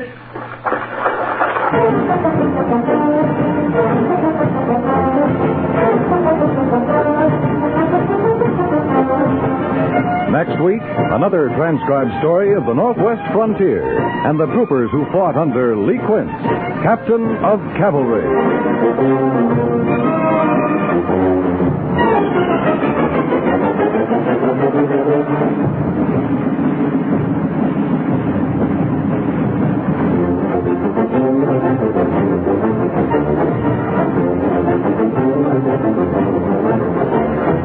If people were money, life would be simple indeed.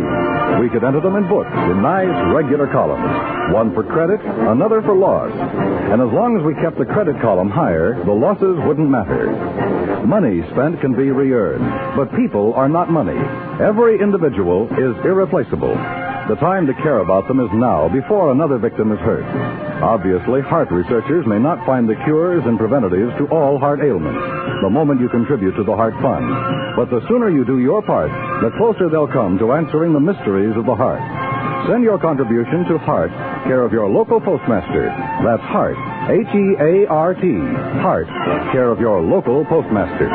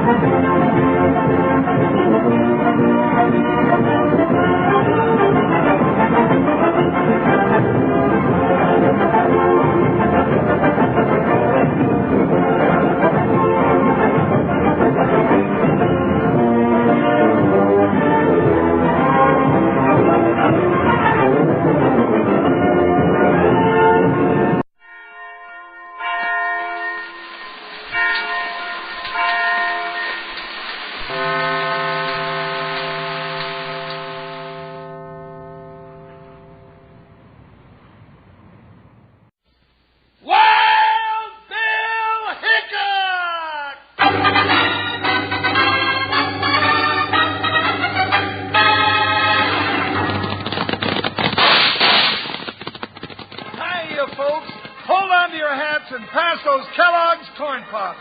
Because here comes Guy Madison as Wild Bill and his pal Jingles, which is me, Andy Devine. We got another rootin', tootin' Wild Bill Hickok adventure story for you from that great new cereal with the sweetening already on it, Kellogg's Corn Pops! Kellogg's Corn Pops brings you Wild Bill Hickok, starring Guy Madison as Wild Bill and Andy Devine as his pal Jingles.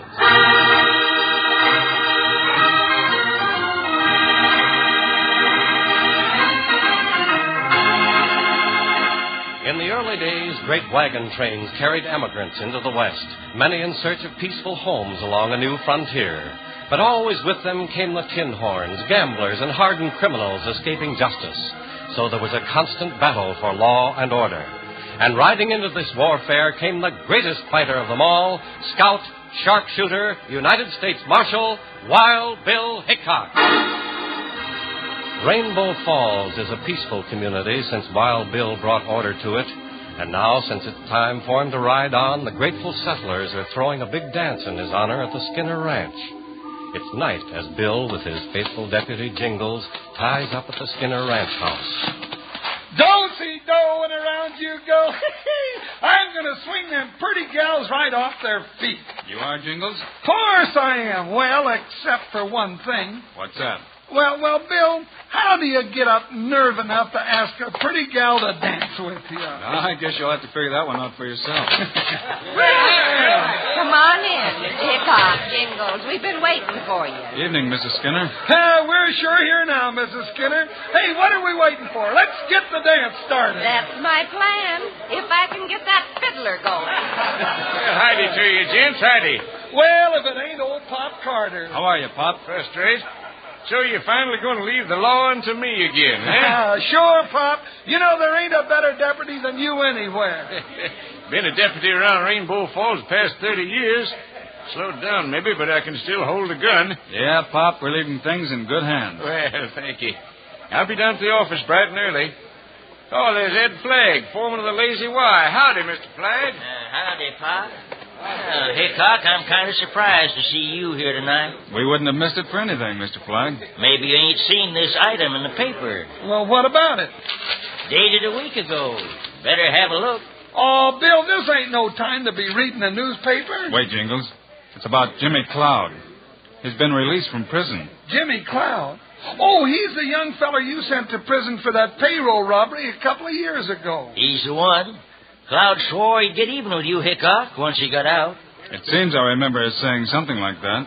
What do you reckon he'll be up to now? Think he'll try coming back to Rainbow Falls? Mr. Flagg, if you're talking about Jimmy Cloud, you can just bet he's coming back. Huh?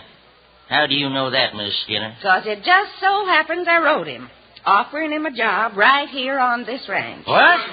You bringing that no-good thief back into this community? Yes, and why not? He's paid for what he did. Jimmy's just a young boy. He's got a right to a new start, and I'm giving it to him. Well, there's other folks got something to say about that. Let 'em say it. I'm saying Jimmy Cloud's entitled to another chance. Well, Hickok, what are you going to do about it? About what, Flagg? You know what I mean.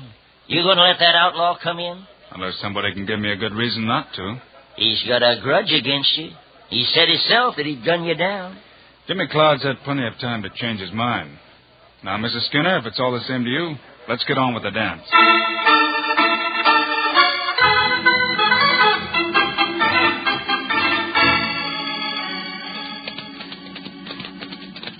Well, I got up my nerve, Bill. I sure got up my nerve. So I noticed, Jingles. It was a great party. Yes, sir. You know, them gals sure knew they was getting swung. Yeah, best dance I've been to since Sitting Bull stood up. You know, I kind of hate to leave this country. Folks have been mighty friendly. Yeah, I know what you mean. Mrs. Skinner and all the rest, Ed Flagg, and... Hey, say, Bill. Yeah, Jingles? About Jimmy Cloud. Now, I heard him myself when he swore to get you. Well, just the same, Jimmy's not a hardened criminal. He's just a kid who never had a chance. He got off on the wrong foot, and, well, he's never even learned to read and write. Well, just the same, that don't mean he ain't smart. Now, he was the best shot in the county, and the way he pulled that payroll robbery... He had quite a trick, setting fire to that building. Yeah, then, well, everybody was fighting the fire. He made off with the money, and if it hadn't have been for you... Well, Jingles, let's just hope Jimmy's learned his lesson and goes the right way rather than the wrong. Dark, ain't it? Easy, boy, now, easy. The horses know the way through this draw, even if we can't. Bill, look out! Behind the rock, Jingles, quick! He missed us a country mile, and we was setting ducks out there. There, across the canyon. Smoke 'em out. On it, Jingles. There he goes, flogging over the hill. Gave up quick, didn't he? After him, Jingles. Let's go.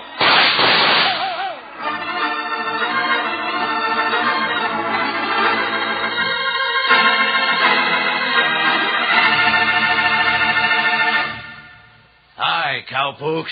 This is your old saddlemate, Panhandle Jim.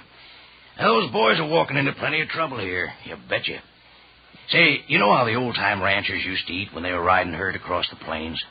Well, they took their grub right along with them in the chuck wagon. And that's what you do with Kellogg's Corn Pops when you're riding the trail. Take 'em right along with you and eat 'em right out of the box. Because Kellogg's Corn Pops are already sweetened for you. But come breakfast time, pour 'em out in a bowl and add a little milk. Now, don't go pouring sugar on 'em. No, sir. Because like I just said, they've already got the sweetening right on 'em. Every single corn pop. Now, if you're eating 'em right now, look at the bag inside the box. It's pure aluminum. Keeps Kellogg's Corn Pops fresh up to 10 times longer. And your ma will want to hear this. That bag's wonderful for storing things in the refrigerator or for carrying sandwiches in and keeping them fresh and crisp as a Colorado morning. Now, don't go messing around with one box of Corn Pops. Get your ma to load up big, enough for everybody in the family. Then out of the box or out of the bowl, you can have all the Kellogg's Corn Pops you want, and you'll want plenty. Remember, kids love Pops, moms love Pops, and Pops love Pops. Now, tie up close here and let's listen to more of this exciting story.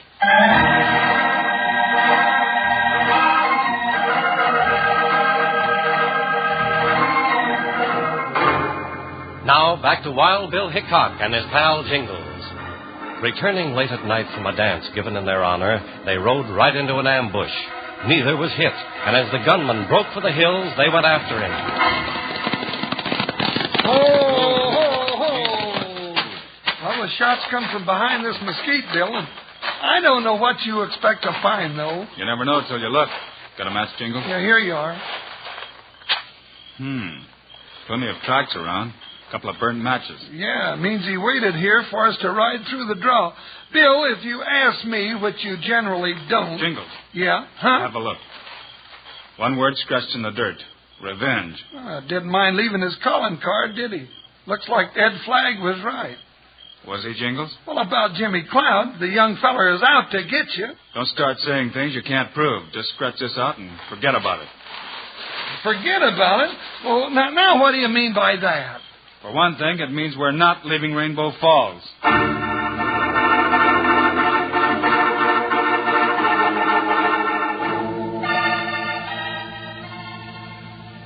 I sure can't figure you two out.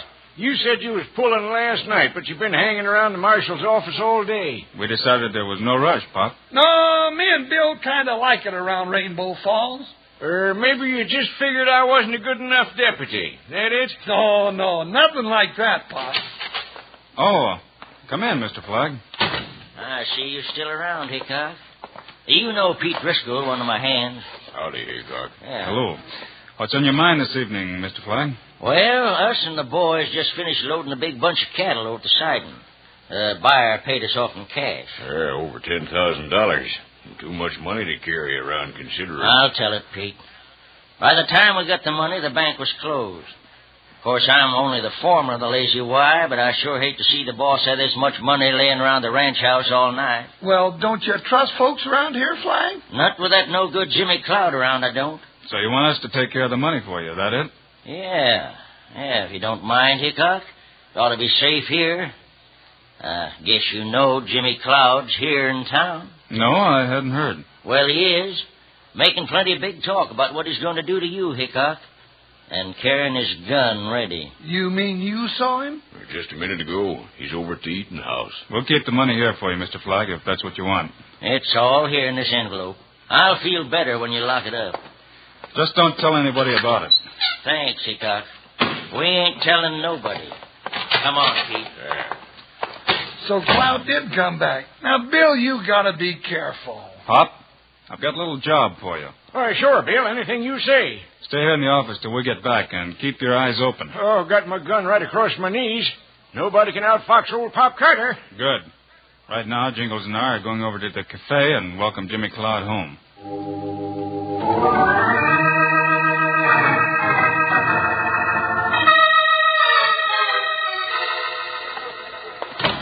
Hello, Jimmy. Hickok. Wild Bill Hickok. Surprised to see us, Jimmy? Why, no, of course not. Well, what do you want? Oh, just wanted to say hello and see how things are with you. I'll bet you did. Well, I'm all right, so stop worrying. I'm out of prison and I'm back, and there's nothing you can do about it. That's right. You served your time. Yeah, you saw to that. Well, is that all? Where were you last night, Jimmy? Where I was is no business of yours. Now, I think you better answer Bill's question, Jimmy. All right. For what difference it makes? I was camping up on Goose Creek. All night? Anyone see you there? No. I was alone all night. Why? Just thought I'd ask. You see, Jingles and I ran into some trouble last night on the way back from the Skinner dance. Somebody with a rifle tried to kill us. I know what you're thinking. I no sooner get back to town than it all starts again. Well, I didn't do it. I never accuse a man till I know he's guilty. And if you want to know something else, I'm staying. Mrs. Skinner's in town and still wants me to come to work for her. And that's just what I'm going to do. All right, Jimmy. We wish you luck. Now, hold on, Jimmy. Where do you think you're going? Down to my shack. And nobody's stopping me.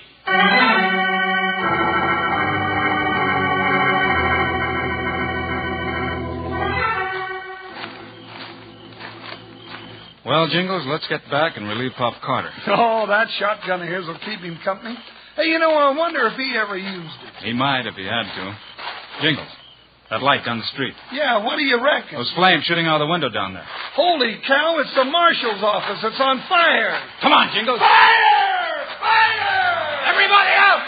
Bring the water bucket! There, hurry it up before it burns to the ground. The marshal's office and the whole town with it.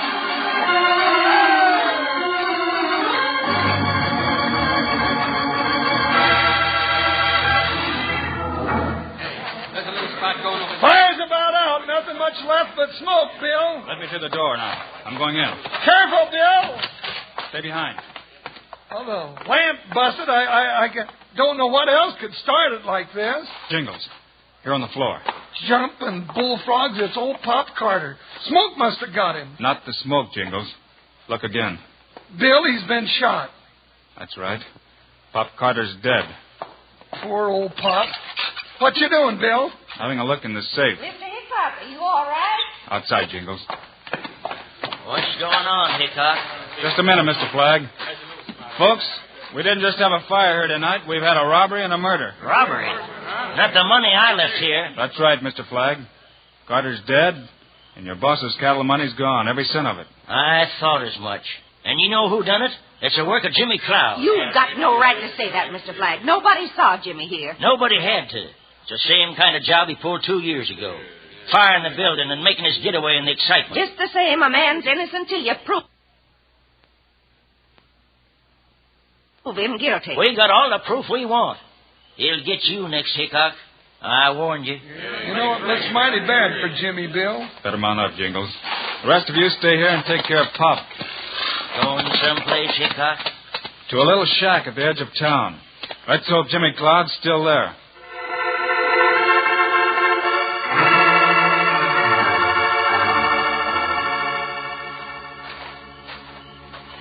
Well, there's his horse outside the shack, Bill. Yeah, Jingles.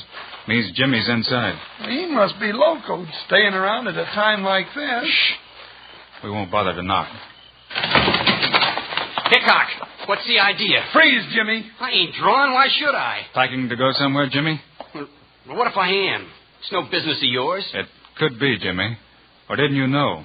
Somebody just set the marshal's office on fire after killing Pop Carter and taking over $10,000. What? That doesn't mean I had anything to do with it. Then maybe you wouldn't mind if I searched the place. No, search all you like. A lot you'll find around here. Keep an eye on him, Jingles. Yeah, go on. Keep looking. I got nothing to hide. Then why are you packing your war bag? Why are you fixing to pull out when the ruckus starts? That ought to be easy to guess. I thought folks in Rainbow Fall would give me a chance. Well, Mrs. Skinner wanted to. And I was going to take her up on it, till I realized it wouldn't be fair to her. Everybody's making it hard on her just because she wanted to give me a job. Because she believed in me. I still believe in you, Jimmy, no matter what anybody says. Mrs. Skinner? Mrs. Skinner, I appreciate what you wanted to do, but it's no good. They don't want me here. They'll get over it. Now, you pick up your things and come on out to the ranch right now. Mrs. Skinner, I'm afraid Jimmy can't do that. And why not? Jimmy, this envelope I just found in the bottom drawer. What was it doing there? Why, I don't know. I never saw it before. You sure about that? Bill, that's the one that had all the lazy Y money in it. Money? Well, I don't know anything about any money. Jimmy, if you know, tell him. But I don't know, Mrs. Skinner. I swear I don't. You'd better give me your gun, Jimmy. There's nothing I can do now but lock you up.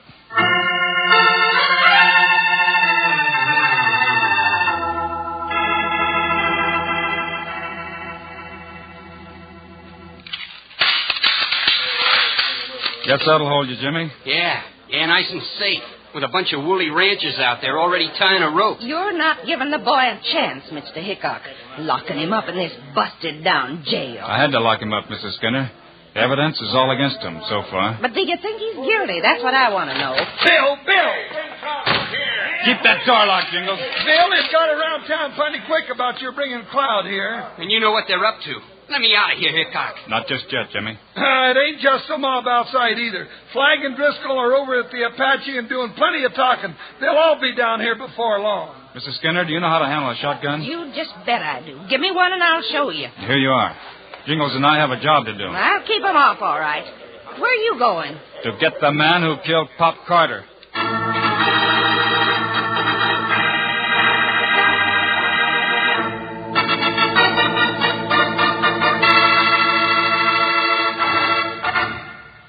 Say, I'll bet my 10-gallon hat you buckaroos believe all I do while the Wild Bill show's on is think up things to say about Kellogg's Corn Pops.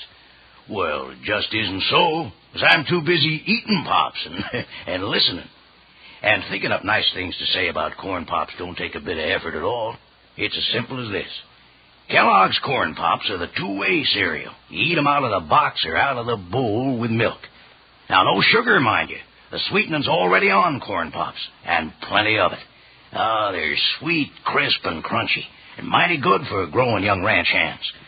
Tell your ma that corn pops give you B vitamins, vitamin D, with important minerals and food energy, too. That means you can eat all you want, which is going to be plenty.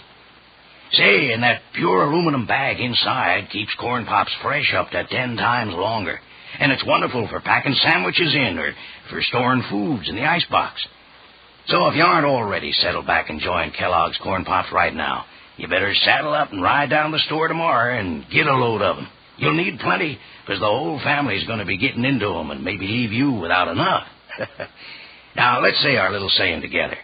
Kids love Pops, moms love Pops, and Pops love Pops. Good for you. Right now, I'm almost busting to get back to the show. Let's listen.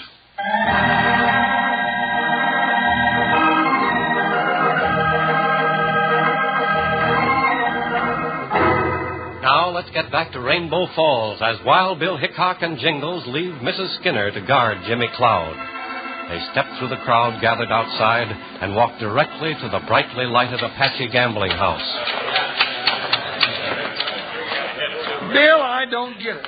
Now, you said yourself all the evidence pointed to Jimmy Cloud. All the evidence isn't in, Jingles. Well, what more do you want? Easy.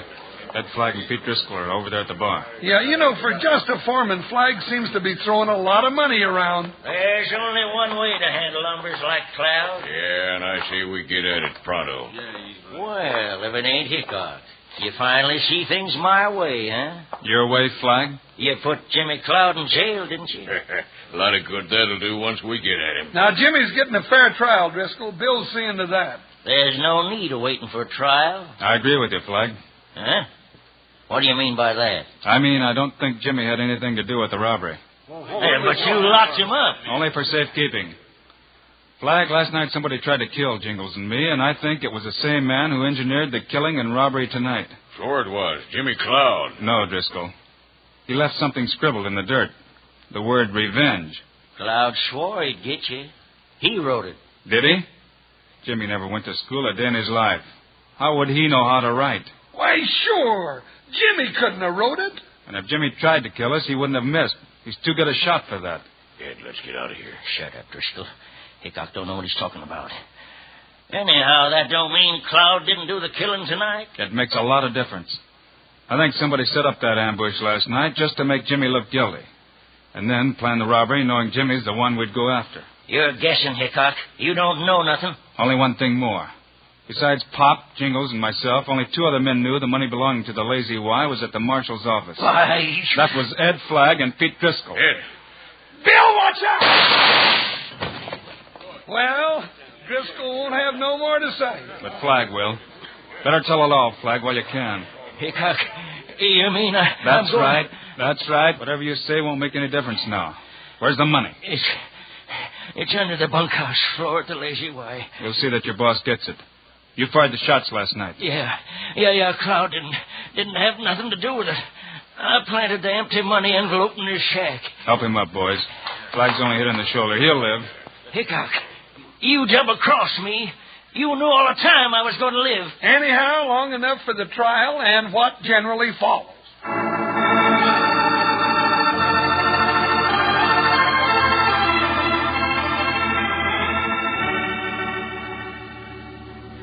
Well, Mrs. Skinner, looks like you're going to have to throw another big dance. That's right, Jingles, and this time in honor of my new cowhand. You're going to work for her after all, Jimmy. Yeah, Bill, thanks to you. I guess I had you all wrong. But believe me, I didn't come back to get you. I know that.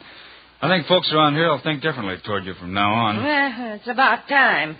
Folks got to learn to have some faith in humanity. You're right, Mrs. Skinner. Showing a little kindness does a lot more for a boy than a prison could ever do. You really mean that about showing kindness, Mrs. Skinner? Well, of course I do, Jingles. Why? Well, I was just thinking, if we all went with you to the ranch right now, we'd just get there in time for breakfast. Well, then, come along. I'll fry you up enough bacon and eggs and potatoes to hold you till Christmas. Did you ever notice, Bill, things always seem to look brighter after breakfast?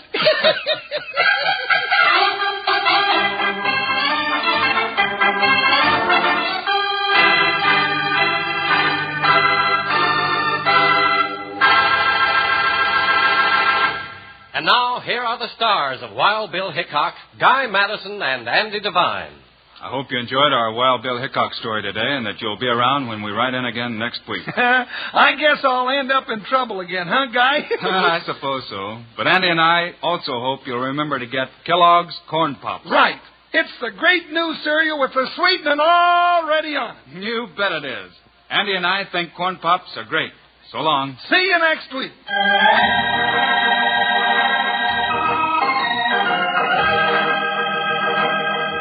Yes, sir. Be sure to listen next week at this same time on this same station when Kellogg's Corn Pops brings you another exciting story of Wild Bill Hickok, starring Guy Madison and Andy Devine in person.